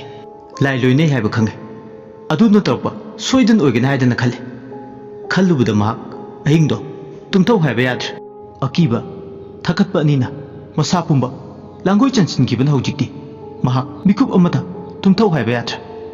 ꯄꯤꯛꯂꯤꯕ ꯃꯆꯥꯕꯨ ꯃꯊꯥꯗ ꯀꯣꯟꯗꯨꯅ ꯑꯍꯤꯡ ꯃꯤꯡꯁꯤꯜ ꯈꯥꯡꯂꯤ ꯃꯁꯥꯗ ꯌꯥꯝ ꯍꯩꯅꯗꯕ ꯁꯥꯍꯤꯡ ꯃꯅꯝ ꯑꯣꯏꯅ ꯇꯧꯕ ꯑꯃ ꯏꯃꯨꯡꯗꯨꯗ ꯇꯞꯅ ꯇꯞꯅ ꯐꯥꯎꯕ ꯍꯧꯔꯛꯏ ꯌꯥꯝ ꯅꯝꯊꯤꯕ ꯑꯄꯨꯝ ꯑꯁꯥ ꯄꯛꯊ ꯄꯨꯝꯊꯔꯛꯄꯒꯤ ꯃꯅꯝꯅ ꯌꯨꯝꯗꯨꯒꯤ ꯑꯀꯣꯏꯕꯗꯨ ꯁꯤꯜꯂꯤ ꯃꯅꯝꯗꯨꯅ ꯂꯩꯃꯗꯣ ꯌꯥꯝ ꯅꯝꯊꯤꯕ ꯐꯥꯎꯍꯟꯈꯤꯕꯅ ꯃꯁꯥꯗꯣ ꯏꯍꯩ ꯍꯟꯅꯤꯡꯍꯜꯂꯝꯗꯦ ꯃꯅꯝꯗꯨ ꯃꯥꯅ ꯁꯨꯝ ꯈꯟꯕꯗ ꯃꯥꯒꯤ ꯀꯥꯡꯈꯜ ꯃꯈꯥꯗꯒꯤ ꯑꯣꯏꯔꯝꯕ ꯌꯥꯏ ꯍꯥꯏꯗꯨꯅ ꯃꯁꯥꯗ ꯏꯇꯠ ꯇꯠꯇꯅ ꯆꯤꯡꯅꯕ ꯑꯃ ꯐꯥꯎꯔꯛꯏ ꯃꯅꯝꯁꯤꯅ ꯍꯧꯖꯤꯛꯇꯤ ꯃꯥꯒꯤ ꯅꯨꯡꯄꯥꯟ ꯄꯨꯝꯕ ꯆꯤꯡꯊꯦꯛꯈꯤꯕꯅ ꯃꯍꯥꯛ ꯐꯃꯨꯡꯗꯨꯗ ꯇꯨꯝꯊꯔꯒ ꯂꯩꯕ ꯌꯥꯗ꯭ꯔꯦ ꯈꯖꯤꯛ ꯈꯖꯤꯛꯇꯒꯤ ꯌꯥꯝ ꯑꯣꯅꯤꯡꯕ ꯑꯃ ꯃꯁꯥꯗꯣ ꯐꯥꯎꯔꯛꯏ ꯃꯁꯥꯗꯣ ꯂꯦꯡꯉꯝ ꯁꯥꯉꯝꯗꯅ ꯀꯔꯤ ꯑꯄꯨꯝ ꯑꯁꯥ ꯂꯩꯒꯦ ꯈꯪꯅꯤꯡꯃꯟꯈ꯭ꯔꯗꯨꯅ ꯃꯍꯥꯛ ꯇꯞꯅ ꯃꯆꯥꯕꯨ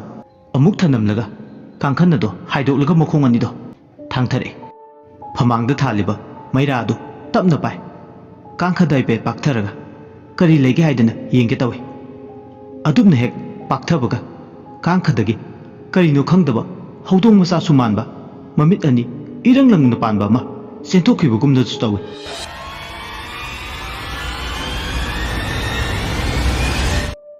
ꯃꯤꯠꯃꯥꯡꯗꯅꯤ ꯍꯥꯏꯐꯦꯠ ꯀꯔꯤꯅꯣꯗꯤ ꯈꯪꯗꯦ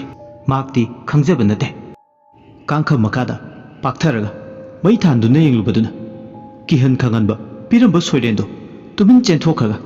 ꯀꯥꯡꯈꯗꯨꯗꯒꯤ ꯊꯣꯡꯖꯤꯟ ꯃꯔꯨꯝ ꯑꯃꯗ ꯆꯪꯁꯤꯜꯂꯒ ꯂꯣꯠꯈ꯭ꯔꯦ ꯂꯩꯃꯅ ꯀꯩꯅꯣ ꯍꯧꯖꯤꯛꯀꯤꯗꯨꯗꯤ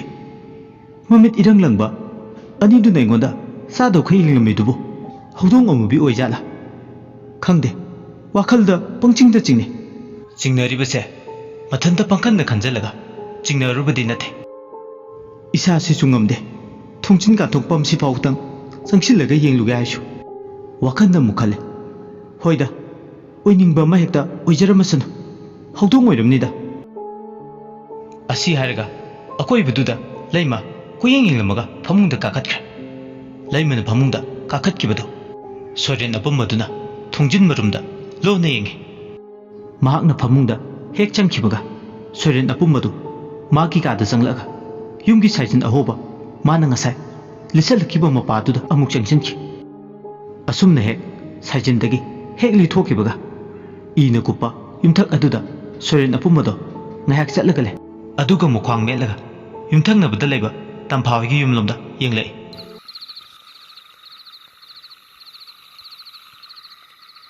ꯍꯧꯖꯤꯛ ꯑꯍꯤꯡꯁꯤꯗ ꯑꯃꯨꯛ ꯇꯝꯐꯥ ꯍꯣꯏꯗ ꯆꯪꯂꯒ ꯑꯣꯠꯂꯨꯔꯒꯦ ꯍꯥꯏꯕꯒꯤ ꯋꯥꯈꯜ ꯈꯜꯂꯛꯏ ꯃꯤꯀꯤ ꯂꯥꯏꯀꯤꯗꯕ ꯁꯣꯏꯔꯦꯟ ꯑꯄꯨꯝꯕꯗꯣ ꯃꯥꯅ ꯂꯦꯞꯂꯤꯕ ꯌꯨꯝꯗꯨꯗꯒꯤ ꯊꯪꯅꯕ ꯃꯤꯒꯤ ꯁꯥꯏꯖꯤꯟ ꯑꯗꯣꯝꯗ ꯐꯜ ꯂꯥꯎꯅ ꯆꯣꯡꯈꯤꯕ ꯈꯪꯍꯧꯗꯦ ꯂꯥꯏ ꯐꯠꯇꯕꯒꯤ ꯃꯇꯤꯛ ꯃꯌꯥꯏ ꯆꯤꯟꯕ ꯑꯉꯥꯡ ꯑꯗꯣ ꯃꯀ꯭ꯂꯥꯛ ꯈꯪꯁꯥꯡ ꯁꯥꯡꯇꯣꯔꯛꯏ ꯑꯗꯨꯒ ꯃꯤꯠꯅ ꯀꯨꯞꯄꯗ ꯇꯝꯐꯥ ꯍꯣꯏꯒꯤ ꯌꯨꯝꯊꯛ ꯌꯧꯈꯤꯕ ꯈꯪꯍꯧꯗꯦ ꯃꯇꯝꯗꯨ ꯇꯝꯐꯥꯒꯤ ꯃꯄꯨꯔꯣꯏꯕꯁꯨ ꯂꯩꯃꯒꯤ ꯃꯄꯨꯔꯣꯏꯕꯒ ꯂꯣꯏꯅꯅ ꯂꯥꯡꯐꯩꯗ ꯁꯦꯟ ꯇꯥꯟꯕ ꯆꯠꯂꯦ ꯌꯨꯝꯒꯤ ꯑꯋꯥ ꯑꯅꯥ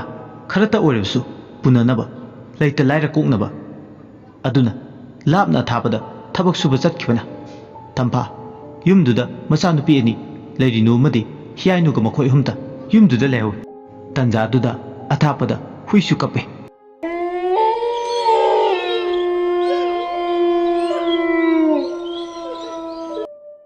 ꯑꯁꯨꯝꯅ ꯃꯤꯆꯤꯛ ꯃꯤꯔꯥꯎ ꯈꯣꯜ ꯇꯥꯗ꯭ꯔꯕ ꯑꯍꯤꯡꯒꯤ ꯃꯇꯝꯗꯨꯗ ꯁꯣꯏꯔꯦꯟ ꯑꯄꯨꯝꯕꯗꯣ ꯇꯝꯐꯥ ꯍꯣꯏꯒꯤ ꯆꯥꯛꯈꯨꯝꯒ ꯇꯥꯏꯅꯅ ꯂꯩꯕ ꯃꯩꯈꯨ ꯊꯣꯛꯅꯕ ꯐꯛꯂꯥꯡꯗꯨꯗ ꯑꯍꯣꯕ ꯐꯥꯠꯄꯗꯨꯗ ꯃꯁꯥꯗꯣ ꯆꯟꯅꯕ ꯂꯤꯁꯜꯂꯛꯑꯦ ꯁꯣꯏꯔꯦꯟ ꯑꯄꯨꯝꯕꯗꯣ ꯃꯤꯒꯤ ꯆꯥꯛꯈꯨꯝꯗ ꯆꯪꯂꯛꯑꯒ ꯁꯒꯥꯏ ꯃꯊꯛꯇ ꯂꯩꯔꯤꯕ ꯉꯥꯔꯨꯕꯥꯛꯇꯣ ꯇꯝꯅ ꯐꯜ ꯂꯥꯎꯅ ꯆꯣꯡꯈꯠꯂꯦ ꯑꯗꯨꯒ ꯃꯈꯨꯠꯇꯨꯅ ꯂꯥꯝꯗꯨꯅ ꯉꯥꯔꯨꯕꯥꯛꯇꯣ ꯁꯒꯥꯏ ꯃꯊꯛꯇꯒꯤ ꯊꯥꯡꯊꯦ ꯉꯥꯔꯨꯕꯥꯛ ꯃꯈꯨꯝꯗꯣ ꯍꯥꯡꯇꯣꯛꯂꯒ ꯃꯗꯨꯒꯤ ꯃꯅꯨꯡꯗ ꯌꯥꯎꯔꯤꯕ ꯉꯥ ꯑꯌꯥꯏꯕꯁꯤꯡꯗꯣ ꯍꯥꯟꯅ ꯁꯦꯠ ꯁꯦꯠꯇꯨꯅ ꯆꯥꯊꯣꯛꯑꯦ ꯉꯥꯗꯨꯒꯤ ꯃꯀꯣꯛ ꯃꯔꯨ ꯑꯃꯠꯇ ꯃꯥꯡꯍꯟꯗꯦ ꯁꯤꯠ ꯅꯥꯟꯅ ꯆꯥꯊꯣꯛꯑꯦ ꯃꯤꯒꯤ ꯉꯥꯔꯨꯕꯥꯛꯇꯣ ꯃꯈꯨꯝ ꯍꯥꯡꯇꯣꯛꯂꯒ ꯂꯩꯃꯥꯏꯗꯨꯗ ꯊꯥꯗꯔꯒ ꯊꯝꯃꯦ ꯑꯗꯨꯒ ꯑꯀꯤꯕ ꯃꯤꯅꯣꯛ ꯑꯃ ꯅꯣꯛꯑꯦ ꯉꯥꯔꯨꯕꯥꯛꯇꯣ ꯐꯥꯛꯄ ꯂꯣꯏꯔꯛꯄꯗ ꯃꯤꯒꯤ ꯆꯦꯡꯐꯨꯗ ꯌꯥꯎꯔꯤꯕ ꯆꯦꯡꯁꯤꯡ ꯑꯗꯣ ꯃꯈꯨꯝ ꯍꯥꯡꯇꯣꯛꯂꯒ ꯆꯩꯈꯥꯏꯗꯨꯅ ꯁꯥꯟꯅꯩ ꯃꯈꯨꯠ ꯃꯆꯥ ꯑꯅꯤꯗꯨꯅ ꯀꯔꯤꯒꯨꯝꯕꯗꯅ ꯆꯦꯡꯗꯨ ꯃꯌꯥ ꯃꯅꯨꯡꯗ ꯍꯨꯛꯆꯤꯜꯂꯒ ꯁꯥꯏꯔꯒ ꯁꯥꯟꯅꯩ ꯂꯣꯏꯕ ꯅꯥꯏꯗꯦ ꯃꯥꯒꯤ ꯐꯠꯇ ꯂꯧꯁꯤꯡ ꯃꯤꯒꯤ ꯌꯨꯝꯗ ꯏꯪꯉꯦꯜ ꯂꯩꯅ ꯏꯟꯁꯤꯟꯕꯗꯒꯤ ꯑꯀꯥꯏ ꯑꯇꯣꯏ ꯄꯤꯕ ꯂꯥꯛꯂꯤꯕꯅꯤ ꯑꯗꯨꯕꯨ ꯆꯩꯈꯥꯏꯕ ꯌꯥꯕ ꯆꯩꯈꯥꯏꯔꯒ ꯃꯈꯣꯡꯗꯣ ꯇꯐꯤꯡ ꯊꯥꯡꯗꯨꯅ ꯃꯤꯒꯤ ꯏꯃꯨꯡꯗ ꯆꯪꯂꯛꯑꯦ ꯏꯃꯨꯡꯗꯨꯗ ꯍꯦꯛ ꯆꯪꯂꯛꯄꯒ ꯑꯀꯣꯏꯕꯗꯨꯗ ꯀꯣꯌꯦꯡ ꯌꯦꯡꯉꯦ ꯃꯨꯁꯤ ꯃꯨꯠꯂꯝꯗꯥꯏꯒꯤ ꯊꯥꯡꯃꯩ ꯃꯉꯥꯜꯗꯨ ꯎꯔꯦ ꯃꯉꯥꯜꯗꯨꯅ ꯍꯦꯛ ꯃꯨꯠꯈꯤꯕꯒ ꯃꯃꯥ ꯃꯆꯥ ꯃꯈꯣꯏꯅ ꯇꯨꯝꯂꯤꯕ ꯀꯥꯗꯣ ꯄꯨꯝꯃꯝ ꯃꯝꯈ꯭ꯔꯦ ꯑꯃꯝꯕ ꯀꯥꯗꯨꯗ ꯐꯃꯨꯡ ꯑꯃꯗ ꯃꯃꯥ ꯇꯝꯐꯥꯅ ꯃꯇꯥꯏ ꯊꯥꯡꯂꯒ ꯍꯤꯌꯥꯏꯅꯨ ꯑꯃꯗꯤ ꯂꯩꯔꯤꯅ ꯇꯨꯝꯂꯤ ꯃꯈꯣꯏꯅ ꯊꯥꯜꯂꯝꯕ ꯎꯆꯥꯟ ꯃꯩꯔꯥꯗꯨꯗꯤ ꯃꯌꯥꯛ ꯂꯣꯏꯔꯗꯨꯗ ꯃꯨꯠꯄ ꯇꯟꯖꯥ ꯍꯦꯛ ꯆꯥꯟꯅꯔꯨꯕꯅꯤ ꯇꯟꯖꯥ ꯑꯗꯨꯗ ꯁꯣꯏꯔꯦꯟ ꯑꯄꯨꯝꯕꯗꯨꯅ ꯍꯦꯛ ꯆꯪꯁꯤꯜꯂꯛꯄꯒ ꯊꯣꯡꯖꯤꯟ ꯀꯥꯟꯁꯤꯜꯂꯛꯄ ꯇꯨꯝꯐꯝ ꯀꯥꯗꯨꯒꯤ ꯐꯅ ꯀꯥ ꯑꯗꯨ ꯃꯩ ꯃꯝꯂꯕꯁꯨ ꯃꯨꯁꯨꯛ ꯃꯨꯕ ꯑꯃꯨꯕ ꯉꯥꯛꯇ ꯄꯥꯟꯕ ꯃꯃꯤꯠ ꯑꯅꯤꯗꯣ ꯍꯧꯗꯣꯡꯒꯨꯝꯅ ꯏꯔꯪ ꯂꯪꯅ ꯂꯣꯏꯅ ꯎꯕ ꯉꯝꯂꯦ ꯃꯃꯤꯠ ꯑꯅꯤꯗꯨꯅ ꯀꯥꯡꯈꯟ ꯃꯅꯨꯡꯗ ꯇꯨꯝꯂꯤꯕ ꯃꯃꯥ ꯃꯆꯥ ꯑꯍꯨꯝꯗꯣ ꯂꯥꯛꯅꯒꯦ ꯈꯟ ꯀꯥꯡꯊꯣꯟ ꯃꯌꯥꯗꯨꯗ ꯆꯪꯂꯒ ꯃꯈꯨꯠ ꯅꯥꯝꯃꯅ ꯁꯣꯏꯔꯦꯟ ꯑꯗꯨꯅ ꯀꯥꯡꯊꯣꯟ ꯃꯈꯣꯡ ꯅꯥꯝ ꯑꯃ ꯊꯥꯡꯀꯠꯄꯒ ꯊꯣꯛ ꯅꯣꯝꯃꯤ ꯈꯪꯍꯧꯗꯅ ꯑꯗꯨꯝꯅ ꯀꯥꯡꯊꯣꯟ ꯃꯈꯣꯡ ꯑꯃ ꯊꯥꯡꯀꯠꯂꯒ ꯊꯣꯛ ꯅꯣꯝꯂꯛꯄꯗꯨꯗ ꯇꯨꯝꯂꯤꯕ ꯃꯃꯥ ꯃꯆꯥ ꯃꯈꯣꯏ ꯑꯍꯨꯝꯗꯣ ꯂꯋꯥꯏ ꯂꯨꯇꯣꯟ ꯁꯥꯠꯂꯦ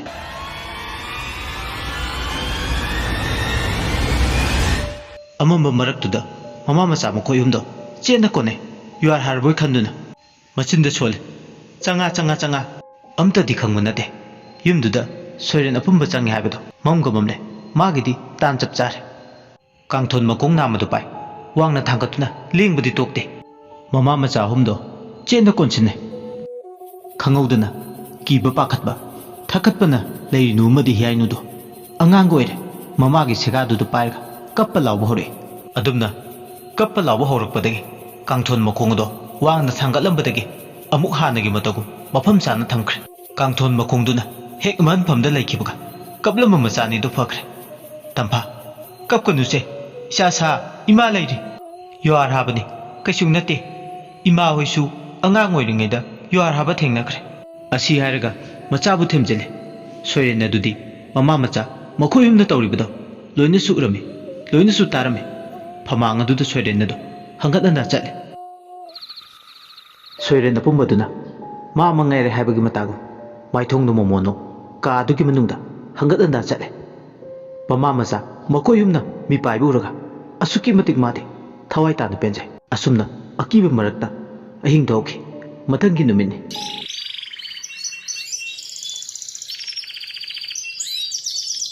ꯅꯣꯡꯉꯥꯜꯂꯛꯄꯗ ꯇꯝꯐꯥꯗꯣ ꯏꯃꯨꯡ ꯂꯣꯏꯁꯤꯟꯕ ꯂꯣꯏꯔꯒ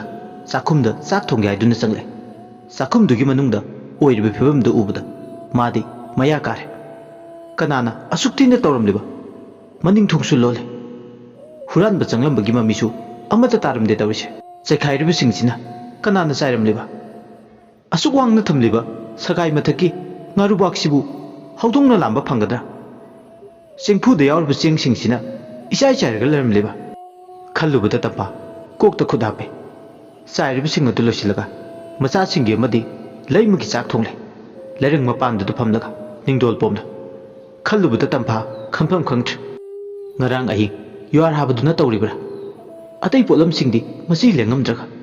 ꯆꯥꯛꯈꯨꯝꯇꯃꯛ ꯆꯥꯏꯔꯝꯕꯁꯤꯅ ꯑꯃꯨꯛꯀ ꯍꯦꯟꯅ ꯆꯃꯝꯅꯩ ꯋꯥꯈꯜꯒꯤ ꯏꯔꯩ ꯃꯔꯛꯇ ꯆꯥꯛ ꯊꯣꯡꯕ ꯂꯣꯏꯔꯗꯨꯅ ꯃꯆꯥꯁꯤꯡ ꯄꯤꯖꯔꯝꯂꯒ ꯂꯩꯃꯒꯤ ꯆꯥꯅꯕ ꯊꯤꯟꯕ ꯆꯠꯂꯦ ꯂꯩꯃ ꯍꯣꯏꯒꯤ ꯃꯥꯡꯒꯣꯟ ꯀꯥꯟꯁꯤꯟꯒꯦ ꯍꯦꯛ ꯇꯧꯕꯒ ꯈꯨꯗꯤ ꯊꯤꯗꯨꯅ ꯇꯨꯁꯤꯜꯂꯦ ꯇꯝꯐꯥ ꯇꯨꯁꯤꯜꯂꯤꯕꯗꯣ ꯀꯝꯗꯧꯅ ꯇꯧꯔꯤꯕꯅꯣ ꯃꯍꯥꯛ ꯈꯪꯗꯦ ꯃꯔꯝꯗꯤ ꯇꯨꯕꯒꯤ ꯃꯔꯝꯗꯨꯁꯨ ꯏꯆꯥ ꯆꯥꯗꯦ ꯆꯥꯛ ꯄꯨꯈꯝꯗꯣ ꯁꯝꯅꯥꯗ ꯂꯤꯠꯂꯤ ꯍꯩꯗꯣꯛꯂꯝꯒꯗꯕ ꯑꯗꯨꯕꯨ ꯎꯆꯤꯟ ꯍꯩꯗꯣꯛꯍꯧꯗ꯭ꯔꯦ ꯃꯈꯣꯡꯗꯣ ꯁꯦꯛꯂꯤ ꯇꯝꯐꯥ ꯂꯩꯃꯅ ꯂꯩꯔꯤꯕ ꯀꯥꯗꯨꯗ ꯆꯪꯂꯛꯑꯦ ꯂꯩꯃꯅ ꯏꯆꯦ ꯇꯝꯐꯥꯅ ꯈꯨꯝꯃꯤ ꯏꯆꯦ ꯉꯁꯤꯗꯤ ꯈꯔ ꯊꯦꯡꯊꯣꯛꯈ꯭ꯔꯦ ꯌꯨꯝꯒꯤ ꯀꯨꯝꯅꯣ ꯃꯌꯥꯝꯗ ꯅꯪ ꯆꯥꯛ ꯂꯥꯝꯃꯝꯃꯅꯤ ꯂꯩꯃꯅ ꯈꯨꯝꯃꯤ ꯏꯆꯦꯅ ꯑꯩꯒꯤꯗꯃꯛ ꯍꯣꯠꯅꯕꯤꯕꯁꯦ ꯍꯟꯗꯛ ꯃꯄꯣꯛꯁꯤꯒꯤ ꯂꯃꯟ ꯇꯣꯜꯂꯕꯅꯤ ꯄꯤꯛꯂꯤꯕ ꯏꯆꯥꯁꯦ ꯏꯆꯦꯒꯤ ꯃꯄꯥꯟꯗꯒꯤ ꯈꯣꯝꯂꯥꯡ ꯏꯟꯕ ꯉꯝꯂꯤꯕꯅꯤ ꯅꯠꯇ꯭ꯔꯕꯗꯤ ꯑꯩꯁꯨ ꯆꯥꯗꯕꯅ ꯄꯤꯛꯂꯤꯕ ꯏꯆꯥꯁꯤꯒ ꯑꯩꯒ ꯄꯨꯟꯅ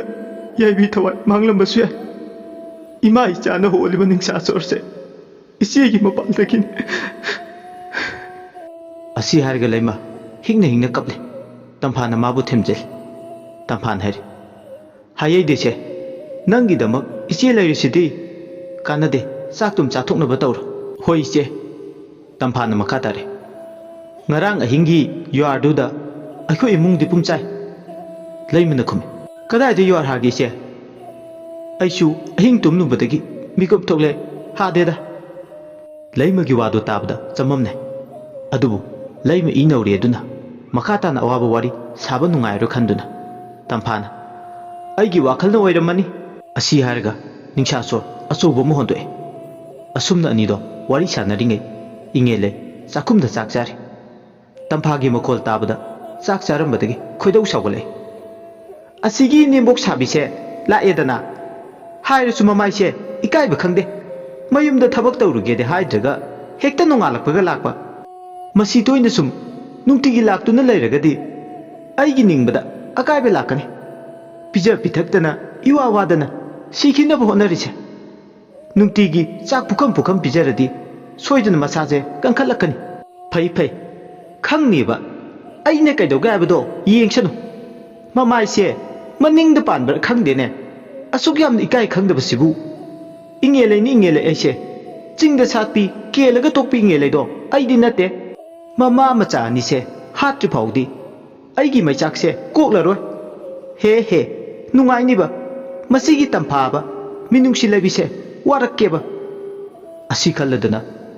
चाखुमद चारंबदु तोकलगा मकुत हामदोय अदुगा मनिंग थोंगदुदा हांगदोकलगा हेना खा साइजिन मेयादा अंगानबदगी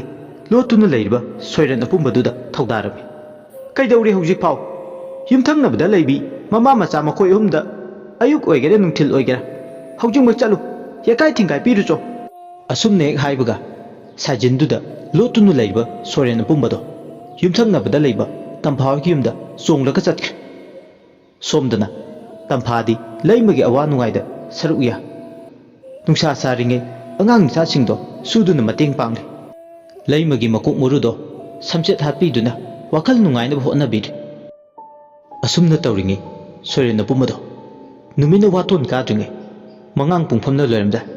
लुवांग मतमना यौरलमदा मतमदुदा युमदुगी साइजिनदुदा नप्तुना कोन कोनदुना लाक्लगा साक्षंगी ताइनबा साइजिन अवोबदुदा मकोकतो हाना तपना लिसिले चाखुमदुदा लेरिनु अमदि हियाइनु पुखम अमतदा चाक चामिनरे असुमना चाक चामिनरिंगे सोइरेनदुना तुमिन युमगी फैरन मथक्तुदा नपतुना लागा लेरिंग मपागे युमबीदुदा कोनदुना जिरी तपना कुमथरे अदुगा लेरिंगदा मई हौबगी लेमौबा सिंग मई खरा चाकलिबा अमा लेरंग अदुदा खुटिंगजलगा लक्थोए अदुगा अमु योंगदोंना नपतुना युमबीदुदा काखलगा युमथक अदुदा सोइरन पुमदुना मखुत्ता पाइरिबा मई चाकपा सिंग मतेक्तो इनु कुबा युमथक्तुदा लंखले हेक लंखतपदा मनिंगी सरगदो तपना इगा ओइरे युमदो मईना चाकपा होरकले अदुबु मचिन मनाव अनिदुदी चाक सारिंगे युम मई चाकले हाबदुदी खंगलमदे अदुबु मचिद मनाव अनिदो चाक चारिंगे मैखु खुबगे मनम अमदि मैखुदु लोटपा यादबनिना तपना चाखुमगी का मनुंगदुदा संदोकपा होरकले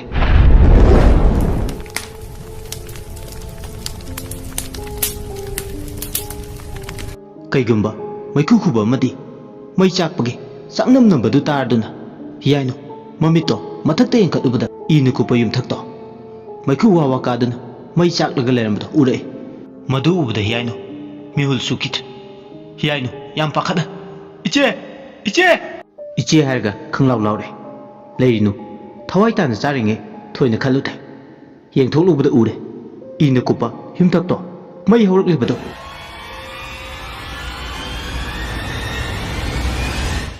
लेरिनु याम पाखन हारे हियाइनु लाओ चाखुमदा लेबे यारो इबानी मईना साक्तुना सोइबा तारे होय इचे मई चाकपा चाखुमदगी हेक थोलके तौबगा मनिंग थोंग अमदि चाखुम कांसिनफमदा पानबा थोंग अदो मपालुमदगी लोनसिनदुना लेरमदे थोंग अदु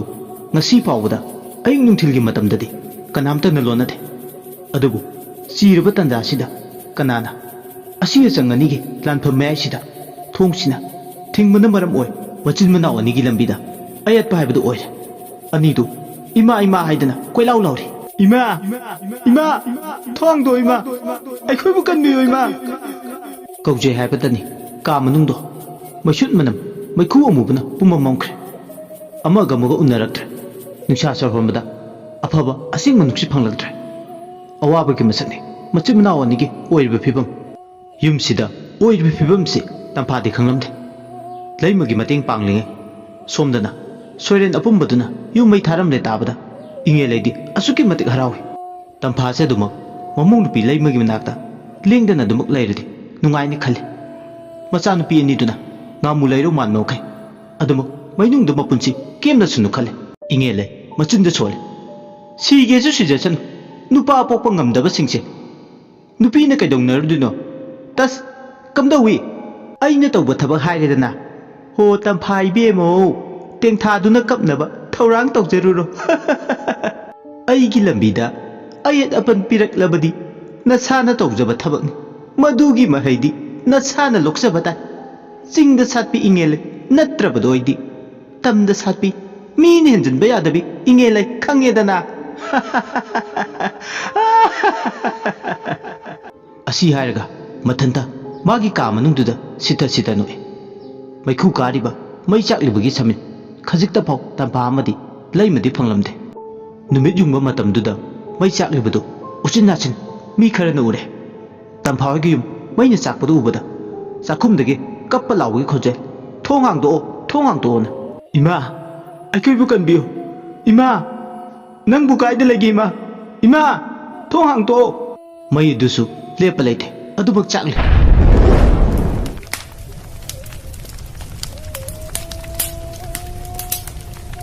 macha anina tengtha na oina kaplibado ataba mi yauduna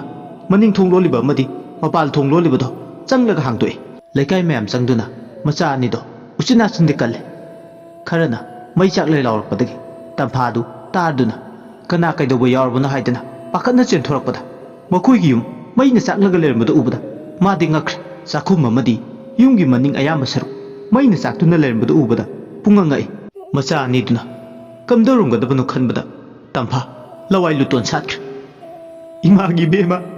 lairinu Heeyainu ima lagle asi haramlaga mayum nomda lai laikai miyam changduna maidu muthatna bohonari maidu igi yumda chakpa oibana wai duna muthat pinaba kana lairu haibagi mataku wai duna maning tamda chakle maidu laikai miyam changduna muthatna bohonabada awaba mane usinachin yum maduda changchilakpada amubu maikhuna ningsha sor honsin kibadagi soronba waduna macha nupi singdo lekthaduna leimaida hiplaga laikai miyam changduna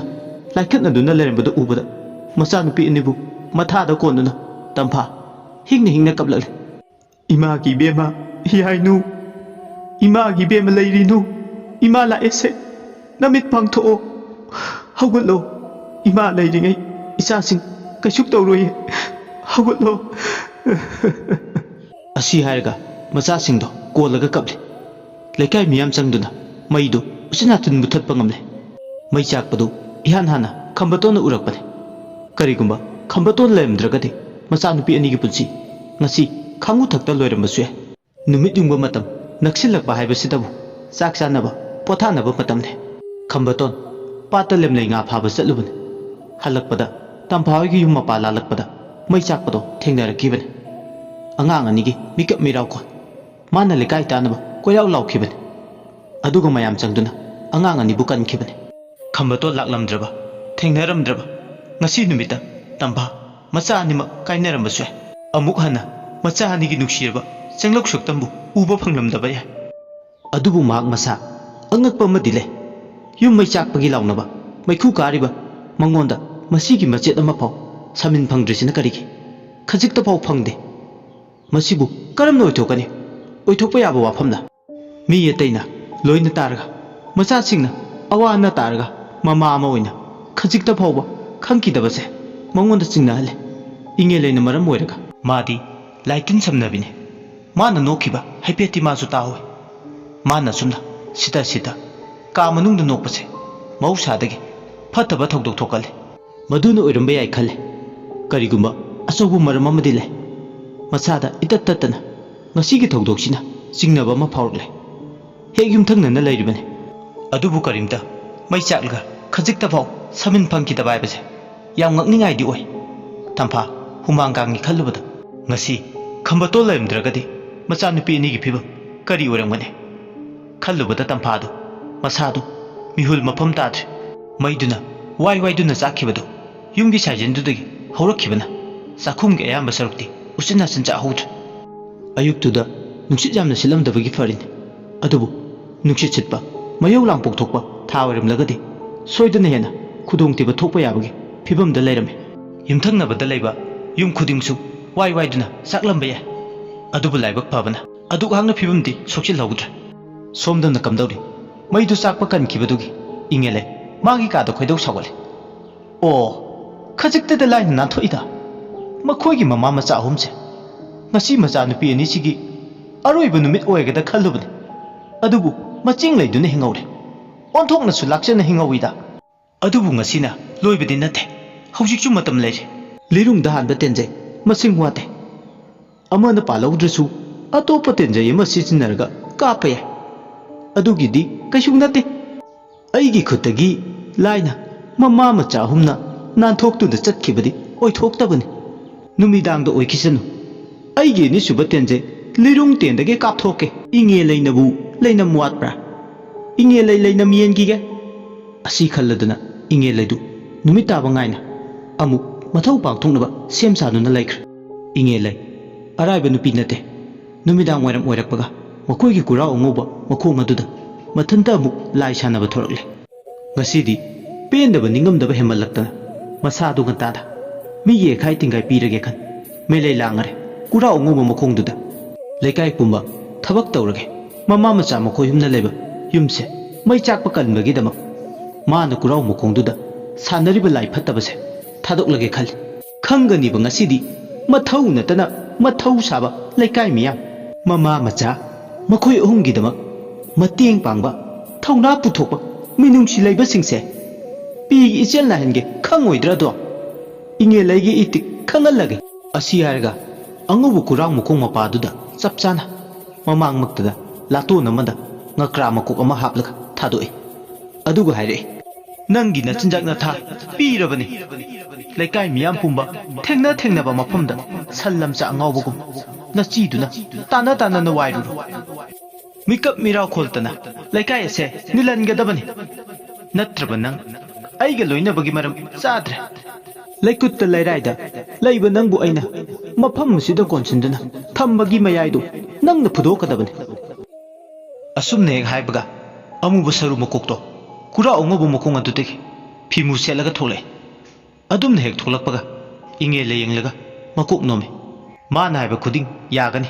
haiba inbagi mawni mangakto ahum jai hek nome adumne hek nomaga kura umsa singdudegi soirena pumba angang taru phanpha lawna jongthare adumne hek jongthabaga soiren singdo haunaduna yumthak amadagi yumthak amada saijin namada songduna satkhraga migi na khaluka amadi sajin chayada tangloreina thingjilaglaba matam ngaiduna laikhr inge leidi tawriba matawduda peladuna amuktang mumo noklomlaga magi ka leiba domda changkhre numidang wairamdagi hauna lekaiduda mausaga manadaba mawong amada nungsit asaba sitlame hena khaluka isuk imamamlame ngalingaidig hauna hui kapa khongbagi makhol amadi singyada lamuina khongbagi makhol taba horaklame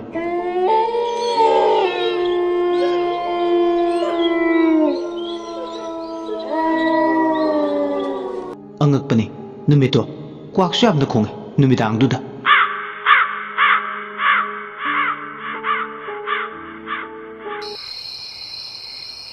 chingya nangna taba khunga oire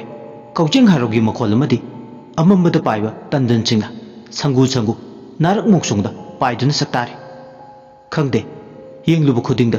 akibagi masak ngakta haina matamna di haujinki tanglo leina thenjilaglaba matam haibado haujikti oirakle khul lekai du dreiba mi ayama numidangi chak toknarba mutung tumma changnakre adubu lekai duda mayu thaklaga penjaba ngausinnaba yu thaklaga nunganbadagi numita fawba lenba khunu tunaba chatla madudagi phanglakpa sena mayu thaklaga nungai thokpa thengna mamna halaga nupi ngang phubana magi haunabini sa insang haudragana wapal yonaba langbana magi mathawne thengna mamdragadi hanjilakpa haitaba mahakne thongamba mausagum ngasi yu ngawrga law khungduna lai lambi lamjawda asumna lambi lamjawda thongamba yu ngawduna law khungduna lakpa matam adudani tunglomdagi angang ama वा वा कपलगा इनरक्पगी समिन अमा मसादा फाउरे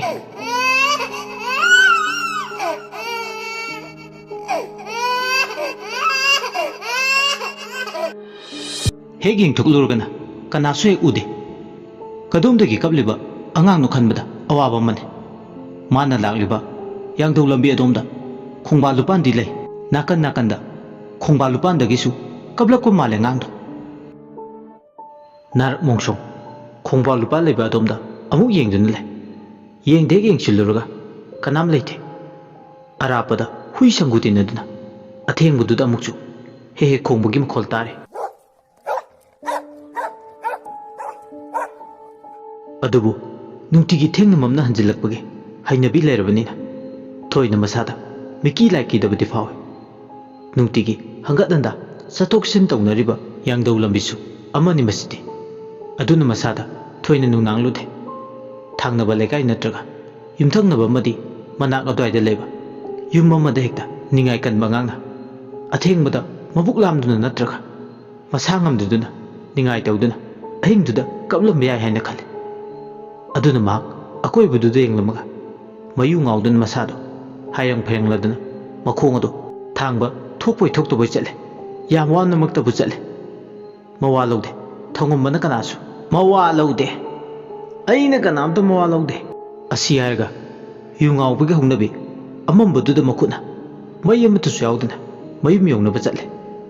handa pukti asumna chalinge makoigi larik yomdai khoiromgi larik mapa yomdai pungdon pamina pareng sana नाकन अमदा बोरोय खरा अमसु परेंग साना हौरिबा माइके एदोमदा महाक लेप्तना लाकना यौरले मपादु Hague यौरपदा ngasiदी नाहनगे की मानदबा मवोंगदा लवाइ लुतोनजमदो चप चप युंगे मसासु इययनदबगु यु थक्लुबगे मय कलमबदुसु मपादु यौरपदा ngसाइदगी लाव खोंगदुना लाखिबदो मदुगी मय पुंबा चमले मसादुसु निंजिंग मांजिंग तुंगदा मी Yemen इनरपगे खोंथांग मखोलसु ताबा होरले अमरोमदना नुंसि सुचितना उना लेंगबदंगसु तवे सितरकपा थाजिगी मंगाना अदाय मपादु उ पांबी अमदि है पांबी मखलसिंगना मरांग काइना होबो मफम अमसु ओइबनिना उरुम खरसु हाइफे लांगे इसुक सुकलदना इमममनदना खोइरोंगी लेरक मपादु पुंथोन मसा अमदा कनागुममा ममी शामी ओइ मखोंग यांतरगा फंबदौना लेबा हाइफेतौनसु तौबा मानबमा ममी शामी ओइ अकोइबदु येंथोक्लुबदु उरे थौंगमना कनानो अदुदा लेरिदो असी हायदना खोंजेल अदु खरा वांगना लाउरे असुमना मांगना लाउरपदुदा कनासु होय माय हाइदुन पाखुम पेरक्थे मदुगी मुहुत पुंगदोन पापी अमदि बोरोय पांबीगी मसादुदा अहिंगदुदा चक्ताबा सेक्पी संगुदा अमुकसु चक्तादुना लेबदु उरे तुमित लेबा हितबा सेक्पी खरना अकोइबदु तो कोइ पाइ पाइ खरना ममित सिंगदो इरंग लंथोक्तुना तुमिन तासिलगा फम्मगले करिनो मथोंग अमता खंगथे अमुकसु खले हौजिकता उखिबदु मागी वाखलनारा असुमना खंजानरगा अमुक चपले पुरबा मागी खोंथांग अदो अमुक मपादु लांथोंगनबा मयुम लेबे माके एदोंदा प्रप प्रप नंग हौरोय मतागो युम यौनबा लाए मतमदुदा इखंग खंगौदना पुंथोल मसा अमा खंगौदना टेकलगा माना लाकदोइबा यांगदौ लंबीदुगी मपा चप चान तारे स्वाइलावी मसादो अइबु सिरमोइद्रा पुंथोल मसासिना टेकदुना तारगलिसे कोक्तगा पालमो अइबु असोइंगाम थोक्लमदि कमदौने अमंबसिदा लेरिबसे अइ थंदने नुंसि चितपजु नते मतौ करमना मु पुंथोल मसासिना टेकललिबा होइदे हे टेक्निंग टेकपदी ओइरमोसे तान चानरुबा मपा चानरुबा हाबदो सोइदन ओइगने असुमना वाखलदा खलदुना मु पुंथोल मसा टेकपदो नाथैरगा सुम लाक्पना बोरोय होबो मपादो योरे बोरोय मपादो हेक योरकपदा अंगांग लांगबगी मखोल अमुक ताबा होरकले मपादुदा कशुंग नतबदा मी मयाम मुरुम सोनदुना वारी सानबा मानबा अमुकसु हे नाकोंगदा चिरोन तोबो मानबा मोंगसु हेक हेक ताय अकीबगी मसक हाबदो हौजिकति ओइरे असुकुइबा मतमसे नुंतिगी मपासे फाउदुना माक चटलिबने अदुबु ngasiगे asigumbा थौदो असे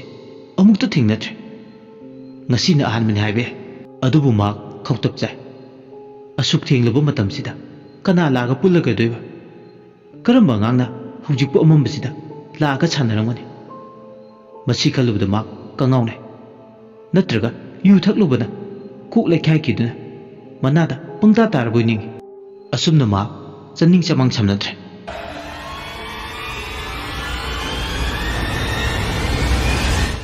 masado ningkok law akibana masado samna mapai sokpadogna tawe adubu kanaguma mata boroi makhongduda leibu uraktrabada mapa adu khara khajiktuna lanthokna basat ke hek tawga hadamukte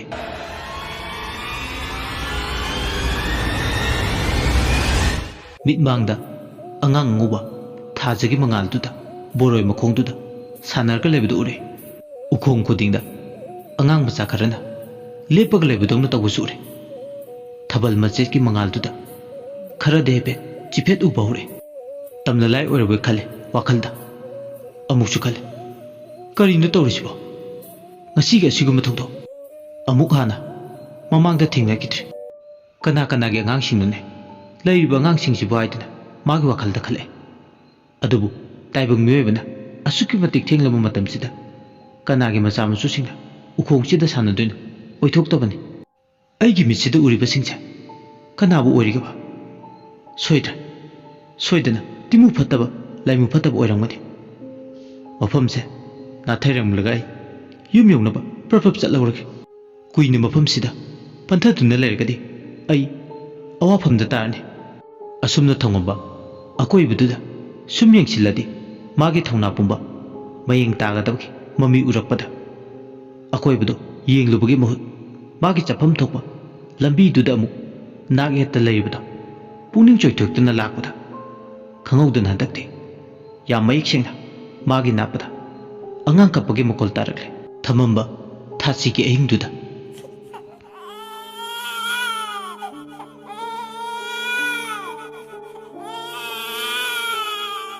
angang na wasingna hongnaduna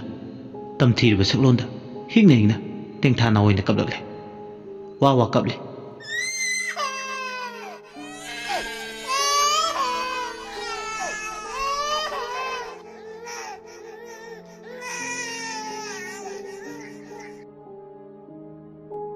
adubu ma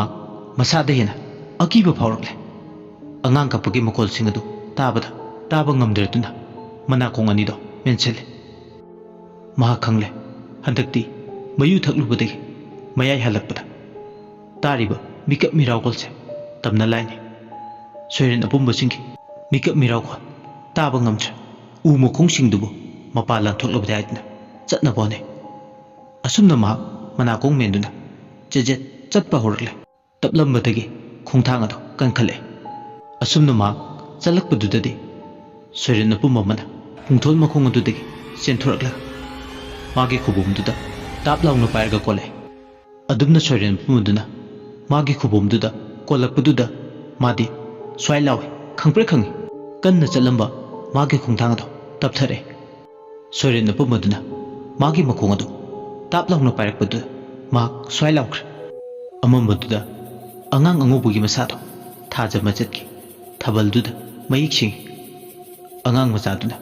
mamit anido haudongumna irang nangduna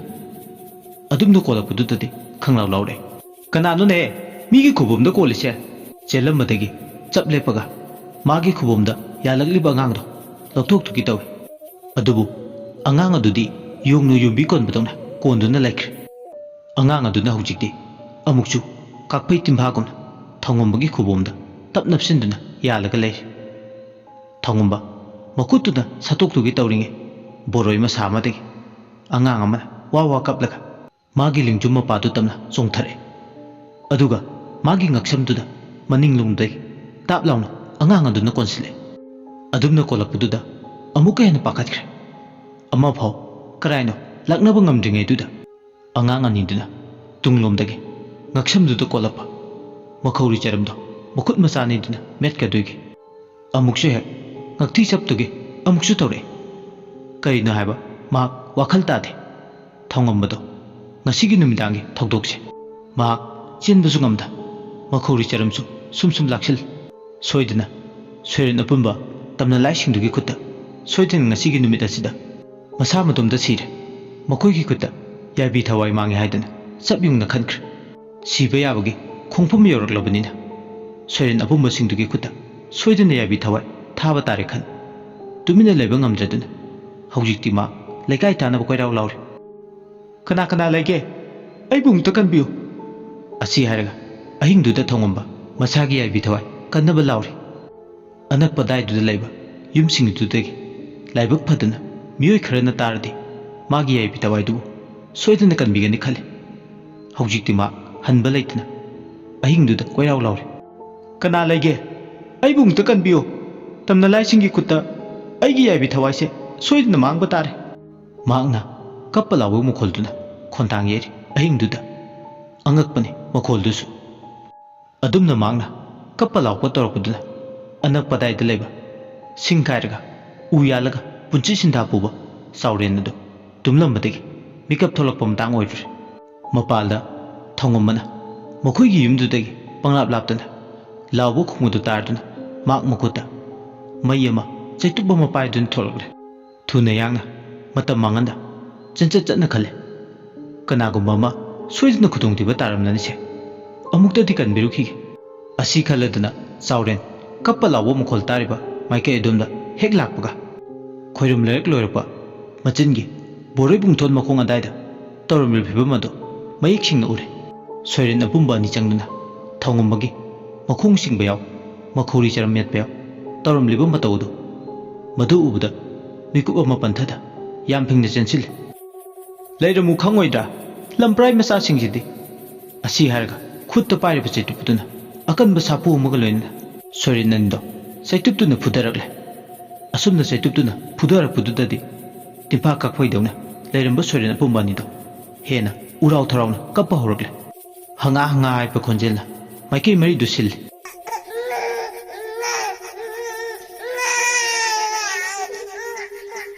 tingtha nawoina aniduna adumna kaplinge thongombabu chawrena samkatuna mayimta namu punaba laknaringe hanba leitraba thonatana yomnaba mai ising nungsit ahumbu changdraba makhoi singdu haujikti yakairakle boroi makhongdudagi atopa angang mari amasu masa singdudagi phanpa launa mitmangduda chongtharakle haujikti angang ani hana kaplambadu makhoi mari lakpa ubada kaplamaga phakre angang taruktugi manungda sakha khara takhatpa manba miyeng nahing chumdaba sak haukhidraba soiren apumba luchingba ma yawi Madui angang makhoi atei du yengaga thoda pirami chaurenga thongomagana chatkedaba lambidu thasallu haiduna khwaitiki makoktuna haibituda makhoi singado loina il haujikti thongomba madi chauren anibu soiren apumba singduna thachinduna leirare soiren singduna hongnaduna wawa kaplagle makhoi ni onsinduna haujikti thongombasu chaura lakpadagi thongna ama laklabani masu mana adaida taba utuba mamukuta tap launa pai soiren singduna hata muksu mongonda changchinba napsinba tawge ninglak sana na phurage lepe chauren gi kutta pairiba usan meya dusu maka phan chakle maiduna chakle ngaidi soiren apumba singduna makhoi nibu henjinba ngamle khalame soiren taruktu makhoi ni ga koibuda kocha chale karamna changchilaga ani sigi mathakta landa sigena taibang mi dong wakhan khale hanba leitaba thongna mai changdra bhakcha sapu manungdi yata bikap mira khon kanba ningai kan batamna la soiren apumba tarukto tumin chang amada hongna duna wa kaplam badagi saptra magaloina na ani do halaga aidana makhoi tamna amukta hongna duna paisile adumna paisilakpududa khutta pairubi chetubduna soiren chingduda sapu akanba magaloina na kale asumna kalakpadagi soiren chingado khangwa ngamdraduna tingtha nawoina kaplakle hanta mukti songchinba napsinba ngamdra mayhumduna makhoi singi thongna adu mayeng tahale soiren taruktu makhoi aniga lamba paba yaroi khanbadagi mafam adudagi mangkhre soiren chingduna mangkhibadagi haujikti thongombabu chaurena mayum yognaba thinbiramle thongomba ngasigi thaudoksibdagi para oheure matung manaw mayu thaklaga thengna mamna halaklaroi khankhre Somda nam komdauri ahingi matamduda inge lady tumlamde tumtabsu yaramde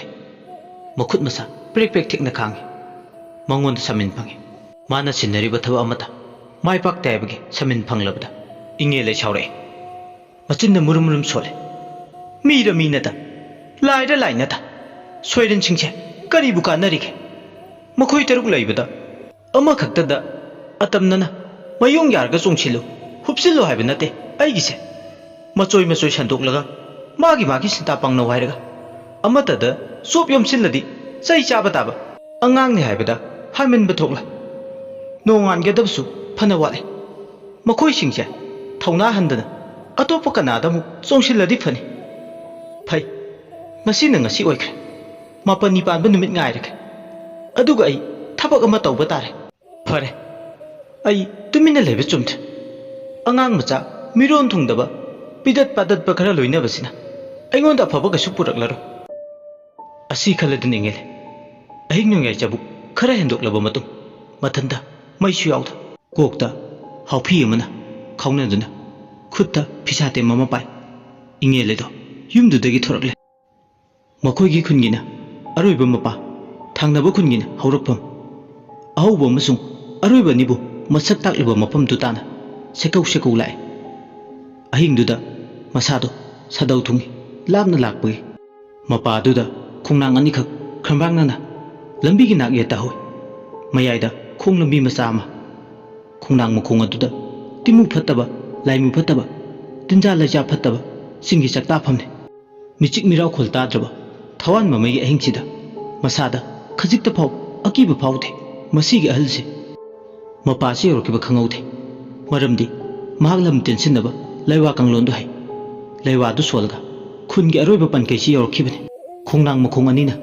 leiriba mapa du hek yobuga magna lepliba khungpam madudagi khara khajik handokla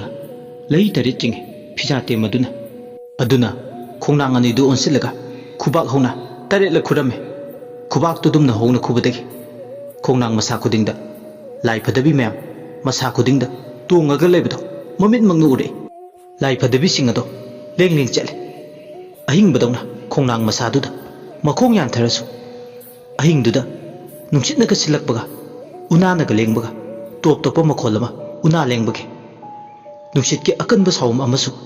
hek silakbagu humjin badong su tawri lai phadabi singdo amata oina inge leida ahing duda adumna maangna khuba khuduna hodorakpaduda mangon on silaga mayamdo amata oiba khonjelda khontangena mangolda haire kari leire nangi pendaba atheng baing sida mafam sida nakoina laglaga kari gi akhoi ba kairiba hayu taibong nang dai khoi gi nakta lakpadi kari haininge asi haiga laidabi mayamdo mangon on silaga yamna akiba khekna launa mawong amada makoi singado on silaga nogle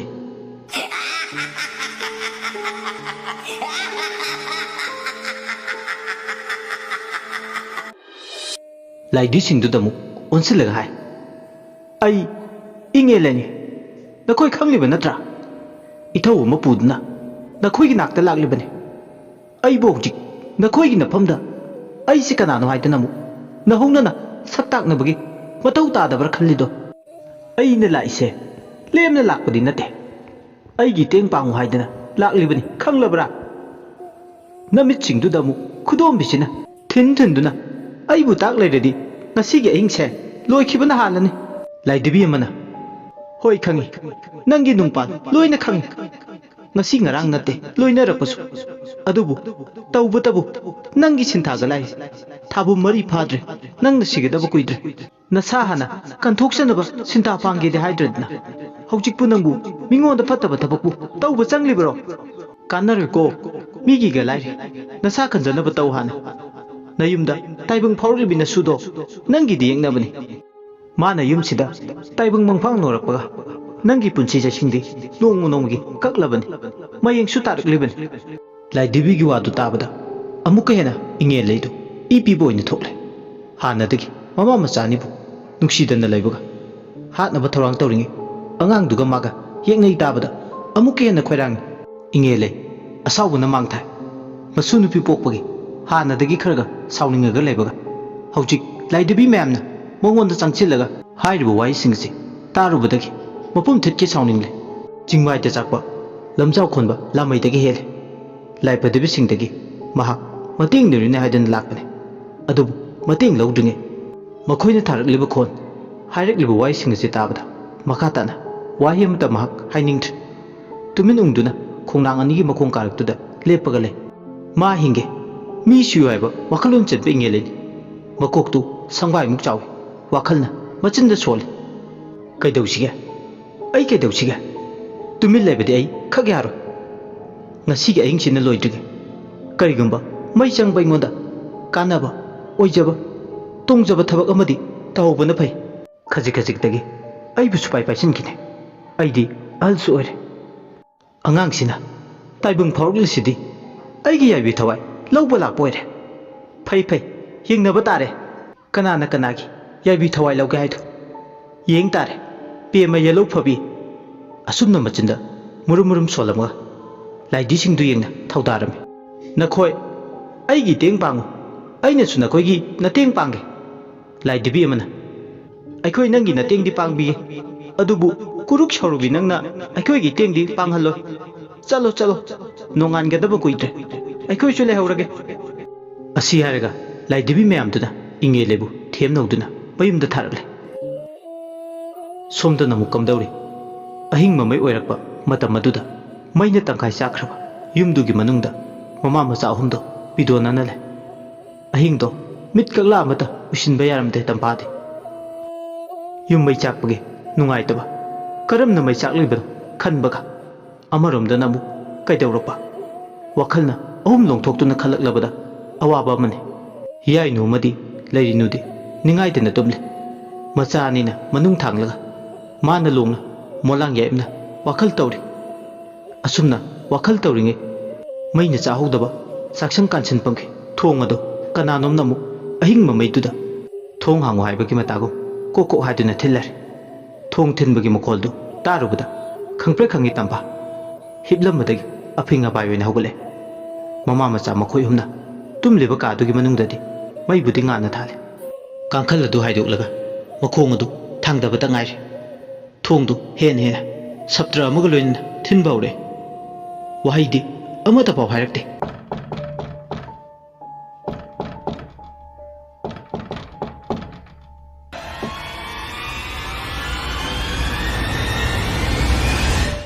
तंफा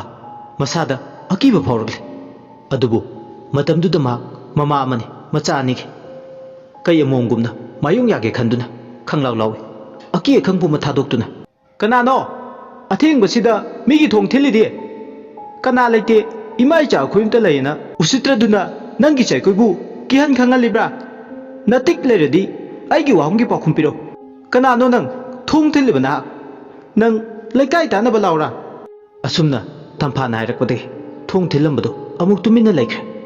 थोंग थिनबगी मखोलदु लेपखिबदा अकोइबदगी कौजेंग हारोगी मखोल नतना अहिंगदो पुंचिक चिख्रे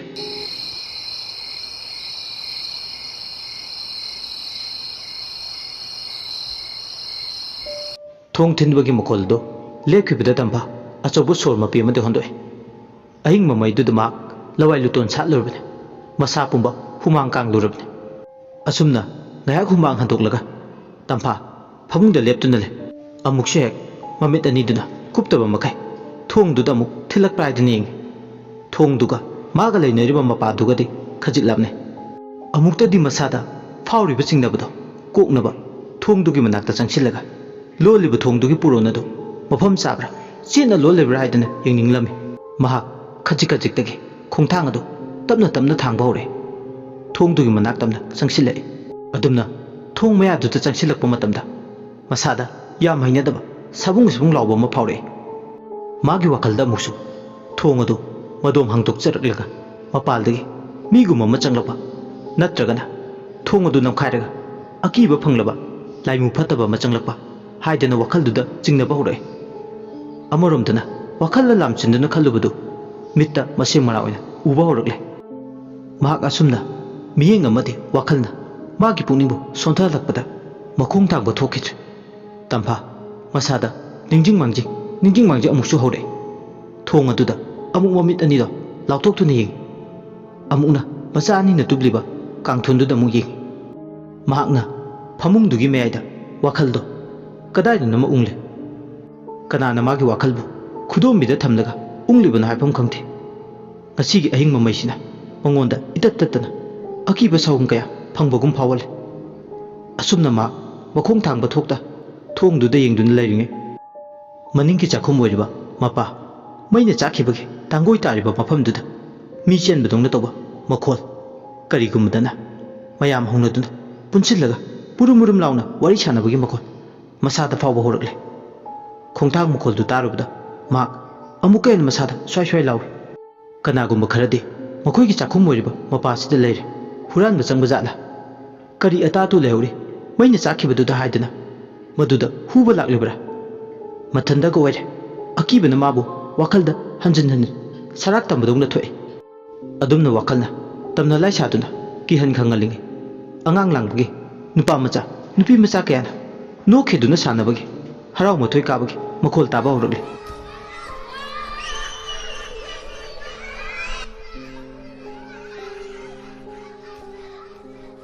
ꯃꯈꯣꯏꯒꯤ ꯃꯅꯤꯡ ꯃꯌꯥꯗꯨꯗ ꯈꯣꯟꯖꯦꯜ ꯑꯗꯣ ꯅꯛꯅ ꯇꯥꯔꯝꯕꯗꯒꯤ ꯑꯃꯨꯛꯁꯨ ꯂꯥꯞꯊꯣꯛꯈꯤꯕ ꯃꯥꯜꯂꯤ ꯀꯔꯤꯒꯨꯝꯕꯗ ꯀꯩꯁꯨ ꯅꯠꯇꯕꯗꯅ ꯃꯥꯅ ꯇꯥꯔꯤꯕ ꯈꯣꯟꯖꯦꯜꯁꯤꯒꯗꯣ ꯌꯥꯝꯅ ꯅꯛꯁꯤꯟꯅ ꯇꯥꯕꯗꯧꯅꯁꯨ ꯇꯧꯏ ꯑꯃꯨꯛꯁꯨ ꯈꯜꯂꯤ ꯃꯍꯥꯛ ꯇꯥꯕꯒꯤ ꯄꯥꯡꯒꯜ ꯋꯥꯠꯂꯦ ꯃꯅꯥ ꯇꯥꯊꯤꯔꯦ ꯅꯍꯥ ꯑꯣꯏꯅ ꯅꯠꯇ꯭ꯔꯒ ꯃꯍꯥꯛꯅ ꯋꯥꯈꯜꯗ ꯄꯪꯂꯥꯝ ꯂꯥꯝꯁꯤꯟꯗꯨꯅ ꯈꯜꯂꯨꯕꯗꯨꯅ ꯇꯧꯔꯤꯕ꯭ꯔꯥ ꯃꯊꯣꯡ ꯈꯪꯗ꯭ꯔꯦ ꯃꯁꯥꯗꯨ ꯅꯦ ꯇꯥꯗꯦ ꯑꯉꯥꯡ ꯂꯥꯡꯕꯒꯤ ꯃꯈꯣꯜꯁꯤꯡꯗꯨꯅ ꯃꯁꯥ ꯄꯨꯝꯕ ꯏꯊꯛ ꯊꯛꯀꯠꯂꯤ ꯂꯥꯞꯅ ꯑꯉꯥꯡ ꯈꯔꯅ ꯑꯁꯨꯝꯅ ꯃꯆꯤꯟꯗ ꯍꯧꯅꯗꯨꯅ ꯏꯁꯩ ꯁꯛꯄ ꯇꯥꯔꯤ ꯎꯗꯩ ꯆꯥꯎꯕ ꯈꯣꯡꯅꯥꯡꯅꯤ ꯃꯅꯥ ꯄꯨꯡꯕ ꯍꯩꯅꯧꯅꯤ ꯇꯦ ꯇꯦ ꯇꯦꯅꯋꯥ ꯀꯩꯁꯥꯝꯄꯥꯠꯀꯤ ꯇꯦꯅꯋꯥ ꯍꯩꯅꯧꯅ ꯃꯨꯜꯂꯒ ꯇꯦꯅꯋꯥꯅ ꯍꯔꯥꯎꯏ ꯑꯁꯨꯝꯅ ꯑꯉꯥꯡꯁꯤꯡ ꯑꯗꯣ ꯍꯔꯥꯎ ꯇꯌꯥꯝꯅ ꯏꯁꯩ ꯑꯁꯤ ꯁꯩꯁꯛꯇꯨꯅ ꯁꯥꯟꯅꯔꯤ ꯏꯁꯩ ꯑꯁꯤ ꯁꯩꯁꯛꯇꯨꯅ ꯁꯥꯟꯅꯕ ꯇꯥꯔꯒ ꯑꯃꯨꯛꯁꯨ ꯀꯔꯤꯒꯨꯝꯕ ꯑꯍꯤꯡ ꯃꯃꯩꯗꯨꯗ ꯑꯀꯤꯕ ꯊꯧꯗꯣꯛ ꯈꯔ ꯑꯃꯨꯛ ꯅꯤꯡꯁꯤꯡꯉꯛꯏ ꯃꯍꯥꯛꯅ ꯌꯨꯝꯁꯤꯗ ꯃꯧ ꯑꯣꯏꯅ ꯂꯥꯛꯄ ꯀꯨꯏꯗ꯭ꯔꯤꯉꯩꯗ ꯊꯣꯛꯈꯤꯕ ꯊꯧꯗꯣꯛꯅꯤ ꯃꯇꯝꯗꯨ ꯀꯥꯂꯦꯟ ꯊꯥꯅꯤ ꯃꯈꯣꯏꯒꯤ ꯑꯋꯥꯡ ꯊꯪꯕꯗ ꯆꯦꯟꯕ ꯈꯣꯡꯂꯝꯁꯤꯗꯅꯤ ꯑꯉꯥꯡ ꯅꯨꯄꯥ ꯃꯆꯥ ꯑꯃ ꯂꯥꯏꯅ ꯂꯧꯗꯨꯅ ꯅꯨꯃꯤꯠ ꯆꯞ ꯌꯨꯡꯕ ꯃꯇꯝꯗ ꯁꯤꯈꯤꯕ ꯃꯍꯥꯛ ꯃꯃꯤꯠꯇ ꯑꯉꯥꯡꯗꯨꯒꯤ ꯑꯁꯤꯕ ꯃꯁꯥꯗꯣ ꯃꯃꯤꯠꯇ ꯑꯃꯨꯛ ꯁꯪꯁꯪ ꯎꯔꯛꯏ ꯅꯨꯃꯤꯠꯇꯣ ꯌꯥꯝ ꯀꯤꯈꯤꯕꯅꯤ ꯑꯉꯥꯡꯗꯨ ꯃꯁꯥ ꯑꯃꯇ ꯏ ꯊꯥꯡꯗ ꯉꯣꯔꯣꯛ ꯉꯧꯅ ꯈꯣꯡꯂꯝ ꯃꯄꯥꯜ ꯑꯗꯨꯗ ꯌꯥꯇꯥꯗꯨꯅ ꯂꯩꯔꯝꯕ ꯃꯁꯥꯗꯨ ꯏꯁꯤꯡ ꯃꯅꯨꯡꯗ ꯎꯞꯁꯤꯜꯂꯒ ꯃꯈ꯭ꯋꯥꯡꯗꯨ ꯀꯣꯟꯇꯛ ꯃꯁꯥ ꯇꯪꯈꯥꯏ ꯑꯃꯅ ꯊꯦꯛꯆꯤꯜꯂꯒ ꯏꯔꯦꯟ ꯑꯗꯨꯗ ꯂꯩꯔꯝꯕ ꯀꯔꯝꯅ ꯀꯥꯎꯒꯅꯤ ꯑꯉꯥꯡ ꯑꯗꯨ ꯅꯨꯃꯤꯠ ꯌꯨꯡꯕ ꯃꯇꯝꯗ ꯃꯃꯥꯟꯅꯕꯁꯤꯡꯒ ꯂꯣꯏꯅꯅ ꯏꯔꯣꯏꯔꯒ ꯁꯥꯟꯅꯒꯦ ꯍꯥꯏꯗꯨꯅ ꯂꯥꯛꯄꯗ ꯂꯥꯏꯅ ꯂꯧꯗꯨꯅ ꯁꯤꯈꯤꯕꯅꯤ ꯑꯉꯥꯡꯁꯤꯅ ꯁꯤꯈ꯭ꯔꯕ ꯃꯇꯨꯡ ꯐꯠꯇꯕ ꯊꯧꯗꯣꯛ ꯈꯔꯁꯨ ꯊꯣꯛꯇꯕꯗꯤ ꯅꯠꯇꯦ ꯑꯉꯥꯡ ꯑꯗꯨꯒ ꯅꯨꯃꯤꯠꯇꯨꯗ ꯂꯣꯏꯅꯅ ꯁꯥꯟꯅꯕ ꯂꯥꯛꯈꯤꯕ ꯑꯉꯥꯡ ꯑꯇꯩꯁꯤꯡꯗꯣ ꯂꯥꯏꯅꯥ ꯂꯥꯏꯑꯣꯡ ꯈꯪꯗꯅ ꯅꯥꯈꯤ ꯑꯉꯥꯡꯁꯤꯡꯗꯨꯒꯤ ꯃꯔꯛꯇ ꯑꯅꯤ ꯑꯃꯁꯨ ꯆꯍꯤ ꯐꯥꯗ꯭ꯔꯤꯉꯩ ꯑꯉꯥꯡꯗꯨꯒꯤ ꯃꯇꯨꯡ ꯏꯟꯅ ꯁꯤꯈꯤ ꯁꯤꯔꯤꯕꯗꯨꯁꯨ ꯂꯥꯏꯑꯣꯛꯇ ꯎꯛꯅꯔꯒ ꯁꯤꯈꯤꯕ ꯉꯥꯛꯅꯤ ꯑꯗꯨꯕꯨ ꯀꯝꯗꯧꯅ ꯎꯛꯅꯔꯒ ꯁꯤꯈꯤꯕꯅꯣ ꯍꯥꯏꯕꯗꯤ ꯀꯅꯥꯁꯨ ꯍꯥꯏꯕ ꯉꯝꯗꯦ ꯑꯉꯥꯡꯁꯤꯡꯁꯤꯒꯤ ꯃꯤꯁꯤꯁꯤꯗꯒꯤ ꯈꯨꯜ ꯂꯩꯀꯥꯏꯁꯤꯗ ꯑꯀꯤ ꯑꯈꯪ ꯅꯪꯈꯤ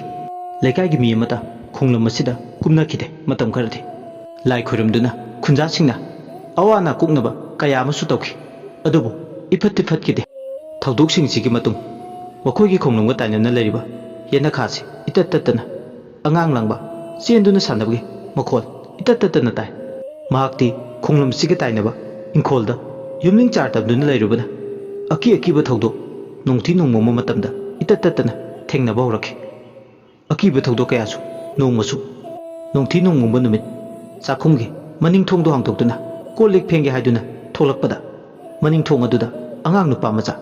ꯁꯛꯐꯝ ꯀꯥꯏꯔꯝ ꯑꯃ ꯂꯦꯞꯄꯒ ꯂꯩꯔꯝꯕꯗꯨ ꯃꯗꯨ ꯎꯕꯗ ꯃꯥꯅ ꯈꯪꯄ꯭ꯔꯦꯛ ꯈꯪꯗꯨꯅ ꯂꯥꯎꯕꯗꯒꯤ ꯑꯉꯥꯡꯗꯨ ꯃꯐꯝ ꯑꯗꯨꯃꯛꯇꯗ ꯈꯪꯍꯧꯗꯅ ꯃꯤꯠꯃꯥꯡꯗꯒꯤ ꯃꯥꯡꯈꯤꯕ ꯉꯁꯤꯁꯨ ꯈꯜꯂꯨꯕꯗ ꯇꯨꯆꯨꯡꯉꯤ ꯑꯗꯨꯅ ꯃꯍꯥꯛ ꯃꯥꯡꯂꯝꯆꯠꯇ ꯑꯁꯤꯒꯨꯝꯕ ꯑꯀꯤꯕ ꯊꯧꯗꯣꯛ ꯋꯥꯊꯣꯛ ꯀꯌꯥ ꯏꯇꯠ ꯇꯠꯇꯅ ꯊꯦꯡꯅꯈꯤꯕꯅꯤ ꯃꯍꯥꯛ ꯉꯁꯤꯒꯤ ꯑꯍꯤꯡꯒꯤ ꯊꯧꯗꯣꯛꯁꯤꯅ ꯅꯧꯍꯧꯅꯅ ꯅꯤꯡꯁꯤꯡꯉꯤ ꯑꯔꯥꯞꯄ ꯑꯅꯛꯄꯗ ꯇꯥꯔꯤꯕ ꯑꯉꯥꯡꯁꯤꯡꯁꯤꯅ ꯅꯣꯛꯈꯦꯗꯨꯅ ꯁꯥꯟꯅꯕꯒꯤ ꯃꯈꯣꯜꯁꯦ ꯇꯥꯔꯨꯔꯒ ꯃꯉꯣꯟꯗ ꯍꯦꯟꯅ ꯃꯤꯄꯥꯏꯕ ꯐꯥꯎꯏ ꯑꯍꯤꯡꯁꯤꯗ ꯑꯃꯨꯛ ꯀꯔꯤ ꯊꯣꯛꯂꯒꯗꯕ ꯈꯟꯕꯗ ꯊꯣꯡ ꯑꯗꯨꯗ ꯃꯨꯟꯅ ꯌꯦꯡꯗꯨꯅ ꯂꯩ ꯁꯨꯝ ꯂꯥꯞꯅ ꯇꯥꯔꯝꯕ ꯈꯣꯟꯖꯦꯜꯅ ꯅꯛꯁꯤꯟꯕ ꯃꯥꯟꯕ ꯅꯛꯁꯤꯜꯂꯝꯕ ꯈꯣꯟꯖꯦꯜꯅ ꯂꯥꯞꯊꯣꯛꯈꯤꯕ ꯃꯥꯟꯕ ꯑꯍꯤꯡ ꯃꯃꯩꯗ ꯁꯤꯠꯄ ꯅꯨꯡꯁꯤꯠꯅ ꯃꯥꯕꯨ ꯁꯥꯟꯅꯔꯤꯕ꯭ꯔꯥ ꯑꯀꯤ ꯑꯈꯪ ꯄꯤꯔꯤꯕ꯭ꯔꯥ ꯈꯟꯕꯗ ꯋꯥꯈꯜꯗ ꯑꯃꯨꯛ ꯋꯥꯍꯪ ꯑꯣꯏꯔꯦ ꯆꯔꯥꯡꯅꯕꯅ ꯃꯁꯥꯗꯨ ꯌꯣꯝꯂꯕꯗ ꯂꯦꯞꯄꯝꯕꯗꯒꯤ ꯃꯅꯤꯡ ꯍꯜꯂꯒ ꯃꯥꯒꯤ ꯀꯥꯡꯊꯣꯟꯗꯨ ꯇꯝꯅ ꯂꯥꯛꯏ ꯑꯗꯨꯒ ꯐꯃꯨꯡ ꯃꯊꯛꯇ ꯀꯥꯈꯠꯂꯒ ꯀꯥꯡꯈꯜ ꯑꯗꯨ ꯌꯦꯞꯁꯤꯜꯂꯤ ꯃꯆꯤꯟꯗ ꯌꯥꯝ ꯄꯥꯈꯠꯅ ꯁꯣꯜꯂꯤ ꯁꯣꯏꯗ꯭ꯔꯦ ꯑꯩꯅ ꯆꯤꯡꯅꯔꯤꯁꯦ ꯈꯣꯡꯂꯝꯗ ꯂꯥꯏ ꯂꯧꯗꯨꯅ ꯁꯤꯈꯤꯕ ꯁꯤꯡꯉꯝꯗ꯭ꯔꯕ ꯑꯉꯥꯡꯁꯤꯡꯒꯤ ꯊꯋꯥꯏꯅꯤ ꯑꯍꯤꯡꯁꯤꯗ ꯑꯩꯈꯣꯏꯒꯤ ꯃꯅꯤꯡꯁꯤꯗ ꯌꯥꯊꯣꯛꯂꯤꯕꯁꯦ ꯁꯤꯔꯕꯕꯨ ꯑꯩꯅ ꯃꯇꯧ ꯀꯔꯝꯅ ꯃꯈꯣꯏꯒ ꯃꯥꯟꯅꯔꯨꯅꯤ ꯃꯈꯣꯏꯒ ꯃꯥꯟꯅꯔꯨꯔꯕꯗꯤ ꯑꯩ ꯁꯣꯏꯗꯅ ꯑꯋꯥꯐꯝꯗ ꯇꯥꯈꯤꯅꯤ ꯑꯩꯅ ꯑꯋꯥꯐꯝꯗ ꯇꯥꯕꯗ ꯏꯆꯥ ꯑꯅꯤꯒꯤ ꯃꯔꯥꯏꯕꯛꯇꯤ ꯑꯃꯨꯛ ꯀꯔꯤ ꯑꯣꯏꯍꯧꯕ ꯃꯇꯥꯡ ꯑꯁꯤꯗ ꯑꯩꯅ ꯃꯈꯣꯏꯁꯤꯡꯗ ꯑꯣꯟꯁꯤꯜꯂꯒ ꯆꯩ ꯊꯥꯡꯕ ꯌꯥꯕ ꯃꯇꯥꯡ ꯅꯠꯇꯦ ꯑꯩꯒꯤ ꯏꯆꯥ ꯄꯤꯛꯂꯤ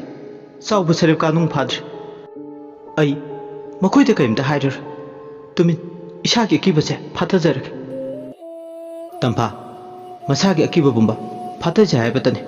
ꯃꯤꯠꯂꯨꯗꯗꯤ ꯄꯤꯔꯥꯛ ꯏꯍꯧꯔꯤ ꯈꯪꯗꯦ ꯀꯔꯤ ꯃꯇꯧꯅꯣ ꯉꯁꯤꯁꯦ ꯂꯤꯊꯣꯛꯐꯝ ꯂꯩꯇꯦ ꯇꯝꯊꯣꯛꯐꯝ ꯂꯩꯇꯦ ꯑꯀꯤꯕ ꯃꯔꯛꯇ ꯂꯦꯟꯕ ꯇꯥꯏ ꯈꯥꯡꯕ ꯇꯥꯏ ꯃꯄꯨꯔꯣꯏꯕ ꯂꯩꯔꯝꯂꯕꯗꯤ ꯑꯁꯨꯛ ꯍꯥꯛꯅ ꯄꯨꯛꯅꯤꯡ ꯁꯣꯟꯊꯔꯝꯂꯣꯏ ꯑꯁꯨꯝꯅ ꯑꯀꯤꯕ ꯃꯔꯛꯇ ꯑꯍꯤꯡ ꯑꯗꯨ ꯇꯨꯝꯗꯅ ꯑꯗꯨꯃꯛ ꯅꯣꯡꯉꯥꯟꯈꯤ ꯇꯝꯐꯥ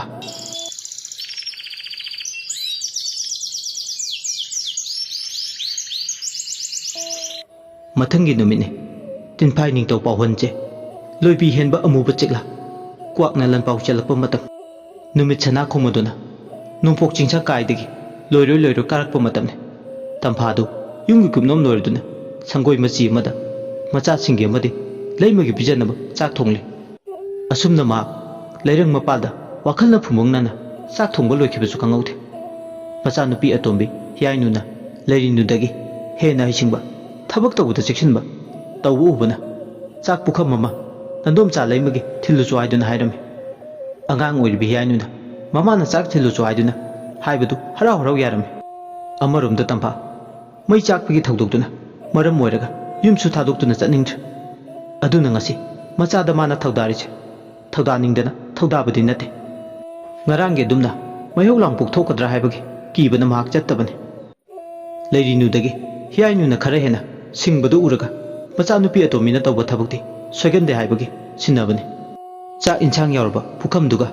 ꯏꯁꯤꯡ ꯈꯨꯖꯥꯏ ꯑꯃꯒ ꯄꯨꯈꯝ ꯃꯆꯤꯗ ꯍꯥꯞꯇꯨꯅ ꯍꯩꯗꯣꯛꯇꯅꯕ ꯍꯥꯏꯗꯨꯅ ꯆꯦꯛꯁꯤꯟ ꯈꯣꯡꯊꯥꯡ ꯊꯥꯡꯗꯨꯅ ꯂꯩꯃ ꯍꯣꯏꯗ ꯂꯥꯛꯏ ꯍꯤꯌꯥꯏꯅꯨ ꯂꯩꯃꯒꯤ ꯀꯥ ꯌꯧꯔꯦ ꯍꯤꯌꯥꯏꯅꯨ ꯂꯥꯛꯄ ꯎꯕꯗ ꯂꯩꯃ ꯍꯔꯥꯎꯖꯩ ꯂꯩꯃꯅ ꯉꯁꯤꯗꯤ ꯅꯪꯅ ꯑꯣꯏꯅ ꯆꯥꯛ ꯊꯤꯜꯂꯛꯑꯕ꯭ꯔꯣ ꯅꯨꯡꯁꯤꯈ꯭ꯔꯦꯗ ꯏꯃꯧꯁꯦ ꯍꯤꯌꯥꯏꯅꯨꯅ ꯍꯣꯏ ꯏꯟꯗꯣꯝꯆꯥ ꯉꯁꯤꯗꯤ ꯏꯃꯥꯅ ꯊꯤꯜꯂꯨꯆꯣ ꯍꯥꯏꯗꯅ ꯑꯗꯣ ꯏꯟꯗꯣꯝꯆꯥ ꯉꯁꯤꯗꯤ ꯉꯥꯃꯨ ꯂꯩꯔꯧꯒ ꯌꯦꯟꯗꯦꯝ ꯀꯥꯡꯁꯣꯏꯒꯅꯤ ꯍꯥꯎꯅ ꯆꯥꯔꯣ ꯑꯩ ꯉꯥꯏꯔꯒꯦ ꯏꯟꯗꯣꯝꯆꯥꯒꯤ ꯇꯧꯒꯗꯕ ꯊꯕꯛ ꯂꯩꯔꯁꯨ ꯍꯥꯏꯔꯛꯎ ꯑꯩ ꯇꯧꯊꯣꯛꯄꯤꯔꯝꯃꯒꯦ ꯃꯆꯤꯟ ꯃꯆꯥꯗꯨꯅ ꯉꯥꯡꯉꯛꯄꯗꯨ ꯇꯥꯔꯒ ꯂꯩꯃ ꯅꯨꯡꯁꯤꯕ ꯐꯥꯎꯏ ꯅꯨꯄꯤ ꯃꯆꯥꯁꯤꯅ ꯃꯥꯒꯤ ꯋꯥꯕꯤꯕ ꯎꯔꯒ ꯃꯥꯁꯨ ꯍꯤꯡꯅꯤꯡꯕꯒꯤ ꯏꯊꯤꯜ ꯐꯥꯎꯏ ꯃꯅꯦꯝꯄꯣꯛ ꯏꯉꯦꯜꯂꯒꯤ ꯃꯤꯑꯣꯠ ꯃꯤꯅꯩ ꯀꯥꯎꯊꯣꯛꯇꯨꯅ ꯉꯥꯏꯍꯥꯛꯇꯤ ꯃꯥꯁꯨ ꯍꯤꯡꯅꯤꯡꯂꯨꯏ ꯅꯨꯃꯤꯠ ꯌꯨꯡꯒꯗꯕ ꯄꯨꯡꯐꯝ ꯈꯖꯤꯛꯇ ꯉꯥꯏꯔꯕ ꯃꯇꯝꯗꯨꯗꯅꯤ ꯍꯤꯌꯥꯏꯅꯨꯗꯤ ꯑꯉꯥꯡ ꯅꯨꯄꯤ ꯃꯆꯥ ꯑꯣꯏꯖꯔꯁꯨ ꯐꯤꯁꯨ ꯐꯤꯖꯥꯝ ꯍꯩ ꯂꯩꯃꯒꯤ ꯑꯃꯣꯠꯄ ꯆꯩꯔꯦ ꯐꯤ ꯈꯔ ꯋꯥꯡ ꯈꯨꯗꯦꯡ ꯃꯩꯄꯥꯛꯄꯤꯗ ꯍꯥꯞꯄꯒ ꯁꯨꯗꯣꯛꯏ ꯑꯗꯨꯒ ꯃꯃꯥꯡ ꯊꯥꯡꯕ ꯄꯣꯂꯥꯡꯈꯣꯛꯇꯨꯗ ꯐꯧꯗꯣꯛꯄꯤ ꯃꯗꯨ ꯂꯣꯏꯔꯒ ꯈꯨꯗꯦꯡ ꯑꯗꯨ ꯍꯥꯟꯅꯒꯤ ꯃꯐꯝ ꯌꯦꯅꯈꯥꯗꯨꯗ ꯊꯝꯒꯦ ꯍꯥꯏꯗꯨꯅ ꯆꯪꯂꯛꯄꯗ ꯌꯦꯅꯈꯥꯒꯤ ꯐꯛꯂꯥꯡꯒ ꯇꯥꯏꯅꯅ ꯄꯥꯜꯂꯤꯕ ꯊꯣꯡꯅꯥꯎꯗꯨ ꯃꯄꯥ ꯂꯥꯟꯅ ꯆꯠꯀꯦ ꯇꯧꯕꯗ ꯍꯥꯏꯐꯦꯠ ꯌꯦꯡꯊꯣꯛꯂꯨꯏ ꯂꯩꯕꯒꯤ ꯃꯅꯦꯝꯄꯣꯛ ꯏꯉꯦꯜꯂꯩꯗꯨ ꯑꯉꯥꯡ ꯃꯆꯥ ꯑꯀꯤꯕ ꯑꯃ ꯄꯝꯗꯨꯅ ꯅꯥꯎꯊꯦꯝꯕꯗꯨ ꯎꯔꯦ ꯑꯉꯥꯡꯗꯨ ꯉꯣꯔꯣꯛ ꯉꯧꯏ ꯃꯁꯥꯗꯨ ꯏ ꯊꯥꯡꯗꯦ ꯅꯤꯡꯉꯥꯏ ꯇꯧꯕ ꯌꯥꯗꯦ ꯅꯤꯡꯉꯥꯏ ꯇꯧꯒꯅꯨ ꯍꯥꯏꯕꯒꯤ ꯃꯑꯣꯡꯗ ꯊꯦꯝꯅꯧꯗꯨꯅ ꯇꯧꯕꯒꯤ ꯃꯑꯣꯡ ꯑꯃ ꯎꯏ ꯃꯗꯨ ꯎꯕꯗ ꯁ꯭ꯋꯥꯏ ꯂꯥꯎꯏ ꯄꯤꯛꯇ ꯄꯤꯛꯂꯤꯕ ꯑꯉꯥꯡ ꯅꯠꯇ꯭ꯔꯕꯅꯤꯅ ꯃꯥꯁꯨ ꯋꯥꯈꯜ ꯇꯧꯏ ꯃꯥꯅ ꯄꯝꯂꯤꯕ ꯑꯉꯥꯡ ꯃꯆꯥꯁꯤꯅ ꯀꯅꯥꯒꯤ ꯑꯉꯥꯡꯅꯣ ꯊꯣꯏꯅꯥꯎꯗꯤ ꯏꯟꯗꯣꯝꯆꯥꯒꯤ ꯅꯥꯛꯇ ꯇꯨꯝꯍꯧꯔꯤ ꯏꯟꯗꯣꯝꯆꯥꯅ ꯆꯥꯛ ꯆꯥꯍꯧꯔꯤ ꯑꯗꯨꯗꯤ ꯑꯕꯣꯛ ꯏꯉꯦꯜꯂꯩꯅ ꯄꯝꯂꯤꯕ ꯑꯉꯥꯡꯁꯤꯅ ꯀꯅꯥꯒꯤ ꯑꯉꯥꯡꯅꯣ ꯃꯥꯒꯤ ꯃꯇꯝꯃꯛꯇ ꯄꯝꯂꯤꯕ ꯑꯉꯥꯡꯁꯤꯗꯤ ꯃꯑꯣꯡ ꯑꯃꯒꯤ ꯑꯉꯥꯡꯅꯤ ꯑꯩꯗꯤ ꯑꯁꯤꯒꯨꯝꯕ ꯑꯉꯥꯡꯗꯤ ꯑꯃꯨꯛꯇꯁꯨ ꯎꯈꯤꯗ꯭ꯔꯤ ꯍꯧꯗꯣꯡ ꯃꯆꯥ ꯁꯅꯥꯎ ꯃꯆꯥꯁꯨ ꯃꯥꯟꯒꯨꯝ ꯇꯧꯏ ꯑꯩ ꯇꯨꯃꯤꯟꯅ ꯊꯣꯡꯅꯥꯎ ꯃꯔꯨꯝꯁꯤꯗꯒꯤ ꯂꯣꯟꯅ ꯌꯦꯡꯂꯒꯦ ꯑꯗꯨꯒ ꯃꯥꯅ ꯄꯝꯂꯤꯕ ꯑꯉꯥꯡꯁꯦ ꯀꯅꯥꯒꯤ ꯑꯉꯥꯡꯅꯣ ꯍꯥꯏꯕꯗꯣ ꯑꯩ ꯈꯪꯗꯣꯛꯂꯒꯦ ꯑꯁꯤ ꯈꯜꯂꯗꯨꯅ ꯍꯤꯌꯥꯏꯅꯨ ꯌꯦꯅꯈꯥꯒꯤ ꯊꯣꯡꯅꯥꯎ ꯃꯌꯥꯗꯨꯗ ꯃꯁꯥꯗꯨ ꯇꯥꯁꯤꯜꯂꯒ ꯇꯨꯃꯤꯟ ꯊꯨꯞꯇꯨꯅ ꯌꯦꯡꯉꯤ ꯏꯉꯦꯜꯂꯩꯒꯤ ꯀꯥꯗꯨꯒꯤ ꯃꯅꯨꯡꯗꯅ ꯅꯨꯃꯤꯠ ꯌꯨꯡꯂꯝꯗꯥꯏ ꯃꯇꯝꯗꯨꯗ ꯁꯣꯏꯔꯦꯟ ꯑꯄꯨꯝꯕꯗꯨ ꯃꯇꯝꯕꯥꯛꯇ ꯏꯉꯦꯜꯂꯩꯅ ꯄꯝꯈꯠꯂꯦ ꯑꯗꯨꯒ ꯑꯁꯨꯝꯅ ꯍꯥꯏꯔꯝꯃꯤ Nama pige isu lawo isu pige nama lawo nama pige isu lawo isu pige nama lawo mana chumna machinda murum sonuna nganglibado mana singba yaina sengna tare adubu tarubuda masu angakpa poe karino mana machinda solibibo kanana mama kanana macha asumna masu kalaga makatana tawribu thongdosingdu tumina hingi angang oijarasu haithoi singtoiba angang oirubana yengbada hekta irai laina khangi tawribu mawng matawduda masada chingner phaw Heeyainu lona thongnau marumda masado tatsinna chekmuk laudane yengi amarumdana ingeledi soirana bumaduda phattaba thabuk tawnaba leiwatinwa sanaringida lona tumin mana tawriba thabakto Heeyainu ne yengi habade khanglamde soirana bumaduda ingelain haiba wasingdo tumin taduna le ingelaina khangbrana na wangang nangna ne imong nupisigi yaibi thawaise ngasigi numisida hana lawgadaba panthaduna kuinaga leiba yaro noina tokphom thokpa thabakto hektamang pangthokadabade haujikche tande mande tawduna leithokpa yaba matam nate khangledana asumna hek haibaga angang ado mangakto nomong haiba illage haibagi mongda nomai angang adu mangak nomlamlaga mathada tumduna lairambadagi mangakto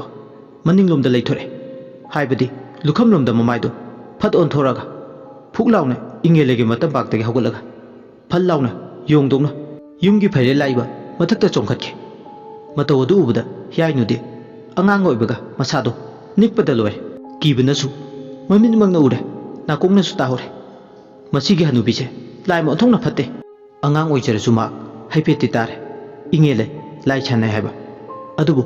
karino lai chana babse makti khanglamde adubu ngasi ingelegi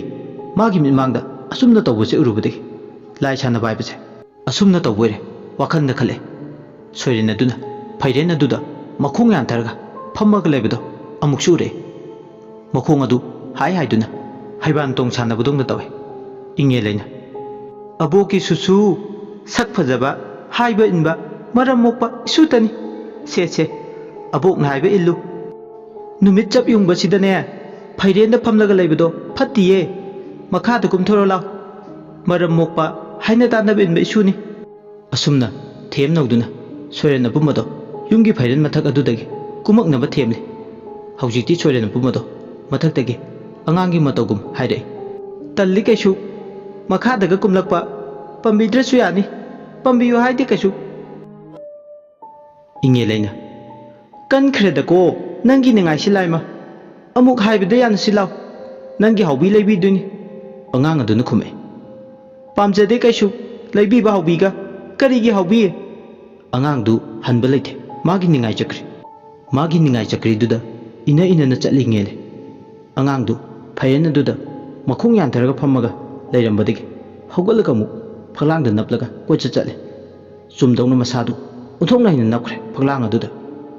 thongnaw murumdagi lona tumin yengduna lebi Heeyainu do masado thaktakni angang dugi tawbung amba matik mai singdu ubada uthongna su tawbung ami haiduni angang ado tumin leite peri ngarang ahing ingelina mabu chai thangki bagini yungaw ba mada yehan khanganbana mathaw oiraga kari sukana dabada ahing ama aremada mangali hairbugi damagni angang duna pendra duna sairubagi oina duna ningai tawbani angang asi asuki matik maching mason su phate tawribu matawduda Heeyainu di khong tangdukna chatpa ngamdre yena khamarumda masadu tasina thongnaw ahobaduda milu anida pirang amuksu akiba sakpum khanglaga leri mapadudagi khong tangdukna chatke haina khallabasu amukchi hek mangamdre makhoi ni na tawriba amadi ngangna sakneribasindo taning bagini mana khong tangdokningdriba angang dusu ujinachin ningai tawramadagi tumin ingtharaktuna makhada phallongna songtharakla ingelegi matamakta pamkhatkre angang adu ningai tawrambado phakibaga angang adu nawong sana posil aduga tumnaba theme haujikti korau nganbana masik mangali horen dine thabak yami haujik tumlo horen numidang hek oibaga nathau pangthongnaba khangaba horen taibang miyoibana yaip chaksa tamkhraga lafu makongda thabak tawse angang ado wadi ngangde hoi haibagi matane mangak to nome ꯃꯃꯤꯠ ꯑꯅꯤꯗꯨ ꯂꯥꯎꯊꯣꯛꯑꯦ ꯇꯞꯅ ꯇꯞꯅ ꯎꯏꯁꯤꯟꯈꯤ ꯑꯃꯨꯛ ꯑꯉꯥꯡꯗꯨ ꯍꯦꯛ ꯇꯨꯝꯊꯈꯤꯕꯒ ꯅꯥꯍꯣꯡꯗꯨꯗꯒꯤ ꯏꯪꯉꯦꯂꯩꯅ ꯑꯉꯥꯡ ꯃꯆꯥꯗꯨ ꯀꯥꯡꯈ ꯃꯈꯥꯗ ꯊꯥꯔꯒ ꯇꯨꯝꯍꯜꯂꯦ ꯑꯗꯨꯒ ꯃꯥꯅ ꯐꯃꯨꯡ ꯃꯊꯛꯇ ꯀꯥꯈꯠꯂꯒ ꯇꯨꯝꯃꯦ ꯏꯪꯉꯦ ꯂꯩꯔꯝꯕꯗꯤ ꯑꯉꯥꯡꯗꯨꯗ ꯍꯦꯛ ꯇꯨꯝꯊꯈꯤꯕꯒ ꯈꯣꯡꯊꯥꯡ ꯇꯞꯅ ꯊꯥꯡꯗꯨꯗ ꯍꯤꯌꯥꯏꯅꯨ ꯃꯥꯡꯒꯣꯜꯂꯣꯝꯗ ꯋꯥ ꯂꯥꯟ ꯉꯥꯡꯗꯨꯗ ꯇꯨꯃꯤꯟꯅ ꯂꯥꯛꯏ ꯍꯤꯌꯥꯏꯅꯨ ꯂꯩꯃꯒꯤ ꯀꯥꯗ ꯆꯪꯉꯛꯑꯦ ꯏꯟꯗꯣꯝꯆꯥ ꯑꯩꯅ ꯇꯧꯕ ꯌꯥꯕ ꯈꯔꯗꯤ ꯇꯧꯔꯝꯂꯦ ꯐꯤ ꯑꯃꯣꯠꯄꯗꯣ ꯌꯥꯝꯃꯟꯈꯤꯗꯅ ꯈꯔꯁꯨ ꯀꯨꯏꯅ ꯆꯪꯊꯣꯛꯈ꯭ꯔꯦ ꯏꯟꯗꯣꯝꯆꯥꯗ ꯆꯥꯕꯒꯤꯁꯦ ꯑꯩ ꯌꯨꯝꯗ ꯄꯨꯔꯒ ꯐꯦꯡꯂꯨꯔꯒꯦ ꯂꯩꯃꯅ ꯈꯨꯝꯃꯦ ꯍꯣꯏ ꯍꯣꯏ ꯅꯪꯁꯨ ꯋꯥꯔꯝꯃꯅꯤ ꯆꯥꯛ ꯇꯣꯛꯂꯒ ꯄꯣꯊꯥꯖꯔꯨꯔꯣ ꯍꯣꯏ ꯏꯟꯗꯣꯝꯆꯥ ꯍꯤꯌꯥꯏꯅꯨ ꯃꯈꯨꯠꯇ ꯄꯨꯈꯝ ꯇꯦꯡꯀꯣꯠ ꯄꯥꯏꯔꯒ ꯂꯩꯃꯒꯤ ꯀꯥꯗꯒꯤ ꯊꯣꯔꯛꯂꯦ ꯃꯥꯡꯒꯣꯜ ꯊꯣꯡꯖꯤꯠ ꯍꯦꯛ ꯀꯥꯟꯊꯣꯛꯄ ꯃꯄꯥꯗꯨ ꯍꯦꯛ ꯀꯥꯟꯊꯣꯛꯀꯦ ꯇꯧꯕꯒ ꯄꯣꯂꯥꯡꯈꯣꯛ ꯃꯄꯥ ꯐꯤ ꯐꯧꯔꯝ ꯑꯗꯨꯃꯛꯇꯗ ꯑꯉꯥꯡ ꯃꯆꯥ ꯑꯃ ꯂꯦꯞꯄꯒ ꯂꯩꯕꯗꯧꯅ ꯇꯧꯕꯗꯨ ꯑꯃꯨꯛ ꯎꯔꯦ ꯄꯣꯂꯥꯡꯈꯣꯛꯇꯨꯗ ꯐꯧꯔꯤꯕ ꯐꯤ ꯑꯃꯒꯤ ꯃꯔꯨꯝꯗ ꯃꯈꯣꯡ ꯈꯛꯇ ꯎꯕ ꯃꯁꯛ ꯃꯁꯥꯗꯤ ꯎꯗꯕ ꯌꯦꯡꯕꯗ ꯑꯉꯥꯡꯒꯤ ꯈꯣꯡꯗꯥ ꯃꯥꯟꯕꯅꯦ ꯃꯄꯥꯗꯨꯗ ꯂꯦꯞꯄꯒ ꯂꯩꯔꯤꯕꯗꯣ ꯍꯤꯌꯥꯏꯅꯨ ꯃꯈꯣꯡ ꯑꯅꯤꯗꯪ ꯎꯕꯗ ꯃꯁꯥꯗꯣ ꯊꯨꯛ ꯂꯥꯎꯏ ꯀꯔꯤꯅꯣ ꯀꯅꯥꯅꯣ ꯑꯁꯤꯗ ꯂꯦꯞꯄꯤꯕꯁꯤꯕꯣ ꯑꯉꯥꯡ ꯑꯣꯏꯖꯔꯁꯨ ꯋꯥꯈꯜꯗ ꯈꯜꯂꯦ ꯎꯆꯤꯟ ꯅꯥꯆꯤꯟ ꯊꯣꯡꯖꯤꯟꯗꯨꯗꯒꯤ ꯀꯥꯟꯊꯣꯔꯛꯂꯒ ꯃꯥꯡꯒꯣꯜꯒꯤ ꯗꯥꯔꯤ ꯃꯄꯥꯜꯗꯨꯗ ꯂꯦꯞꯄꯒ ꯑꯃꯨꯛ ꯃꯃꯤꯠ ꯑꯅꯤꯗꯣ ꯂꯩꯖꯕꯤ ꯊꯥꯗꯨꯅ ꯁꯨꯛꯇꯣꯛꯇꯨꯅ ꯄꯣꯂꯥꯡꯈꯣꯛꯀꯤ ꯐꯤ ꯐꯧꯔꯤꯕ ꯃꯄꯥꯗꯨꯗ ꯑꯃꯨꯛ ꯌꯦꯡꯉꯤ ꯃꯍꯥꯛꯅ ꯃꯨꯟꯅ ꯌꯦꯡꯂꯁꯨ ꯄꯣꯂꯥꯡꯈꯣꯛ ꯑꯗꯨꯗ ꯂꯩꯔꯤꯕꯗꯨ ꯃꯆꯤ ꯂꯦꯡꯗꯦ ꯈꯣꯡꯇꯃꯛ ꯎꯏ ꯃꯁꯛꯇꯤ ꯎꯗꯦ ꯃꯍꯥꯛ ꯌꯥꯝꯅꯗꯤ ꯇꯠꯇꯅ ꯆꯤꯡꯅꯔꯛꯂꯦ ꯀꯅꯥꯅꯣꯃꯗꯤ ꯃꯁꯤꯗ ꯇꯥꯁꯤꯜꯂꯒ ꯂꯦꯞꯇꯨꯅ ꯂꯩꯔꯦ ꯍꯥꯏꯕ ꯃꯥꯡꯒꯣꯜ ꯃꯆꯤꯗꯨꯗ ꯂꯦꯞꯂꯝꯕꯗꯒꯤ ꯈꯪꯅꯤꯡꯃꯟꯈ꯭ꯔꯗꯨꯅ ꯍꯤꯌꯥꯏꯅꯨ ꯁꯨꯃꯥꯡꯗꯨ ꯂꯥꯟꯊꯣꯛꯇꯨꯅ ꯄꯣꯂꯥꯡꯈꯣꯛ ꯇꯝꯅ ꯆꯪꯁꯤꯟꯒꯦ ꯍꯥꯏꯗꯨꯅ ꯈꯣꯡꯊꯥꯡ ꯑꯗꯨ ꯊꯥꯡꯕ ꯍꯧꯔꯛꯄꯒꯅꯤ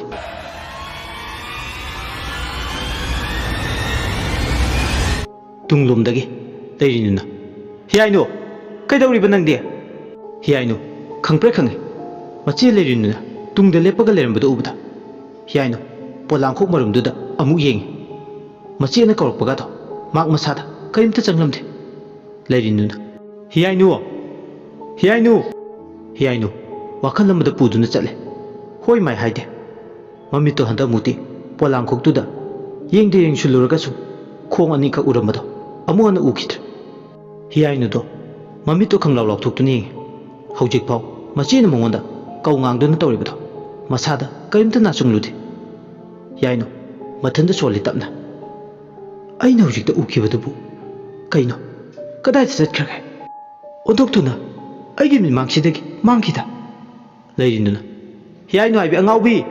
ꯅꯪꯕꯨ ꯉꯥꯎꯔꯕꯣ ꯂꯩꯔꯤꯅꯨ ꯍꯤꯌꯥꯏꯅꯨꯒꯤ ꯅꯇꯥ ꯁꯦꯟꯗ꯭ꯔꯥꯟꯅꯕ ꯃꯇꯧꯗꯨꯗ ꯁꯥꯎꯅꯤꯡꯗꯨꯅ ꯈꯪꯂꯥꯎ ꯂꯥꯎꯔꯛꯑꯦ ꯃꯇꯝꯗꯨꯗ ꯃꯥꯒꯤ ꯋꯥꯈꯜꯗꯣ ꯂꯦ ꯍꯦꯛ ꯇꯥꯕꯗꯧꯅ ꯇꯧꯏ ꯃꯆꯤꯟ ꯃꯅꯥꯎ ꯑꯅꯤꯗꯣ ꯑꯋꯥꯏ ꯈꯨꯝ ꯇꯧꯅꯔꯦ ꯅꯪꯕꯨ ꯉꯥꯎꯕ꯭ꯔꯣ ꯆꯠꯈ꯭ꯔꯒ ꯉꯁꯥꯏꯗꯒꯤ ꯍꯜꯂꯛꯀꯅꯤ ꯈꯪꯗ꯭ꯔꯤꯁꯤꯕꯣ ꯏꯃꯥꯒꯩꯒ ꯀꯌꯥꯗꯤ ꯀꯨꯏꯔꯦ ꯆꯥꯛꯈꯨꯝꯃꯥꯡꯗ ꯅꯪ ꯉꯥꯏꯗꯨꯅ ꯂꯩꯕ ꯂꯥꯛꯃꯟꯗ꯭ꯔꯕꯗꯨꯗ ꯏꯃꯥꯅ ꯅꯪꯕꯨ ꯀꯧꯔꯨꯁꯨ ꯍꯥꯏꯗꯨꯅ ꯂꯥꯛꯂꯤꯕꯅꯤ ꯏꯆꯦ ꯑꯩꯁꯨ ꯀꯥꯎꯊꯣꯛꯂꯨꯔꯦ ꯏꯟꯗꯣꯝꯆꯥꯒꯤ ꯐꯤ ꯈꯔ ꯐꯤꯖꯨ ꯐꯤꯁꯥꯝ ꯇꯧꯔꯤꯉꯩꯗ ꯑꯗꯨꯕꯨꯕ ꯀꯨꯏꯃꯟꯈ꯭ꯔꯦ ꯅꯪꯅ ꯆꯠꯈ꯭ꯔꯤꯁꯦ ꯉꯁꯥꯏꯗꯒꯤꯅꯤ ꯍꯧꯖꯤꯛꯇꯤ ꯅꯨꯃꯤꯠꯁꯨ ꯋꯥꯇꯣꯜꯂꯣꯝꯂꯦ ꯀꯩꯗꯧꯕꯅꯣꯕ ꯅꯪꯅ ꯄꯣꯂꯥꯡꯈꯣꯛ ꯃꯌꯥꯁꯤꯗ ꯑꯃꯨꯛ ꯆꯪꯁꯤꯟꯒꯦ ꯇꯧꯔꯝꯃꯤꯁꯤꯅ ꯍꯤꯌꯥꯏꯅꯨ ꯃꯁꯤꯒꯤ ꯋꯥꯍꯪꯗꯨꯗ ꯃꯈꯥ ꯇꯥꯅ ꯄꯥꯎꯈꯨꯝ ꯄꯤꯗ꯭ꯔꯦ ꯇꯨꯃꯤꯟ ꯆꯞ ꯌꯨꯡꯗꯨꯅ ꯂꯦꯞꯄꯒ ꯂꯩ ꯀꯔꯝꯅꯗꯤ ꯃꯥꯛꯀꯤ ꯃꯆꯤꯟ ꯊꯣꯛꯅ ꯃꯥꯅ ꯎꯈꯤꯕꯁꯤꯡꯗꯣ ꯍꯥꯏꯔꯨꯅꯤ ꯑꯗꯨꯅ ꯃꯍꯥꯛ ꯋꯥ ꯂꯣꯠꯂꯒꯦ ꯆꯞ ꯌꯨꯡꯅ ꯂꯦꯞꯄꯦ ꯍꯣꯏ ꯃꯥꯏ ꯇꯨꯃꯤꯟ ꯂꯩꯔꯁꯨ ꯌꯥꯔꯔꯣꯏ ꯈꯟꯗꯨꯅ ꯈꯟꯒꯦ ꯈꯜꯂꯒ ꯍꯤꯌꯥꯏꯅꯨ ꯋꯥ ꯊꯩꯗꯣꯛꯏ ꯑꯗꯨꯒ ꯃꯆꯤꯟ ꯃꯅꯥꯎ ꯑꯅꯤꯗꯣ ꯃꯌꯨꯝꯂꯣꯝꯗ ꯂꯥꯛꯏ ꯑꯗꯨꯕꯨ ꯍꯤꯌꯥꯏꯅꯨ ꯆꯠꯅ ꯆꯠꯅ ꯄꯣꯂꯥꯡꯈꯣꯛ ꯃꯔꯨꯝꯗ ꯎꯈꯤꯕ ꯈꯣꯡ ꯑꯅꯤꯗꯣ ꯎꯕ꯭ꯔꯥ ꯍꯥꯏꯗꯨꯅ ꯑꯃꯨꯛꯃꯨꯛꯁꯨ ꯐꯠ ꯐꯠ ꯂꯩꯊꯣꯛꯑꯒ ꯇꯨꯡꯂꯣꯝꯗ ꯌꯦꯡꯉꯤ ꯃꯌꯨꯝ ꯍꯦꯛ ꯌꯧꯕꯒ ꯃꯃꯥ ꯃꯆꯥ ꯃꯈꯣꯏ ꯌꯨꯝꯗꯣ ꯆꯥꯛ ꯆꯥꯃꯤꯟꯅꯩ ꯑꯗꯨꯕꯨ ꯍꯤꯌꯥꯏꯅꯨ ꯆꯥꯔꯝ ꯊꯛꯂꯝ ꯈꯪꯂꯝꯗꯦ ꯃꯥꯒꯤ ꯃꯃꯤꯠꯇ ꯎꯈꯤꯕ ꯊꯧꯗꯣꯛꯁꯤꯡꯗꯨꯅ ꯃꯔꯝ ꯑꯣꯏꯔꯒ ꯆꯥꯛꯇꯨ ꯁꯤꯛ ꯁꯤꯛꯇꯨꯅ ꯆꯥꯏ ꯑꯃꯨꯛꯃꯨꯛꯁꯨ ꯆꯥꯛꯂꯨꯛ ꯃꯄꯥꯜꯗꯨꯗ ꯈꯣꯠꯂꯤ ꯃꯍꯥꯛ ꯈꯔ ꯆꯥꯔꯒ ꯐꯨꯛ ꯍꯧꯒꯠꯂꯒ ꯃꯥꯡꯒꯣꯜ ꯀꯥꯆꯤꯜ ꯑꯃꯗ ꯇꯨꯃꯤꯟ ꯇꯥꯁꯤꯜꯂꯒ ꯂꯥꯏꯙꯕꯤ ꯂꯨꯕꯥꯛꯇꯣ ꯄꯨꯊꯣꯛꯂꯒ ꯂꯩ ꯂꯥꯏꯙꯕꯤ ꯁꯥꯟꯅꯕꯗꯨꯁꯨ ꯊꯣꯏꯅ ꯄꯨꯛꯅꯤꯡ ꯆꯪꯗꯦ ꯃꯥꯒꯤ ꯃꯐꯝꯗ ꯃꯍꯥꯛꯅ ꯊꯦꯡꯅꯈꯤꯕ ꯊꯧꯗꯣꯛꯁꯤꯡꯗꯣ ꯇꯝꯊꯣꯛꯁꯤꯔ ꯈꯜꯂꯁꯨ ꯑꯃꯨꯛꯁꯨ ꯍꯦꯛ ꯇꯜꯂꯤ ꯍꯦꯛ ꯇꯝꯂꯨꯕ ꯃꯇꯝꯗ ꯃꯗꯣꯝꯆꯥ ꯂꯩꯃ ꯆꯔꯥ ꯍꯦꯟꯗꯨꯅ ꯁꯤꯅꯤ ꯃꯣꯏꯗ ꯑꯃꯨꯛ ꯍꯟꯅ ꯆꯪꯉꯨꯅ ꯁꯣꯏꯗꯅ ꯍꯥꯏꯔꯛꯀꯅꯤ ꯑꯀꯤꯕ ꯊꯧꯗꯣꯛꯅꯤ ꯃꯃꯥꯅ ꯁꯣꯏꯗꯅ ꯍꯥꯏꯔꯛꯀꯅꯤ ꯑꯕꯣꯛ ꯏꯪꯉꯦꯂꯩꯒꯤ ꯃꯑꯣꯡ ꯃꯇꯧꯁꯤꯅꯒ ꯐꯠꯇꯕꯅꯦ ꯏꯟꯗꯣꯝꯆꯥ ꯂꯩꯃꯕꯨ ꯍꯥꯠꯇꯣꯛꯀꯦ ꯍꯥꯏꯕꯒꯤ ꯋꯥꯈꯜ ꯑꯃꯁꯨ ꯆꯦꯜꯂꯕꯅꯤꯅ ꯃꯔꯛꯁꯤꯗ ꯃꯥꯅ ꯄꯥꯎ ꯑꯗꯨ ꯖꯥꯠ ꯖꯥꯠ ꯇꯝꯁꯤꯜꯂꯨꯔꯕꯗꯤ ꯃꯃꯥꯒꯤ ꯄꯨꯛꯅꯤꯡ ꯑꯣꯟꯈ꯭ꯔꯕꯗꯤ ꯑꯃꯨꯛ ꯍꯟꯅ ꯂꯩꯃꯒꯤ ꯃꯇꯦꯡ ꯄꯥꯡꯂꯔꯣꯏ ꯆꯥꯗꯕꯅ ꯄꯤꯛꯂꯤꯕ ꯑꯉꯥꯡꯗꯨꯒ ꯃꯃꯥ ꯃꯆꯥ ꯄꯨꯟꯅ ꯁꯣꯏꯗꯅ ꯁꯤꯕ ꯇꯥꯔꯦ ꯈꯟꯗꯨꯅ ꯃꯁꯤꯒꯤꯗꯃꯛ ꯃꯍꯥꯛ ꯇꯨꯃꯤꯟ ꯂꯩꯈꯤꯕꯅꯤ ꯇꯨꯃꯤꯟ ꯂꯩꯕꯅ ꯄꯨꯝꯅꯃꯛꯇꯒꯤ ꯌꯥꯏꯐꯕꯅꯤ ꯂꯥꯏꯙꯕꯤꯗꯨ ꯄꯥꯏꯔꯒ ꯃꯥꯡꯒꯣꯟꯗꯨꯗ ꯇꯨꯃꯤꯟꯅ ꯐꯝꯃꯤ ꯋꯥꯈꯜꯗ ꯑꯃꯨꯛꯁꯨ ꯈꯜꯂꯤ ꯄꯣꯂꯥꯡꯈꯣꯛ ꯃꯈꯥꯗ ꯐꯤ ꯃꯔꯨꯝꯗ ꯎꯈꯤꯕ ꯈꯣꯡ ꯃꯆꯥ ꯑꯅꯤꯗꯨ ꯀꯅꯥꯒꯤꯅꯣ ꯑꯉꯥꯡ ꯃꯆꯥ ꯑꯃꯗꯨꯗꯤ ꯀꯥꯡꯈ ꯂꯨꯈꯥ ꯃꯈꯥꯗ ꯁꯨꯝꯗꯨꯅ ꯇꯨꯝꯍꯧꯔꯕ ꯇꯥꯏ ꯑꯗꯨꯗꯤ ꯀꯅꯥꯒꯤ ꯈꯣꯡ ꯑꯣꯏꯔꯝꯒꯅꯤ ꯆꯃꯝꯅꯩ ꯍꯥꯏꯅ ꯍꯥꯏꯅ ꯃꯇꯝꯗꯣ ꯍꯧꯈꯤ ꯅꯨꯃꯤꯗꯥꯡ ꯋꯥꯏꯔꯝꯒꯤ ꯃꯇꯝ ꯑꯣꯏꯕꯅ ꯃꯥꯂꯦꯝꯁꯨ ꯇꯞꯅ ꯇꯞꯅ ꯃꯝꯁꯤꯜꯂꯛꯂꯦ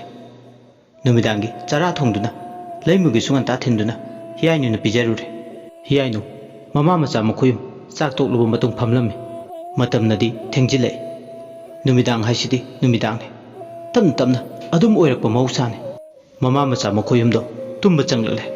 ꯂꯩꯔꯤꯅꯨ ꯑꯃꯗꯤ ꯇꯝꯐꯥꯗꯤ ꯀꯣꯛꯀ ꯃꯣꯟꯒ ꯇꯥꯏꯅꯈꯤꯕꯗ ꯑꯗꯨꯃꯛ ꯈꯣꯔ ꯈꯣꯔ ꯅꯥꯈꯣꯛꯇꯨꯅ ꯅꯤꯡꯉꯥꯏꯗꯅ ꯈꯣꯝꯂꯟ ꯇꯨꯝꯈꯨꯟ ꯇꯥꯡꯈ꯭ꯔꯦ ꯑꯃꯔꯣꯝꯗꯅ ꯍꯤꯌꯥꯏꯅꯨꯗꯣ ꯑꯍꯤꯡ ꯇꯨꯝꯊꯋꯥꯏꯕ ꯌꯥꯔꯝꯗꯦ ꯉꯁꯥꯏ ꯃꯥꯅ ꯊꯣꯡꯅꯥꯎ ꯃꯨꯔꯨꯝꯗ ꯂꯣꯟꯅ ꯇꯨꯃꯤꯟ ꯋꯥꯔꯤ ꯁꯥꯟꯅꯕꯗꯨ ꯇꯥꯍꯧꯕꯅ ꯏꯪꯉꯦ ꯂꯩ ꯂꯥꯏꯗꯦ ꯍꯥꯏꯕꯁꯤꯃꯗꯤ ꯃꯍꯥꯛ ꯍꯥꯟꯅꯗꯒꯤꯁꯨ ꯈꯪꯉꯤ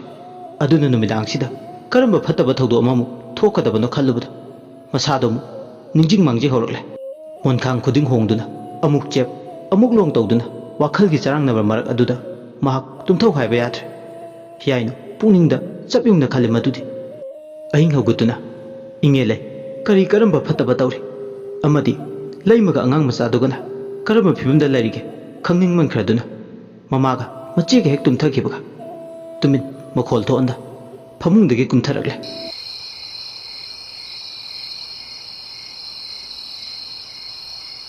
ꯇꯨꯃꯤꯟ ꯃꯃꯥꯡ ꯊꯣꯡꯗꯣ ꯍꯥꯡꯗꯣꯛꯂꯒ ꯃꯄꯥꯜ ꯊꯣꯛꯂꯛꯑꯦ ꯍꯤꯌꯥꯏꯅꯨ ꯌꯥꯝ ꯁꯤꯡꯕ ꯑꯉꯥꯡꯅꯤ ꯊꯣꯡꯖꯤꯟꯗ ꯊꯦꯠꯂꯤꯕ ꯂꯥꯏ ꯍꯔꯥꯎꯕꯗ ꯂꯥꯏꯗ ꯀꯠꯄ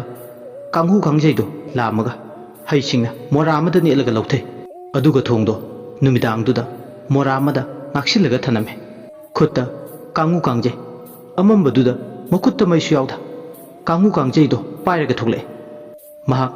ꯌꯥꯝꯅ ꯃꯤꯁꯤꯡ ꯅꯥꯁꯤꯡꯕ ꯋꯥꯈꯜ ꯂꯧꯁꯤꯡ ꯂꯩꯕ ꯑꯉꯥꯡ ꯑꯃꯅꯤ ꯏꯇꯠ ꯇꯠꯇꯅ ꯍꯥꯏꯅꯈꯤꯕꯗꯣ ꯃꯍꯥꯛ ꯅꯤꯡꯁꯤꯡꯂꯛꯂꯤ ꯂꯥꯏꯕꯨꯡꯗ ꯂꯥꯏ ꯈꯣꯏꯔꯝꯕ ꯆꯠꯄꯗ ꯃꯥꯏꯕꯤ ꯑꯃꯅ ꯍꯥꯏꯈꯤꯕꯗꯣ ꯇꯥꯍꯧꯕꯅꯤ ꯀꯥꯡꯍꯨ ꯀꯥꯡꯖꯩ ꯌꯥꯎꯔꯗꯤ ꯑꯃꯝ ꯑꯊꯦꯡꯅ ꯆꯠꯂꯁꯨ ꯂꯥꯏꯇꯤꯟ ꯃꯁꯥꯗ ꯆꯪꯗꯤꯌꯦ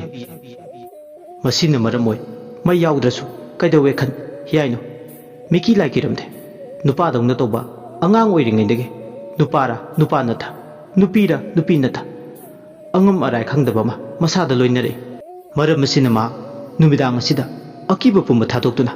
ꯃꯁꯥꯗ ꯊꯥꯖꯕ ꯑꯃꯒ ꯂꯣꯏꯅꯅ ꯀꯣꯟꯊꯣꯡꯂꯣꯝꯗ ꯊꯣꯛꯂꯛꯏ ꯑꯗꯨꯒ ꯂꯩꯃꯍꯣꯏꯒꯤ ꯏꯪꯈꯣꯜ ꯇꯝꯅ ꯂꯥꯛꯏ ꯁꯃꯟ ꯁꯌꯥ ꯃꯔꯨꯝ ꯑꯃꯗ ꯁꯠ ꯂꯥꯎꯅ ꯂꯤꯠꯁꯤꯜꯂꯤ ꯊꯦꯡꯒ ꯊꯦꯡꯖꯤꯜꯂꯛꯑꯕ ꯇꯥꯎꯕ ꯍꯨꯏꯁꯤꯡꯅ ꯆꯥꯛꯇꯥꯔꯤ ꯌꯥꯡꯗꯧ ꯂꯝꯕꯤꯗ ꯁꯪꯒꯨ ꯁꯪꯒꯨ ꯍꯨꯏꯁꯤꯡꯅ ꯆꯤꯟꯐꯦꯡꯂꯤ ꯑꯍꯤꯡꯗꯨꯗ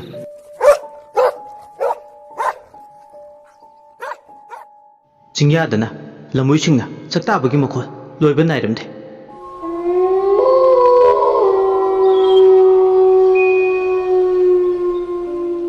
ꯑꯗꯨꯕꯨ ꯃꯁꯥꯗ ꯃꯈꯣꯜꯁꯤꯡꯗꯨꯒꯤ ꯊꯣꯏꯅ ꯈꯟꯖꯤꯜꯂꯨꯗꯦ ꯍꯤꯌꯥꯏꯅꯨ ꯃꯥꯒꯤ ꯆꯠꯐꯝ ꯊꯣꯛꯄ ꯑꯗꯨ ꯇꯨꯃꯤꯟ ꯁꯝꯕꯜꯗꯨꯗ ꯐꯥꯎꯖꯤꯜꯂꯒ ꯂꯥꯛꯏ ꯈꯨꯜ ꯂꯩꯀꯥꯏꯗꯨꯗ ꯂꯩꯕ ꯃꯤ ꯑꯌꯥꯝꯕ ꯇꯨꯝꯅ ꯍꯤꯞꯅꯔꯕ ꯃꯇꯝꯁꯤꯗ ꯅꯨꯄꯤ ꯃꯆꯥ ꯃꯍꯥꯛ ꯃꯊꯟꯇ ꯇꯔꯛ ꯇꯔꯛ ꯂꯥꯛꯏ ꯌꯦꯟꯅꯈꯥꯔꯣꯝꯗ ꯇꯨꯃꯤꯟ ꯃꯤ ꯇꯥꯈꯤꯅꯤ ꯃꯇꯥꯒꯨꯝ ꯁꯣꯠꯄꯦꯛ ꯂꯥꯎꯔꯝꯗꯦ ꯃꯥꯅ ꯆꯠꯂꯤꯕꯗꯣ ꯌꯥꯝ ꯆꯦꯛꯁꯤꯟꯅ ꯍꯩꯁꯤꯡꯅ ꯊꯥꯡꯉꯤ ꯃꯥꯒꯤ ꯈꯣꯡꯊꯥꯡꯗꯣ ꯉꯁꯥꯏ ꯃꯥꯅ ꯂꯦꯞꯂꯝꯕ ꯏꯪꯉꯦꯂꯦꯒꯤ ꯇꯨꯝꯂꯤꯕ ꯀꯥꯒꯤ ꯐꯛꯂꯥꯡ ꯌꯦꯟꯅꯈꯥ ꯃꯄꯥ ꯊꯣꯡꯅꯥꯎ ꯂꯩꯔꯤꯕ ꯃꯔꯨꯝꯗꯨꯗ ꯇꯨꯃꯤꯟ ꯂꯦꯞꯄꯒ ꯂꯩ ꯊꯣꯡꯅꯥꯎꯗꯣ ꯂꯣꯟꯁꯤꯜꯂꯕꯅꯤꯅ ꯀꯔꯤꯝꯇ ꯎꯕꯗꯤ ꯃꯍꯥꯛ ꯍꯟꯇꯛꯃꯨꯛꯇꯤ ꯐꯪꯗ꯭ꯔꯦ ꯑꯗꯨꯅ ꯐꯛꯂꯥꯡꯒ ꯄꯥꯟꯅꯅ ꯃꯅꯥꯀꯣꯡꯗꯨ ꯊꯝꯃꯦ ꯍꯤꯌꯥꯏꯅꯨ ꯏꯪꯉꯦꯂꯦꯒꯤ ꯀꯥꯗꯨ ꯆꯦꯛꯃꯨꯛ ꯂꯥꯎꯗꯦ ꯑꯗꯨꯝꯅ ꯐꯛꯂꯥꯡꯒ ꯄꯥꯟꯅꯅ ꯅꯥꯀꯣꯡ ꯊꯝꯗꯨꯅ ꯂꯩꯔꯤꯉꯩ ꯏꯪꯈꯣꯜꯗꯨꯒꯤ ꯈꯔ ꯁꯣꯡꯕ ꯂꯐꯨ ꯃꯈꯣꯡ ꯂꯩꯕ ꯑꯗꯣꯝꯗ ꯃꯤ ꯋꯥꯔꯤ ꯁꯥꯟꯅꯕ ꯃꯨꯔꯨꯝ ꯃꯨꯔꯨꯝ ꯁꯣꯟꯕꯗꯧꯅ ꯇꯧꯕ ꯃꯈꯣꯜ ꯇꯥꯔꯛꯏ ꯃꯈꯣꯜ ꯑꯗꯨ ꯇꯥꯔꯕꯗ ꯍꯤꯌꯥꯏꯅꯨ ꯃꯥꯒꯤ ꯋꯥꯈꯜꯗ ꯑꯩꯅ ꯇꯥꯔꯤꯕ ꯃꯈꯣꯜꯁꯤꯗꯤ ꯑꯁꯣꯡꯕ ꯂꯐꯨ ꯃꯈꯣꯡ ꯑꯁꯤꯗꯒꯤꯅꯤ ꯀꯅꯥ ꯀꯅꯥ ꯂꯩꯕꯖꯥꯠꯅꯣ ꯑꯁꯤꯗ ꯉꯁꯥꯏ ꯑꯕꯣꯛ ꯏꯪꯉꯦꯂꯩꯅ ꯁꯥꯟꯅꯈꯤꯕꯗꯨꯗ ꯍꯣꯔꯦꯟ ꯑꯊꯦꯡꯕꯗ ꯑꯉꯥꯡꯗꯨꯒ ꯂꯐꯨ ꯃꯈꯣꯡꯗ ꯄꯨꯟꯁꯤ ꯍꯥꯏꯗꯅ ꯍꯥꯏꯅꯈꯤꯕꯗꯧꯅꯁꯨ ꯇꯧꯈꯤꯕꯅꯤ ꯐꯔꯦ ꯑꯩ ꯈꯨꯠꯇ ꯀꯥꯡꯍꯨ ꯀꯥꯡꯖꯩꯁꯦ ꯆꯦꯠꯅ ꯄꯥꯏꯔꯒ ꯑꯁꯤ ꯇꯝꯅ ꯆꯪꯁꯤꯜꯂꯒꯦ ꯑꯗꯨꯒ ꯀꯔꯤ ꯂꯩꯒꯦ ꯍꯥꯏꯕꯗꯣ ꯇꯨꯃꯤꯟꯅ ꯌꯦꯡꯂꯒꯦ ꯑꯁꯨꯝꯅ ꯍꯤꯌꯥꯏꯅꯨ ꯊꯧꯅꯥ ꯑꯃꯒ ꯂꯣꯏꯅꯅ ꯑꯁꯣꯡꯕ ꯃꯔꯛ ꯑꯗꯨꯗ ꯃꯁꯥꯗ ꯑꯀꯤ ꯈꯪ ꯑꯃꯠꯇ ꯌꯥꯎꯗꯅ ꯆꯪꯁꯤꯜꯂꯛꯑꯦ ꯃꯩꯁꯨ ꯌꯥꯎꯗꯦ ꯇꯧꯔꯤꯕꯗꯨ ꯑꯗꯨꯕꯨ ꯃꯄꯥꯗꯨ ꯌꯧꯅ ꯆꯪꯁꯤꯜꯂꯛꯄꯗ ꯁꯥꯍꯤꯡ ꯍꯥꯌꯤꯡ ꯃꯅꯝ ꯅꯝꯕꯗꯧꯅ ꯑꯃꯨꯛꯁꯨ ꯃꯩ ꯊꯥꯔꯒ ꯀꯔꯤꯒꯨꯝꯕ ꯈꯔ ꯇꯧꯕꯗꯧꯅ ꯇꯧꯕ ꯃꯥꯟꯕ ꯂꯐꯨ ꯃꯈꯣꯡ ꯑꯗꯥꯏꯗ ꯃꯩꯈꯨ ꯀꯥꯕꯗꯧꯅ ꯇꯧꯕ ꯃꯩꯔꯤꯒꯤ ꯃꯉꯥꯜ ꯈꯖꯤꯛ ꯈꯖꯤꯛꯇ ꯑꯣꯏꯔꯁꯨ ꯐꯥꯎꯔꯛꯄꯗꯧꯅ ꯇꯧꯏ ꯃꯍꯥꯛ ꯂꯦꯞꯄ ꯂꯩꯇꯅ ꯑꯗꯨꯃꯛ ꯆꯪꯁꯤꯜꯂꯦ ꯂꯐꯨꯅ ꯀꯨꯡꯅ ꯍꯧꯕ ꯃꯌꯥꯏ ꯆꯕꯨꯛ ꯑꯗꯨꯗ ꯏꯪꯉꯦꯜꯂꯦ ꯃꯩ ꯍꯧꯔꯗꯨꯅ ꯃꯗꯨꯗ ꯀꯔꯤꯅꯣ ꯈꯪꯗꯕ ꯃꯩ ꯍꯧꯗꯨꯅ ꯂꯩꯕꯗꯨ ꯑꯁꯣꯡꯕ ꯃꯔꯛ ꯑꯃꯗ ꯆꯪꯁꯤꯜꯂꯒ ꯂꯣꯟꯅ ꯇꯨꯃꯤꯟ ꯌꯦꯡꯂꯒ ꯂꯩꯔꯦ ꯌꯥꯝꯅꯗꯤ ꯂꯥꯞꯅꯕ ꯅꯠꯇꯦ ꯏꯪꯉꯦꯜꯂꯩꯅ ꯃꯩ ꯍꯧꯗꯨꯅ ꯂꯩꯔꯤꯕ ꯃꯄꯥꯗꯨꯒ ꯍꯤꯌꯥꯏꯅꯨꯅ ꯂꯣꯟꯅ ꯇꯨꯃꯤꯟ ꯂꯨꯝꯗꯨꯅ ꯂꯩꯕ ꯃꯄꯥꯗꯨꯒ ꯏꯪꯉꯦꯜꯂꯩꯅ ꯇꯧꯔꯤꯕ ꯑꯃꯗꯤ ꯃꯆꯤꯟꯗ ꯁꯣꯜꯂꯤꯕ ꯉꯥꯡꯂꯤꯕꯁꯤꯡ ꯑꯗꯨ ꯏꯔꯥꯏ ꯂꯥꯏꯅ ꯃꯌꯦꯛ ꯁꯦꯡꯅ ꯇꯥꯔꯦ ꯏꯪꯉꯦꯜꯂꯩꯗꯨ ꯃꯊꯟꯇ ꯇꯨꯃꯤꯟ ꯂꯩꯕꯗꯤ ꯅꯠꯇꯦ ꯆꯔꯨꯅ ꯁꯥꯕ ꯂꯥꯏꯙꯤ ꯑꯃ ꯑꯉꯥꯡ ꯃꯆꯥ ꯑꯃꯒ ꯃꯈꯣꯏ ꯍꯨꯝꯅꯩ ꯑꯃꯝꯕꯗꯨꯗ ꯂꯩꯔꯤꯕꯗꯨ ꯑꯉꯥꯡ ꯃꯆꯥꯗꯨꯒ ꯂꯥꯏꯙꯤꯗꯨꯒ ꯂꯐꯨ ꯃꯈꯣꯡ ꯑꯃꯃꯝꯗ ꯉꯥꯊꯔꯒ ꯇꯨꯃꯤꯟ ꯐꯝꯗꯨꯅ ꯂꯩꯕꯗꯧꯅ ꯇꯧꯏ ꯏꯪꯉꯦꯜꯂꯩꯅ ꯇꯧꯔꯤꯕꯗꯨ ꯋꯥ ꯂꯥꯟ ꯉꯥꯡꯗꯅ ꯇꯨꯃꯤꯟ ꯌꯦꯡꯂꯒ ꯍꯣꯏ ꯃꯥꯏ ꯀꯔꯤꯝꯇ ꯍꯥꯏꯗꯅ ꯂꯩ ꯏꯪꯉꯦꯜꯂꯩꯅ ꯃꯆꯤꯟꯗ ꯁꯣꯜꯂꯦ ꯃꯤꯃꯨꯛ ꯂꯥꯏꯃꯨꯛ ꯆꯨꯛ ꯆꯨꯛ ꯆꯨꯛ ꯅꯪꯇ ꯁꯤꯔꯣ ꯅꯪꯇ ꯇꯨꯝꯃꯣ ꯅꯪꯇ ꯁꯤꯔꯣ ꯎꯠ ꯑꯣꯜꯂꯣ ꯅꯪꯗꯤ ꯍꯤꯡꯗꯨꯅ ꯂꯩꯕ ꯌꯥꯗꯦ ꯅꯪꯒꯤ ꯃꯍꯨꯠ ꯑꯩꯅ ꯑꯣꯏꯅ ꯍꯤꯡꯗꯨꯅ ꯂꯩꯒꯗꯕꯅꯤ ꯅꯪꯗꯤ ꯀꯪꯕ ꯅꯥꯏ ꯃꯥꯡꯕ ꯅꯥꯏ ꯑꯩꯗꯤ ꯀꯪꯕ ꯅꯥꯏꯗꯦ ꯃꯥꯡꯕꯁꯨ ꯅꯥꯏꯗꯦ ꯑꯩꯗꯤ ꯆꯤꯡꯖꯨꯝ ꯂꯥꯏꯖ ꯏꯐꯨꯠꯅꯤ ꯑꯩꯗꯤ ꯇꯨꯃꯤꯟ ꯂꯩꯕ ꯍꯩꯇꯦ ꯅꯪꯅ ꯑꯩꯕꯨ ꯉꯝꯗꯨꯅ ꯆꯠꯄꯁꯨ ꯌꯥꯔꯣꯏ ꯍꯤꯔꯣꯏꯕꯤ ꯌꯥꯔꯣꯏꯕꯤ ꯑꯅꯤꯒꯤ ꯌꯥꯊꯪꯅꯤ ꯊꯣꯏꯅꯥꯎ ꯅꯪꯅ ꯑꯩꯒꯤ ꯃꯍꯨꯠ ꯃꯔꯦꯡ ꯁꯤꯟꯗꯨꯅ ꯉꯟꯇꯥꯅ ꯃꯥꯡꯖꯈ꯭ꯔꯣ ꯊꯋꯥꯏ ꯅꯪꯅ ꯑꯩꯒꯤ ꯃꯍꯨꯠ ꯎꯔꯥꯏ ꯎꯆꯤꯟ ꯇꯝꯂꯕꯅꯤ ꯂꯦꯝꯂꯩ ꯃꯤꯇꯝ ꯉꯥꯃꯨ ꯇꯔꯦꯠꯁꯤꯅ ꯈꯥꯝꯕꯤ ꯃꯩꯅꯨꯡꯗ ꯃꯩꯔꯧꯕꯗꯤ ꯂꯦꯝꯂꯩ ꯉꯥꯃꯨꯗꯤ ꯅꯠꯇꯦ ꯅꯪꯒꯤ ꯌꯥꯏꯕꯤ ꯊꯋꯥꯏ ꯃꯤꯔꯦꯜꯗꯨꯗꯤ ꯍꯦ ꯑꯉꯥꯡ ꯅꯋꯥ ꯅꯪꯒꯤ ꯌꯥꯏꯕꯤ ꯊꯋꯥꯏ ꯃꯥꯡꯂꯀꯥꯟꯗꯗ ꯑꯩꯅ ꯄꯦꯟꯖꯒꯗꯣꯏꯅꯤ ꯑꯁꯤ ꯍꯥꯏꯔꯒ ꯈꯥꯝꯕꯤ ꯃꯩꯅꯨꯡꯗꯨꯗ ꯀꯔꯤ ꯀꯔꯤꯅꯣ ꯑꯃꯨꯛ ꯍꯥꯞꯆꯤꯜꯂꯤ ꯆꯤꯟꯗꯗꯤ ꯉꯥꯃꯨ ꯂꯩꯔꯧ ꯃꯩ ꯊꯥꯔꯤꯅꯤ ꯍꯥꯏꯖꯔꯁꯨ ꯁꯥꯍꯤꯡ ꯍꯥꯌꯤꯡ ꯃꯅꯝ ꯅꯝꯃꯦ ꯃꯅꯝꯗꯣ ꯍꯦꯛ ꯅꯝꯕꯗ ꯃꯁꯥꯗꯣ ꯑꯣꯅꯤꯡꯕ ꯊꯨꯛ ꯊꯨꯛ ꯂꯥꯎꯕ ꯐꯥꯎꯏ ꯍꯤꯌꯥꯏꯅꯨꯗꯤ ꯃꯅꯥꯇꯣꯟꯗꯨ ꯃꯦꯜꯂꯒ ꯅꯝꯊꯤꯕ ꯃꯅꯝ ꯑꯗꯣ ꯍꯩꯅꯗꯗꯨꯅ ꯈꯥꯡꯂꯦ ꯋꯥꯈꯟꯗ ꯈꯜꯂꯤ ꯃꯁꯤꯒꯤ ꯍꯅꯨꯕꯤꯁꯦ ꯑꯣꯟꯊꯣꯛꯅ ꯐꯠꯈꯤꯗ꯭ꯔꯦꯗ ꯅꯨꯃꯤꯗꯥꯡꯁꯤꯗ ꯅꯥꯇꯩ ꯆꯥꯕ ꯊꯕꯛꯇꯤ ꯇꯧꯗꯦ ꯃꯥꯒꯤꯁꯦ ꯈꯪꯗ꯭ꯔꯦꯗ ꯀꯗꯣꯝꯗ ꯊꯣꯛꯂꯒꯗꯕ ꯍꯅꯨꯊꯪꯁꯤꯗ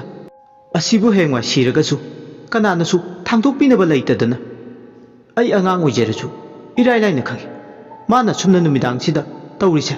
ꯑꯐꯕ ꯊꯕꯛꯇꯤ ꯅꯠꯇꯦ ꯍꯥꯏꯕ ꯑꯩ ꯈꯪꯉꯤ ꯑꯗꯨꯕꯨ ꯀꯔꯤꯗꯤ ꯍꯥꯏꯔꯨꯅꯤ ꯑꯕꯣꯛ ꯏꯪꯉꯦꯜꯂꯩ ꯐꯅ ꯑꯍꯜ ꯑꯣꯏꯖꯔꯁꯨ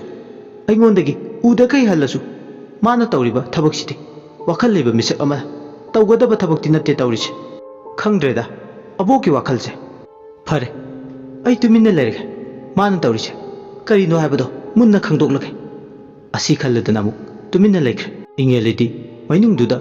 ꯎꯠ ꯑꯣ ꯋꯥꯏꯕ ꯄꯪꯂꯪꯗ ꯂꯪꯁꯤꯟꯗꯨꯅ ꯃꯩꯗꯣ ꯍꯧꯔꯦ ꯑꯃꯨꯛꯁꯨ ꯃꯆꯤꯟꯗ ꯂꯣꯏꯅꯥꯏꯗ꯭ꯔꯕ ꯂꯩꯋꯥ ꯇꯤꯟꯋꯥ ꯀꯌꯥ ꯃꯃꯤꯠ ꯑꯅꯤꯗꯣ ꯂꯥꯎꯊꯣꯛꯈꯩ ꯈꯥꯝꯕꯤ ꯃꯩ ꯍꯧꯔꯤꯗꯨꯗ ꯌꯦꯡꯉꯤ ꯑꯁꯥꯎꯕ ꯑꯃꯒ ꯂꯣꯏꯅꯅ ꯃꯩ ꯍꯧꯔꯤꯅꯤ ꯇꯧꯔꯤꯗꯨ ꯃꯥꯒꯤ ꯅꯤꯡꯕ ꯊꯨꯡꯗꯕꯒꯤ ꯄꯟꯈꯩꯗꯨ ꯌꯧꯗꯕꯒꯤꯅꯤ ꯃꯥꯅ ꯁꯥꯎꯔꯤꯕꯗꯨ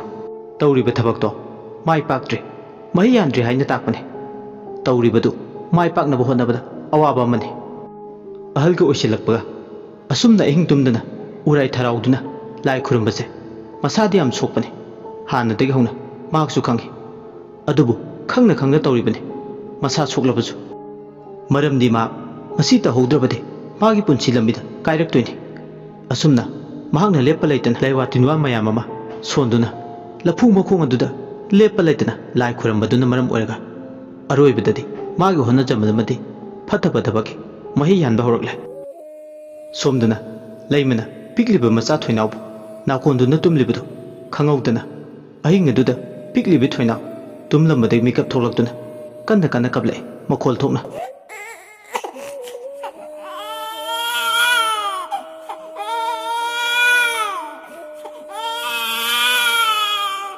ꯊꯣꯏꯅꯥꯎꯅ ꯀꯞꯄꯗꯨ ꯇꯥꯕꯗꯒꯤ ꯇꯨꯝꯂꯤꯕ ꯂꯩꯃꯁꯨ ꯃꯤꯀꯞ ꯊꯣꯛꯂꯛꯏ ꯑꯍꯤꯡꯁꯤꯗ ꯇꯦꯡꯊꯥꯅ ꯑꯣꯏꯅ ꯀꯞꯂꯤꯕ ꯃꯆꯥꯕꯨ ꯀꯞꯇꯅꯕ ꯍꯥꯏꯗꯅ ꯊꯦꯝꯅꯧꯗꯨꯅ ꯍꯣꯠꯅꯔꯤ ꯑꯉꯥꯡꯗꯨꯗꯤ ꯊꯦꯝꯕ ꯌꯥꯗ ꯀꯞꯂꯤ ꯑꯉꯥꯡꯗꯨꯒꯤ ꯃꯃꯤꯠꯇ ꯂꯐꯨ ꯃꯈꯣꯡꯗ ꯐꯝꯗꯨꯅ ꯂꯩꯕ ꯆꯔꯨꯅ ꯁꯥꯕ ꯂꯥꯏ ꯐꯗꯕꯤꯗꯣ ꯃꯃꯤꯠꯇ ꯎꯕ ꯍꯧꯔꯛꯂꯝꯃꯤ ꯑꯉꯥꯡ ꯑꯗꯨ ꯃꯃꯤꯠ ꯃꯅꯥ ꯏꯔꯪꯂꯪ ꯃꯊꯛꯇ ꯃꯤꯠ ꯀꯨꯞꯇꯒ ꯌꯦꯡꯂꯒ ꯑꯍꯤꯡꯗꯨꯗ ꯇꯦꯡꯊꯥꯅ ꯑꯣꯏꯅ ꯍꯤꯛꯅ ꯍꯤꯛꯅ ꯀꯞꯂꯤ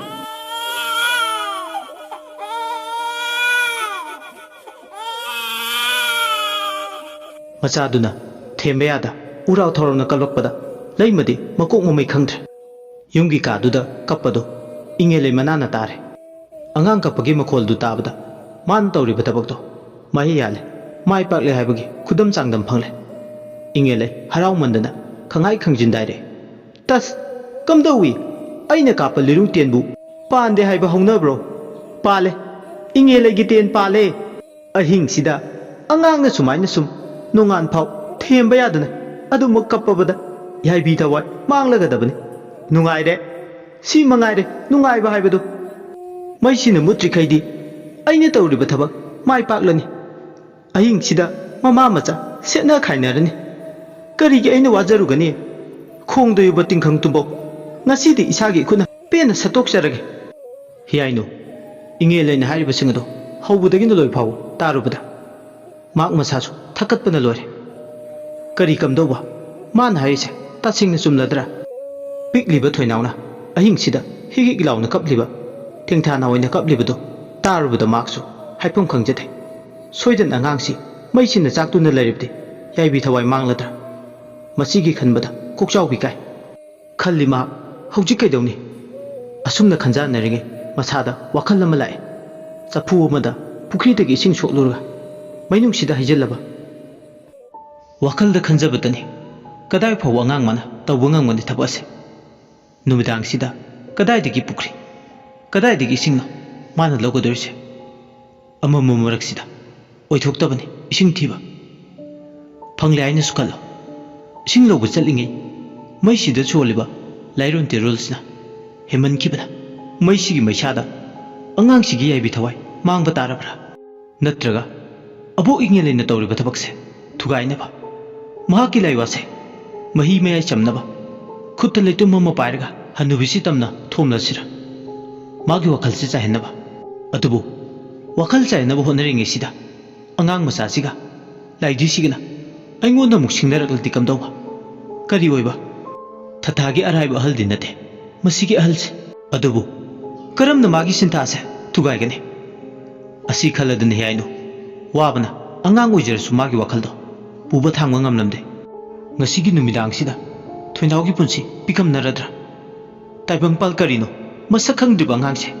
Kangutak the Punsi Lom Ladra Heeyainu Tabale Bangamtra Ahing Duda Wawa Tembayadana Twinauna Ningai Duna Kablakba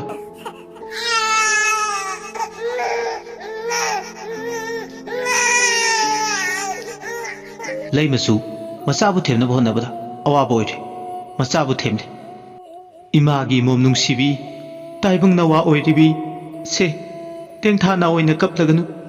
Iman Humbu Temna Naushum Isakise Komlen Tung Kunta Lugaba Misik Mira Kulta Draba Ahingi Matam Sida Imo Nang the Hing the Kapadi Palem Nama Igi Tamoila Gadi Guided Yumtang Nabada Labor Kayo Lekagi Ichi Nemna Namaibu Minungsi Late Machabu Chiko now one haitabi Sawyuk now haitabin Haikran Imom Nangu Inung Yai Saudabi Se Kapatoklo se Loipi Lana Taret Chilang Basatkiba Nangi Pantona Imom with the raining Tibasu Directly Se Kaplaguna Imo Asiarka Lema Angang Nawa Oibi Toinabu Kapatim Nabonari Awaba money Kai cook up lakapno Amukta Sumaina Kapt Layuting Payara Brazalakale Somdanamu Heeyainu Masado Nungshibaga Sounding Bagana Anina Punsile Maramdi Toinaugi Kanbada Nungsibagini Angang Sigi Maral Kadino Magi Mabogasina Mabuk Asuktati Soina Ming Ningliba Amarumdana Ingelegi Aning Baba Manakari Pigliba Ngangsigi Yaibi Tawai Laurga Mangon the Kari Karaba Tung Jabale Heeyainu Wakal Pumbang Narambade Taibang Mioibana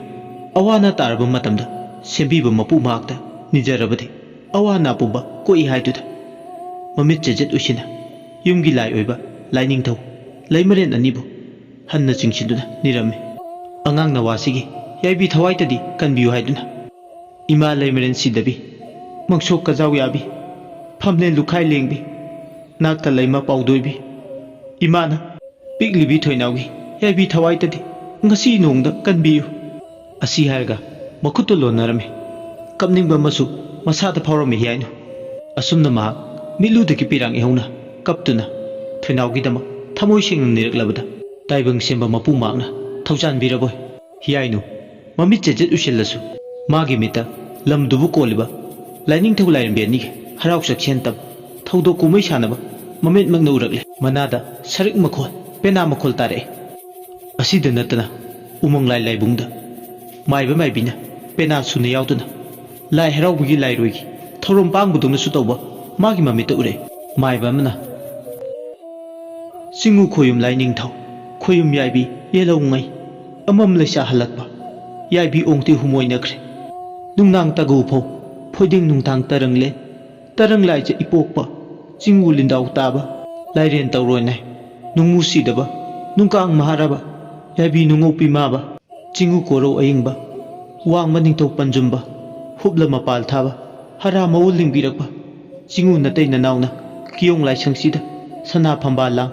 phamlabada khoimum nangi nadairem na khun khunpuk achangba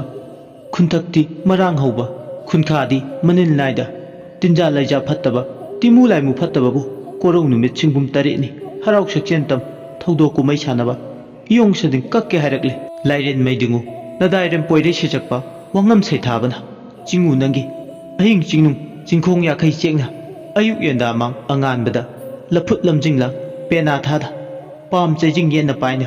jingu ibungo nangbu hauro haina ahing inung jikhong ya kaibasu jingu thorum lomga harakle jingu narambu khoyum na mai bai khoina numidang tanglo leina theng amam tonba naramsi masil labana khonti tam ngasi korowno maidingu loinai khunbi lamdang achaubana mulak libasidi ha hi khunung langba changai augri wakma khelo se korong nong na karabasu nongda ise malen nei na karabasu laitai ise augri khelon tho khenso poksanaba matom lomlak labasida singu khoyum na teina nauna wagai ani khambang na wagai hidang nagi hairakle tawribu tawdok sing adu pumna makse sumna tagi pikli Heeyainu ge mamittani uriba umang laibungda harauriba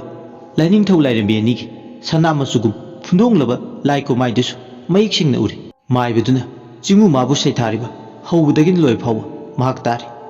masadu tu kyaw sumi maminta uriba tawdok singdo ubada mak wakhal taba ngamjade mahakna uribase umang laibungda hi ta naramda lairoi numitki ahing nungai gi thorumaduni angang goibaga masa pumba humang kangi masado amumuksu ningnik law mamit pangthokke khanbasu hek pangma ngamlamde maibuduna masinda lairon de sol singu khoyum laining thaugi wagai khunet tonjeng manung channa sibu wagai higang nungi wagai hi chingthoklage singu khoyum laining thau na dairem pakhang lanjen mathot karakpa makhoibu nayu khoyum laining thaugi wagai makhut net tonjeng manung channa sibu wagai higang nungdagi khoyum kangleina sumang asi yaunaba mayam sa chingtho ase asumna maibuduna machinda lairon chelolakpada Heeyainu gi mamita chaurba hiyang iren ani laibung tamna chingthorapadu urame laibung dugi akoibada ising ha chilakpagi iwai inilgi makhol taba hore isingna lemangdo thanbadongna ningnik laudun le isingna imai chona pana chele lemangdo tawbutabu sana phamba langliba ibudo ibendo anigi laibung dudadi isingna samnama pe amata suklamde nahano nongbal hongnem luwang punsibana mumnu taloi murembi irem taide leima khoima chanubu hoi thingaida mapal thare chamoibana mamonggi damak lan ulakpa nembi araibadi nungda chan charai phi khusa malau achanbadi ponda thongduna lan ulakke haiduna nembi eduna maton makuk loige hairakle maibesina asumna machinda hairakpada thangnaba mikupta umang laibung urambade Heeyainu gi mamita kaubu ingel chinge chingsang na pom awangbade haitharakpa iro asupa tamya lokmai henbada tala lamjau thoiba khairoi luang mana kangamda yongnaw sathibana tangamdaba pamel ujawma Heeyainu gi mamita haubu urame saurba tala pamel adu hainingai leitena yengbada phaje taibung pungning sumale Heeyainu gi misna anina usinduna top top taibung pan uba phanglibase mahakna ahing aduda imalemren sidabagi minkhai solubadagin minkhai asi solubana hujikti singu matik laibina lai lai khangalage haibagi matagu mana haijaba ningjaba punamak thungalage haiduna khoyum mana thoinaugi abi thawai kan biriga haiduna singu mana Heeyainu gi mita nahanongi mahirol gi waribu mamita uhalaga liri Heeyainu tumin tasalaga masadu asungwa napi martale mak masada karino tawribadu haibadi khangba ngamjadre adumak ngakchanana tumina mamita uriba singado yengduna le inge loki lokmangda horiba tala pame wangthoiba uning thaudu yalaga nongban hongnem luwang punsibana hausingamga chingna tala adudagi wagai hi saba loire wagai hidu saba hek loibaga hi edu honba horale adugumba hido holagle mani haiba pongpham nau irang sang yai phaba kanagumbadi nauchin tumaiba naudi pongpham nau keke moirang songki naubu naurel khangtap lakna tamuna kanphu iu namda hunna hiyang phagdang yaina puinung loidam kumbu sababu khoyum chungu laining thau yebu khoymum laide mani singu na taina nauna loidam na kum sabu phanglakle wagai khajikna tongjai ani khambrang nana wagai hidang ge hairakle do singu khoyum laining thau yebu khoyum laide mani na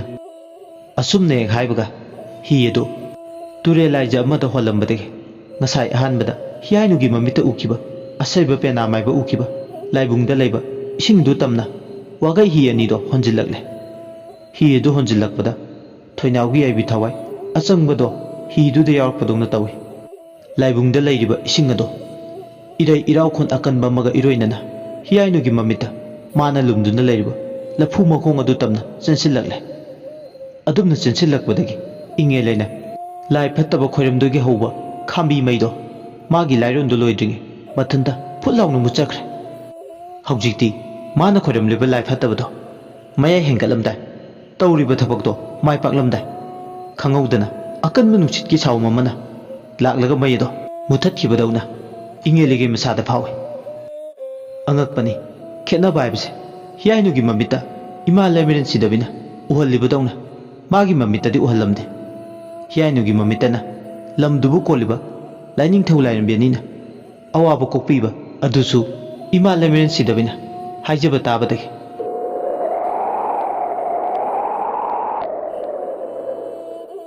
aduga amaromdana ingeligi masadana nungsit lam konba laina kal laibagi masada samin khajikta pau phangande maidu hek mutkibaga thoinauna themba yadana kablambadu phagre tumin masado mamagi matambagda karimta mong hadana khomlen tunghun tankir adubu Heeyainu gi mamitudadi kurau ngau bhobo makhong aduda lepa leitana laibunglomdagi chanchilak bising aduna haijilagle kurau ngau makhongdo isingna thumjilak padawna sudawi ising ado tapna mareto jara jara wangkhalak padawna ure aduga khangaudana kurau matomdu pau ising maidu wangkhale khangauda sauda bandu pagi khonjel amana laure kurau ngau makhongdu tamna yenglaga hai timu fattaba laimu fattaba tinja laicha fattaba sa kurao ngobu sigi makhongda mapal tangduna lairamba ngasi korong nongdagi mafam sida lairaganu idairem khungrel achouba sagai aigi ieksa idu aigi ipasa ipari mom kayana khunda laita dun laiba mafam sida nakoi amuk hana laiba yararoi haurai khana pangba khana chawu wangbren chingu magi masaikolda hoi laura hoi tharam lagai asumne khaibuga kurao ngom makhongda laiba thawai fattaba changba saruna saba laidabi saru makok panba lai fattaba madi soiran apumba singado lamlen sugunu iwaita thongnang mongbi chingning hutki lamdamda ipak iyaida kongolna takpugum takre khana chawu ibudong maki maram khaida leiba pamba kairen mapi machani machinjak mathak oinakre ingelegi mamita tawriba singadudi amata ubadi nate amaromda maga loineramba timu laimu fattaba singduna magi manaktagi mangkiba tamna mami shamkiba duda inge leidi amambaduda sawninglam nungsitka sejalakpa tan chana kiduna maidu mutkibra natraga atopa maram amadagi magi thabak thorum singado kairabra masada itatatana singnaba phawre ingele kurao ngobo makhongduda asawbadu phutokle kanagi khut yarobano kanagi khut changlabano ꯑꯩꯉꯣꯟꯗ ꯌꯥꯈꯥꯏ ꯊꯤꯡꯒꯥꯏ ꯄꯤꯔꯤꯁꯦ ꯅꯈꯣꯏꯅ ꯑꯩꯕꯨ ꯊꯥꯗꯣꯛꯇꯨꯅ ꯆꯠꯂꯤꯕꯅ ꯀꯔꯤꯒꯤ ꯃꯁꯥꯒ ꯂꯣꯏꯅꯕ ꯂꯥꯏ ꯐꯠꯇꯕꯁꯤꯡꯗꯨꯐꯥꯎ ꯃꯇꯤꯛ ꯃꯌꯥꯏ ꯆꯝꯕꯗꯧꯅ ꯐꯥꯎꯔꯝꯃꯤ ꯇꯁꯦꯡꯅ ꯏꯪꯉꯦꯜꯂꯩ ꯋꯥꯈꯜ ꯊꯣꯛꯇ꯭ꯔꯦ ꯃꯈꯨꯠꯅ ꯍꯧꯖꯕ ꯈꯥꯝꯕꯤ ꯃꯩꯗꯨꯅ ꯃꯨꯠꯈꯤꯕꯗ ꯃꯥꯒꯤ ꯅꯤꯡꯖꯕ ꯀꯥꯏꯔꯦ ꯊꯣꯏꯅꯥꯎꯒꯤ ꯌꯥꯏꯕꯤ ꯊꯋꯥꯏ ꯂꯧꯒꯦ ꯈꯜꯂꯨꯕ ꯑꯔꯦꯝꯕ ꯑꯣꯏꯔꯦ ꯑꯉꯛꯄꯅꯤ ꯈꯣꯏꯌꯨꯝ ꯃꯥꯒꯤ ꯀꯨꯝꯍꯩ ꯋꯥꯔꯕ ꯀꯅꯥ ꯂꯩꯇꯕꯕꯨ ꯑꯃꯨꯛ ꯃꯨꯛꯁꯨ ꯇꯦꯡꯕꯥꯡꯂꯦ ꯌꯣꯏ ꯃꯌꯥꯏꯗ ꯄꯣꯝꯂꯒ ꯇꯥꯎꯗꯟꯕꯗ ꯁꯥꯠꯅꯂꯦ ꯊꯕꯤꯔꯦꯡꯗ ꯍꯦꯛꯂꯒ ꯁꯤꯡꯒꯣꯏꯔꯦꯡꯗ ꯆꯤꯟꯅꯂꯦ ꯁꯥꯕꯤ ꯁꯅꯧ ꯂꯩꯆꯤꯜꯂꯦ ꯄꯥꯔꯤ ꯏꯃꯨꯝ ꯁꯨꯛꯇꯥꯂꯦ ꯄꯟꯊꯧꯒꯤ ꯄꯨꯟꯁꯤ ꯏꯋꯥꯏ ꯂꯩ ꯄꯂꯦꯡꯒꯤ ꯄꯨꯟꯁꯤ ꯏꯀꯣꯝ ꯂꯩ ꯆꯤꯡꯉꯨ ꯃꯥꯅ ꯊꯣꯏꯅꯥꯎꯒꯤ ꯄꯨꯟꯁꯤꯕꯨ ꯀꯟꯕꯤꯔꯦ ꯍꯤꯌꯥꯏꯅꯨ ꯎꯏꯁꯤꯜꯂꯝꯕ ꯃꯤꯠꯇꯣ ꯇꯞꯅ ꯇꯞꯅ ꯄꯥꯡꯊꯣꯔꯛꯑꯦ ꯍꯤꯌꯥꯏꯅꯨꯅ ꯃꯃꯤꯠ ꯄꯥꯡꯊꯣꯔꯛꯄꯗ ꯍꯧꯔꯝꯕ ꯃꯩꯁꯨ ꯃꯨꯜꯂꯝꯂꯦ ꯃꯊꯟꯇ ꯄ꯭ꯔꯣꯛ ꯄ꯭ꯔꯣꯛ ꯏꯪꯉꯦꯜꯂꯦ ꯑꯉꯧꯕ ꯀꯨꯔꯥꯎ ꯃꯈꯣꯡ ꯑꯗꯨꯗ ꯃꯁꯥꯗꯣ ꯑꯁꯥꯎꯕꯒꯨꯝꯕ ꯍꯩꯊꯗꯨꯅ ꯂꯩꯕꯗꯨ ꯎꯔꯦ ꯃꯗꯨ ꯎꯕꯗ ꯏꯔꯥꯏ ꯂꯥꯏꯅ ꯈꯪꯉꯤ ꯍꯤꯌꯥꯏꯅꯨ ꯆꯤꯡꯉꯨ ꯃꯥꯅ ꯀꯨꯕꯤꯔꯦ ꯃꯩ ꯃꯨꯠꯂꯤꯕꯁꯤꯅ ꯇꯥꯛꯂꯤꯕꯗꯤ ꯊꯣꯏꯅꯥꯎꯒꯤ ꯄꯨꯟꯁꯤ ꯀꯜꯂꯦ ꯍꯥꯏꯗꯨꯅ ꯇꯥꯛꯄꯅꯤ ꯍꯤꯌꯥꯏꯅꯨ ꯃꯇꯝꯗꯨ ꯊꯦꯡꯖꯤꯜꯂꯛꯂꯕꯅꯤꯅ ꯑꯁꯣꯡꯕ ꯃꯔꯛ ꯑꯗꯨꯗ ꯂꯩꯔꯝꯕꯗꯒꯤ ꯃꯌꯨꯝ ꯌꯧꯅꯕ ꯃꯍꯥꯛ ꯑꯃꯨꯛ ꯄ꯭ꯔꯞ ꯄ꯭ꯔꯞ ꯃꯊꯟꯇ ꯑꯃꯝꯕꯗꯨꯗ ꯂꯣꯟꯅ ꯇꯨꯃꯤꯟ ꯂꯥꯛꯑꯦ ꯏꯪꯉꯦꯜꯂꯩꯗꯤ ꯀꯨꯔꯥꯎ ꯃꯈꯣꯡ ꯑꯗꯨꯗ ꯅꯤꯡꯉꯝꯗꯅ ꯂꯦꯜꯂꯦ ꯃꯥꯅ ꯂꯩꯋꯥ ꯇꯤꯟꯋꯥ ꯇꯧꯗꯨꯅ ꯃꯥꯅ ꯂꯣꯏꯔꯝꯕ ꯂꯥꯏꯁꯤꯡ ꯑꯗꯣ ꯀꯧꯕꯗ ꯑꯃꯨꯛ ꯍꯟꯅ ꯂꯥꯛꯇ꯭ꯔꯦ ꯑꯁꯨꯝꯅ ꯊꯝꯃꯝꯕ ꯑꯍꯤꯡ ꯑꯗꯨ ꯂꯣꯏꯈꯤ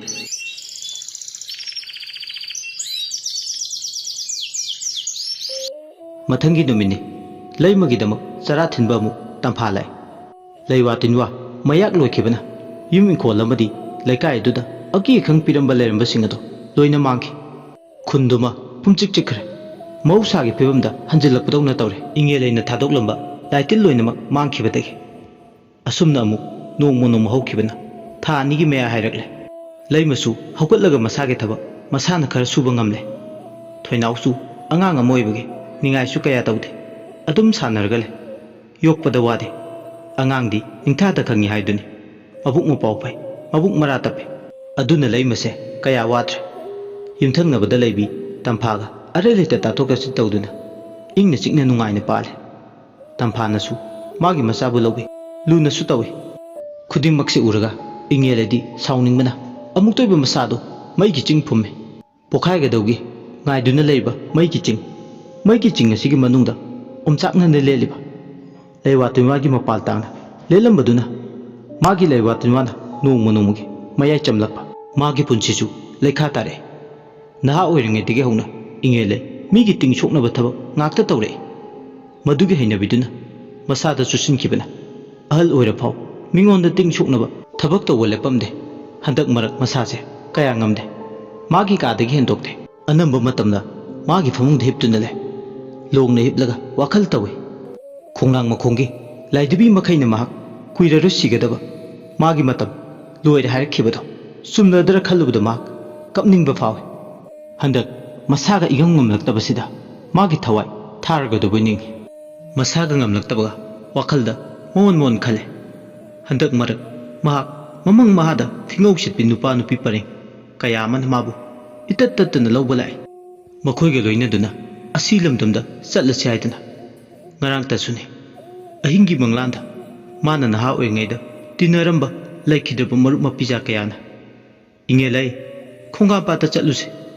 ꯁꯤꯡꯖꯨꯕꯨꯡꯒꯤ ꯁꯤꯡꯖꯨ ꯆꯥꯔꯨꯁꯤ ꯇꯠꯇꯅ ꯍꯥꯏꯕ ꯂꯥꯛꯑꯝꯕ ꯅꯨꯡꯊꯤꯜ ꯉꯥꯏꯍꯥꯛ ꯇꯨꯝꯂꯨꯔꯁꯨ ꯃꯥꯒꯤ ꯂꯩꯈꯤꯗ꯭ꯔꯕ ꯃꯄꯨꯔꯣꯏꯕꯅ ꯍꯦꯛꯇ ꯃꯥꯒꯤ ꯃꯪꯂꯥꯟꯗ ꯂꯥꯛꯑꯒ ꯃꯉꯣꯟꯗ ꯇꯝꯅꯔꯥꯏ ꯁꯥꯔꯤꯕ ꯍꯟꯗꯛ ꯃꯔꯛ ꯇꯧꯔꯛꯂꯤꯕ ꯃꯑꯣꯡ ꯃꯇꯧꯁꯤꯅ ꯃꯍꯥꯛ ꯇꯨꯝꯊꯕ ꯀꯤꯔꯦ ꯃꯔꯝꯗꯤ ꯃꯪꯂꯥꯟꯗ ꯎꯔꯤꯕꯁꯦ ꯑꯁꯤ ꯑꯅꯥ ꯃꯌꯥꯝꯁꯤꯅ ꯈꯔꯁꯨ ꯑꯥꯡꯃꯟꯕ ꯍꯥꯏꯕꯗꯨꯅꯤ ꯄꯨ ꯊꯥꯡꯕ ꯉꯝꯗ꯭ꯔꯦ ꯋꯥꯈꯜꯒ ꯇꯨꯝꯊꯒꯦ ꯍꯥꯏꯗꯨꯅ ꯃꯃꯤꯠꯇꯣ ꯍꯦꯛ ꯎꯏꯁꯤꯟꯕꯒ ꯑꯁꯤꯕ ꯄꯔꯦꯡ ꯃꯁꯤꯃꯛꯅ ꯃꯔꯝ ꯑꯣꯏ ꯃꯥꯕꯨ ꯄꯪꯁꯣꯟꯗ ꯁꯣꯟꯊꯍꯜꯂꯦ ꯃꯍꯥꯛꯀꯤ ꯃꯇꯝ ꯌꯧꯗꯨꯅ ꯇꯧꯔꯤꯅꯤ ꯃꯍꯥꯛ ꯀꯨꯏꯔꯔꯣꯏ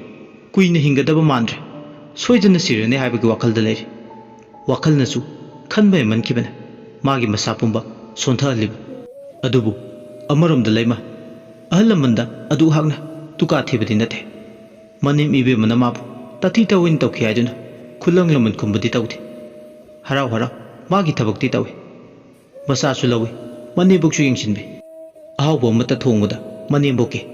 ꯍꯟꯗꯛ ꯃꯔꯛ ꯃꯅꯦꯝ ꯏꯕꯦꯝꯃꯅ ꯃꯁꯥ ꯁꯣꯟꯖꯤꯜꯂꯛꯄꯁꯦ ꯃꯍꯥꯛ ꯃꯊ꯭ꯋꯥꯏ ꯅꯨꯡꯉꯥꯏꯖꯗꯦ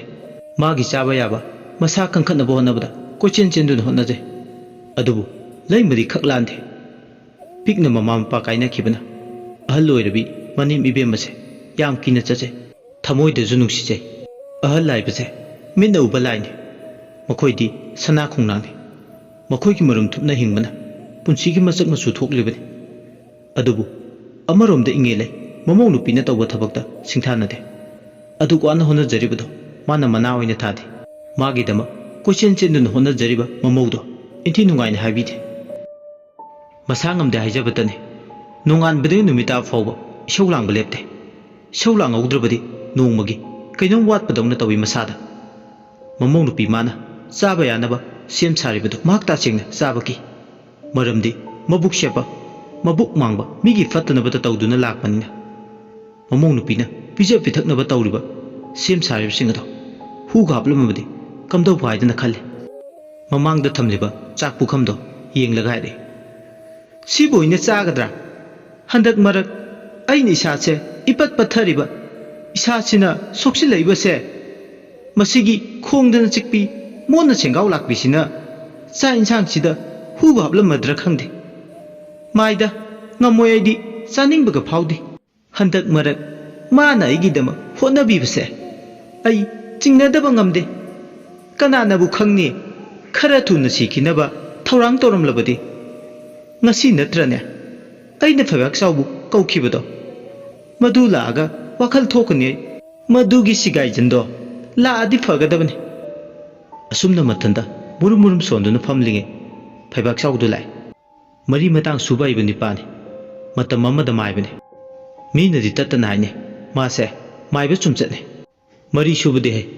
ꯃꯔꯤ ꯁꯨꯗꯕ ꯃꯤ ꯊꯥꯔꯒ ꯀꯧꯍꯜꯂꯨꯕꯅꯤ ꯊꯪꯅꯕ ꯈꯨꯟꯗꯒꯤ ꯏꯉꯦꯂꯩꯅ ꯍꯥꯏꯔꯦ ꯂꯥꯛꯑꯕ꯭ꯔꯥ ꯂꯝꯄ꯭ꯔꯥꯏꯁꯦ ꯅꯍꯥꯟꯗꯒꯤ ꯑꯃꯨꯛꯇ ꯂꯥꯛꯎ ꯍꯥꯏꯕꯕꯨ ꯂꯥꯛꯇꯕ ꯉꯝꯃꯤꯅꯦ ꯅꯄꯥ ꯊꯣꯔꯥꯏ ꯃꯆꯥꯁꯦ ꯐꯩꯕꯥꯛꯆꯥꯎꯅ ꯏꯟꯗꯣꯟ ꯂꯥꯛꯀꯦ ꯇꯧꯕꯅꯤ ꯊꯕꯛꯅ ꯍꯦꯛꯇ ꯌꯥꯗꯦ ꯍꯣ ꯈꯪꯉꯦ ꯅꯒꯨꯟ ꯈꯪꯉꯦ ꯌꯣꯡꯈꯣꯠ ꯏꯟꯗꯣꯟ ꯀꯔꯤ ꯅꯨꯡꯉꯥꯏꯇꯕ ꯂꯩꯔꯒꯦ ꯑꯩ ꯂꯥꯛꯏꯉꯩꯁꯤꯗ ꯂꯣꯏꯅ ꯐꯍꯜꯂꯝꯃꯒꯦ ꯅꯪꯒ ꯑꯔꯨꯕ ꯋꯥ ꯑꯃ ꯇꯥꯟꯅꯗꯕ ꯌꯥꯗ꯭ꯔꯦ ꯑꯗꯨꯒꯤꯅꯤ ꯑꯩꯅ ꯅꯪꯕꯨ ꯃꯐꯝꯁꯤꯗ ꯀꯧꯔꯤꯁꯦ ꯑꯗꯨꯗꯤ ꯍꯥꯏꯔꯨꯗꯅ ꯑꯔꯨꯕ ꯋꯥꯗꯣ ꯇꯥꯊꯣꯛ ꯇꯥꯁꯤꯟ ꯇꯧꯔꯁꯤ ꯏꯉꯦꯂꯩ ꯇꯨꯃꯤꯟꯅ ꯍꯥꯏꯔꯦ ꯍꯥꯏ ꯆꯥꯎ ꯐꯩꯕꯥꯛ ꯑꯣꯟꯅꯔꯦꯗ ꯇꯧꯔꯤꯁꯦ ꯃꯤꯡꯒꯧꯒꯁꯦ ꯑꯍꯜ ꯑꯣꯏꯔꯛꯄꯒꯤꯔ ꯄꯦꯡꯒ ꯆꯣꯏꯔꯦ ꯁꯦꯔꯥꯟ ꯇꯨꯔꯥꯟ ꯏꯟꯗꯣꯟꯒꯤ ꯅꯥꯛꯇꯅꯦ ꯆꯪꯁꯤꯜꯂꯛꯎ ꯐꯣꯡꯅꯒ ꯍꯥꯏꯕ ꯌꯥꯕ ꯅꯠꯇꯦꯅꯦ ꯏꯉꯦꯂꯩ ꯇꯨꯃꯤꯟꯅ ꯍꯥꯏꯔꯦ ꯐꯩꯕꯥꯛꯆꯥꯎ ꯐꯤꯗꯥ ꯑꯃꯗ ꯐꯝꯂꯝꯕꯗꯒꯤ ꯇꯞꯅ ꯀꯥꯡꯊꯣꯜ ꯃꯌꯥꯗꯨꯗ ꯆꯪꯁꯤꯜꯂꯒ ꯐꯝꯃꯦ ꯐꯃꯨꯡꯗ ꯐꯝꯂꯤꯕꯤ ꯏꯉꯦꯂꯩ ꯀꯣꯆꯥꯕꯤꯗꯨꯅ ꯇꯞꯅ ꯍꯥꯏꯔꯦ ꯑꯩꯅ ꯉꯁꯤ ꯍꯥꯏꯒꯗꯧꯔꯤꯕ ꯋꯥꯁꯦ ꯋꯥ ꯂꯥꯎꯕ ꯌꯥꯕ ꯋꯥ ꯅꯠꯇꯦ ꯌꯦꯡꯉꯣꯏ ꯏꯕꯥꯅꯤ ꯈꯛꯇ ꯈꯪꯅꯒꯗꯕ ꯋꯥꯅꯤ ꯌꯥꯝꯅ ꯂꯨꯕ ꯋꯥꯅꯤꯀꯣ ꯑꯩꯅ ꯍꯥꯏꯒꯗꯣꯏꯁꯦ ꯌꯨꯝꯁꯤꯗ ꯂꯩꯔꯤꯕ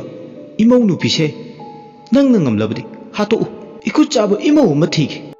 फैबाक्साउनु खुमे इंदोना हाइबा वासिदी स्वाई स्वाई लाउबा वाही वता ngakta करिनोने हाइरिसिबो असुफोबा इमौ नुपिसे हातो हाइरिसिबु इंदोनबु करिनोने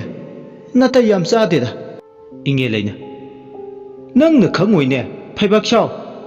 अइने वारिबा हिंचाबिसि लैबदगी अइने वारिसे नंगनादि खंगलरोय नसादा थोक्तबनिना नंगनादि खंगलरोयबा फैबाक्साउ नुखुमे साउखिनु इंदोना साउरगा सदौ थोंगबदौना तौरिबदो येंबा नुंगाइते तपथौ इंदोन असाउबना नसादो थुमबतला माले अमुक्तदि तपथौ कैदौगे हौजिकपु तपथदुना लैबा याबा मतमलो इंदोना पामलिबिसिबु करिनो अइगी फमदा दुदो हाना हाइबियु इमौ नुपिसे हानबा थौरांग तो मधु ngamlaba अइगी मिंगदा लैबा लौसंगम अमा नंगोंदा पीरे इंगे लेगि वादो ताबदा इरांग लांगदौन तवे फैबाक्साउ ममिता कोता फौ मयाम अमा पिक पिक थना खिलगा लैबदौन उरे फैबाक्साउ वाखलदा खले ngasi indol ingelena haiba wase laibakchang yongona phai tangna phangba tanjane lemna mangan ba yade hanubisina haiba illagadi lau phangani lau phanglabadi phau phangladi phau leirabadi chana ba walaroi chara su helaroi aduna magi mamong nupi laimase ꯍꯥꯠꯇꯣꯛꯇꯕ ꯌꯥꯗ꯭ꯔꯦ ꯃꯥ ꯁꯤꯔꯕꯗꯤ ꯋꯥ ꯊꯣꯛꯂꯦ ꯋꯥ ꯊꯣꯛꯂꯗꯤ ꯂꯧ ꯐꯪꯂꯦ ꯎꯁꯤꯟ ꯅꯥꯆꯤꯟ ꯃꯤꯒꯤ ꯃꯔꯝ ꯃꯊꯨꯝꯗ ꯀꯜꯂꯛꯇꯨꯅ ꯍꯧꯖꯤꯛꯇꯤ ꯃꯍꯥꯛ ꯏꯟꯗꯣꯟ ꯏꯪꯉꯦꯂꯦꯟ ꯍꯥꯏꯕꯗꯨ ꯌꯥꯔꯦ ꯑꯔꯣꯏꯕꯗ ꯂꯩꯔꯤꯕ ꯃꯥꯒꯤ ꯃꯁꯨ ꯅꯨꯄꯤꯒ ꯃꯥꯒ ꯄꯨꯟꯁꯤꯒ ꯌꯦꯛꯅꯩ ꯍꯥꯏꯅꯁꯨ ꯄꯥꯎꯗꯝꯂꯝꯃꯤ ꯃꯃꯥꯗ ꯅꯠꯇꯦ ꯃꯁꯨꯁꯨ ꯍꯥꯠꯇꯣꯛꯎ ꯍꯥꯏꯔꯝꯃꯤ ꯐꯠꯇꯕ ꯂꯧꯁꯤꯡ ꯃꯈꯩ ꯇꯥꯛꯄꯤꯔꯝꯃꯤ ꯏꯪꯉꯦꯂꯦꯟꯅ ꯍꯔꯥꯎ ꯍꯔꯥꯎ ꯌꯥꯔꯦ ꯐꯩꯕꯥꯛ ꯆꯥꯎꯁꯨ ꯏꯪꯉꯦꯂꯦꯒꯤ ꯄꯨꯟꯁꯤ ꯁꯥꯡꯇꯣꯛꯅꯕ ꯈꯌꯣꯝ ꯑꯃ ꯂꯥꯛꯂꯒꯦ ꯑꯗꯨꯒ ꯉꯥꯃꯨ ꯑꯃ ꯎꯁꯤꯟ ꯇꯧꯔꯒꯦ ꯍꯥꯏꯔꯝꯃꯤ ꯅꯨꯡꯊꯤꯜꯒꯤ ꯃꯇꯝꯗꯣ ꯂꯣꯏꯁꯤꯟꯈꯤꯕ ꯈꯪꯍꯧꯗꯦ ꯐꯩꯕꯥꯛ ꯆꯥꯎ ꯃꯌꯨꯝ ꯍꯦꯛ ꯌꯧꯕꯒ ꯂꯧ ꯁꯪꯒꯝ ꯑꯃꯒꯤ ꯃꯌꯥꯏꯗꯨꯅ ꯄꯥꯝꯕ ꯍꯦꯟꯃꯟꯈꯤꯕꯅ ꯏꯟꯗꯣꯜ ꯏꯪꯉꯦꯂꯦꯟ ꯍꯥꯏꯕꯗꯣ ꯌꯥꯔꯒꯦ ꯈꯟꯗꯨꯅ ꯅꯨꯃꯤꯠ ꯇꯥꯕ ꯉꯥꯏꯅ ꯂꯩꯔꯦ ꯐꯩꯕꯥꯛ ꯆꯥꯎ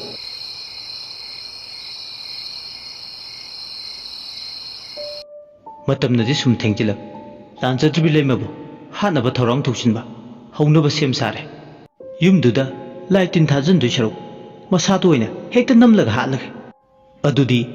ꯇꯨꯝꯂꯤꯉꯩꯗ ꯃꯉꯥꯛꯅꯅꯕ ꯂꯩꯋꯥꯗꯨ ꯍꯦꯛ ꯁꯣꯜꯂꯒ ꯃꯃꯧ ꯅꯨꯄꯤꯁꯤ ꯑꯣꯏꯅ ꯍꯥꯠꯂꯒꯦ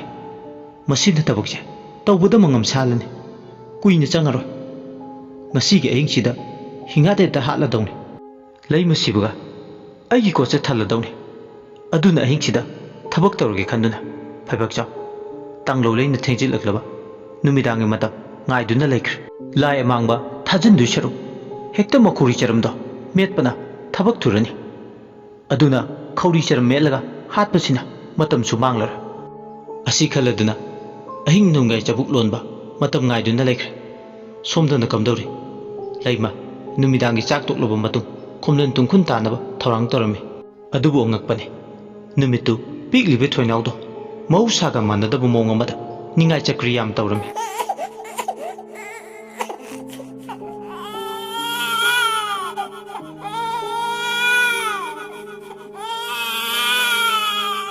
ꯐꯝꯗ ꯍꯦꯛ ꯊꯝꯕꯒ ꯇꯨꯝꯊꯧ ꯌꯥꯔꯝꯗꯦ ꯃꯃꯥꯒꯤ ꯁꯦꯒꯥꯗ ꯌꯦꯞꯄꯒ ꯅꯠꯇ꯭ꯔꯒ ꯄꯣꯔꯒ ꯍꯦꯛꯇ ꯃꯐꯩ ꯑꯃꯨꯛꯁꯨ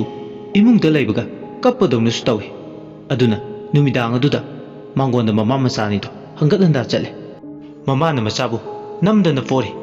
ꯑꯗꯨꯒ ꯅꯥꯎꯁꯨꯝ ꯏꯁꯩ ꯁꯛꯇꯨꯅ ꯄꯤꯛꯂꯤꯕꯤ ꯃꯆꯥꯕꯨ ꯅꯥꯎꯊꯦꯝꯅꯕ ꯍꯣꯠꯅꯔꯤ ꯊꯥ ꯊꯥ ꯊꯕꯨꯡꯇꯣꯜ ꯅꯆꯥ ꯃꯣꯔꯥꯝꯕꯤ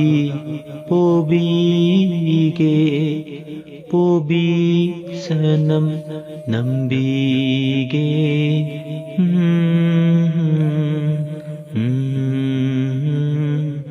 ꯃꯃꯥ ꯃꯆꯥꯗꯨ ꯃꯥꯡꯒꯣꯟꯗ ꯊꯥꯜꯂꯤꯕ ꯊꯥꯎꯃꯩ ꯃꯉꯥꯜ ꯑꯗꯨꯗ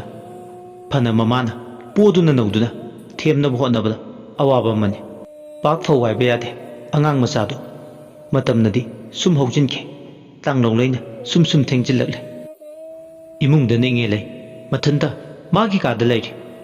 ꯃꯁꯥ ꯈꯔ ꯉꯝꯗꯅ ꯂꯩꯕꯒ ꯇꯨꯝꯊꯈ꯭ꯔꯦ ꯑꯍꯤꯡ ꯏꯆꯤꯛ ꯎꯟꯕ ꯃꯇꯝ ꯑꯣꯏꯔꯛꯂꯦ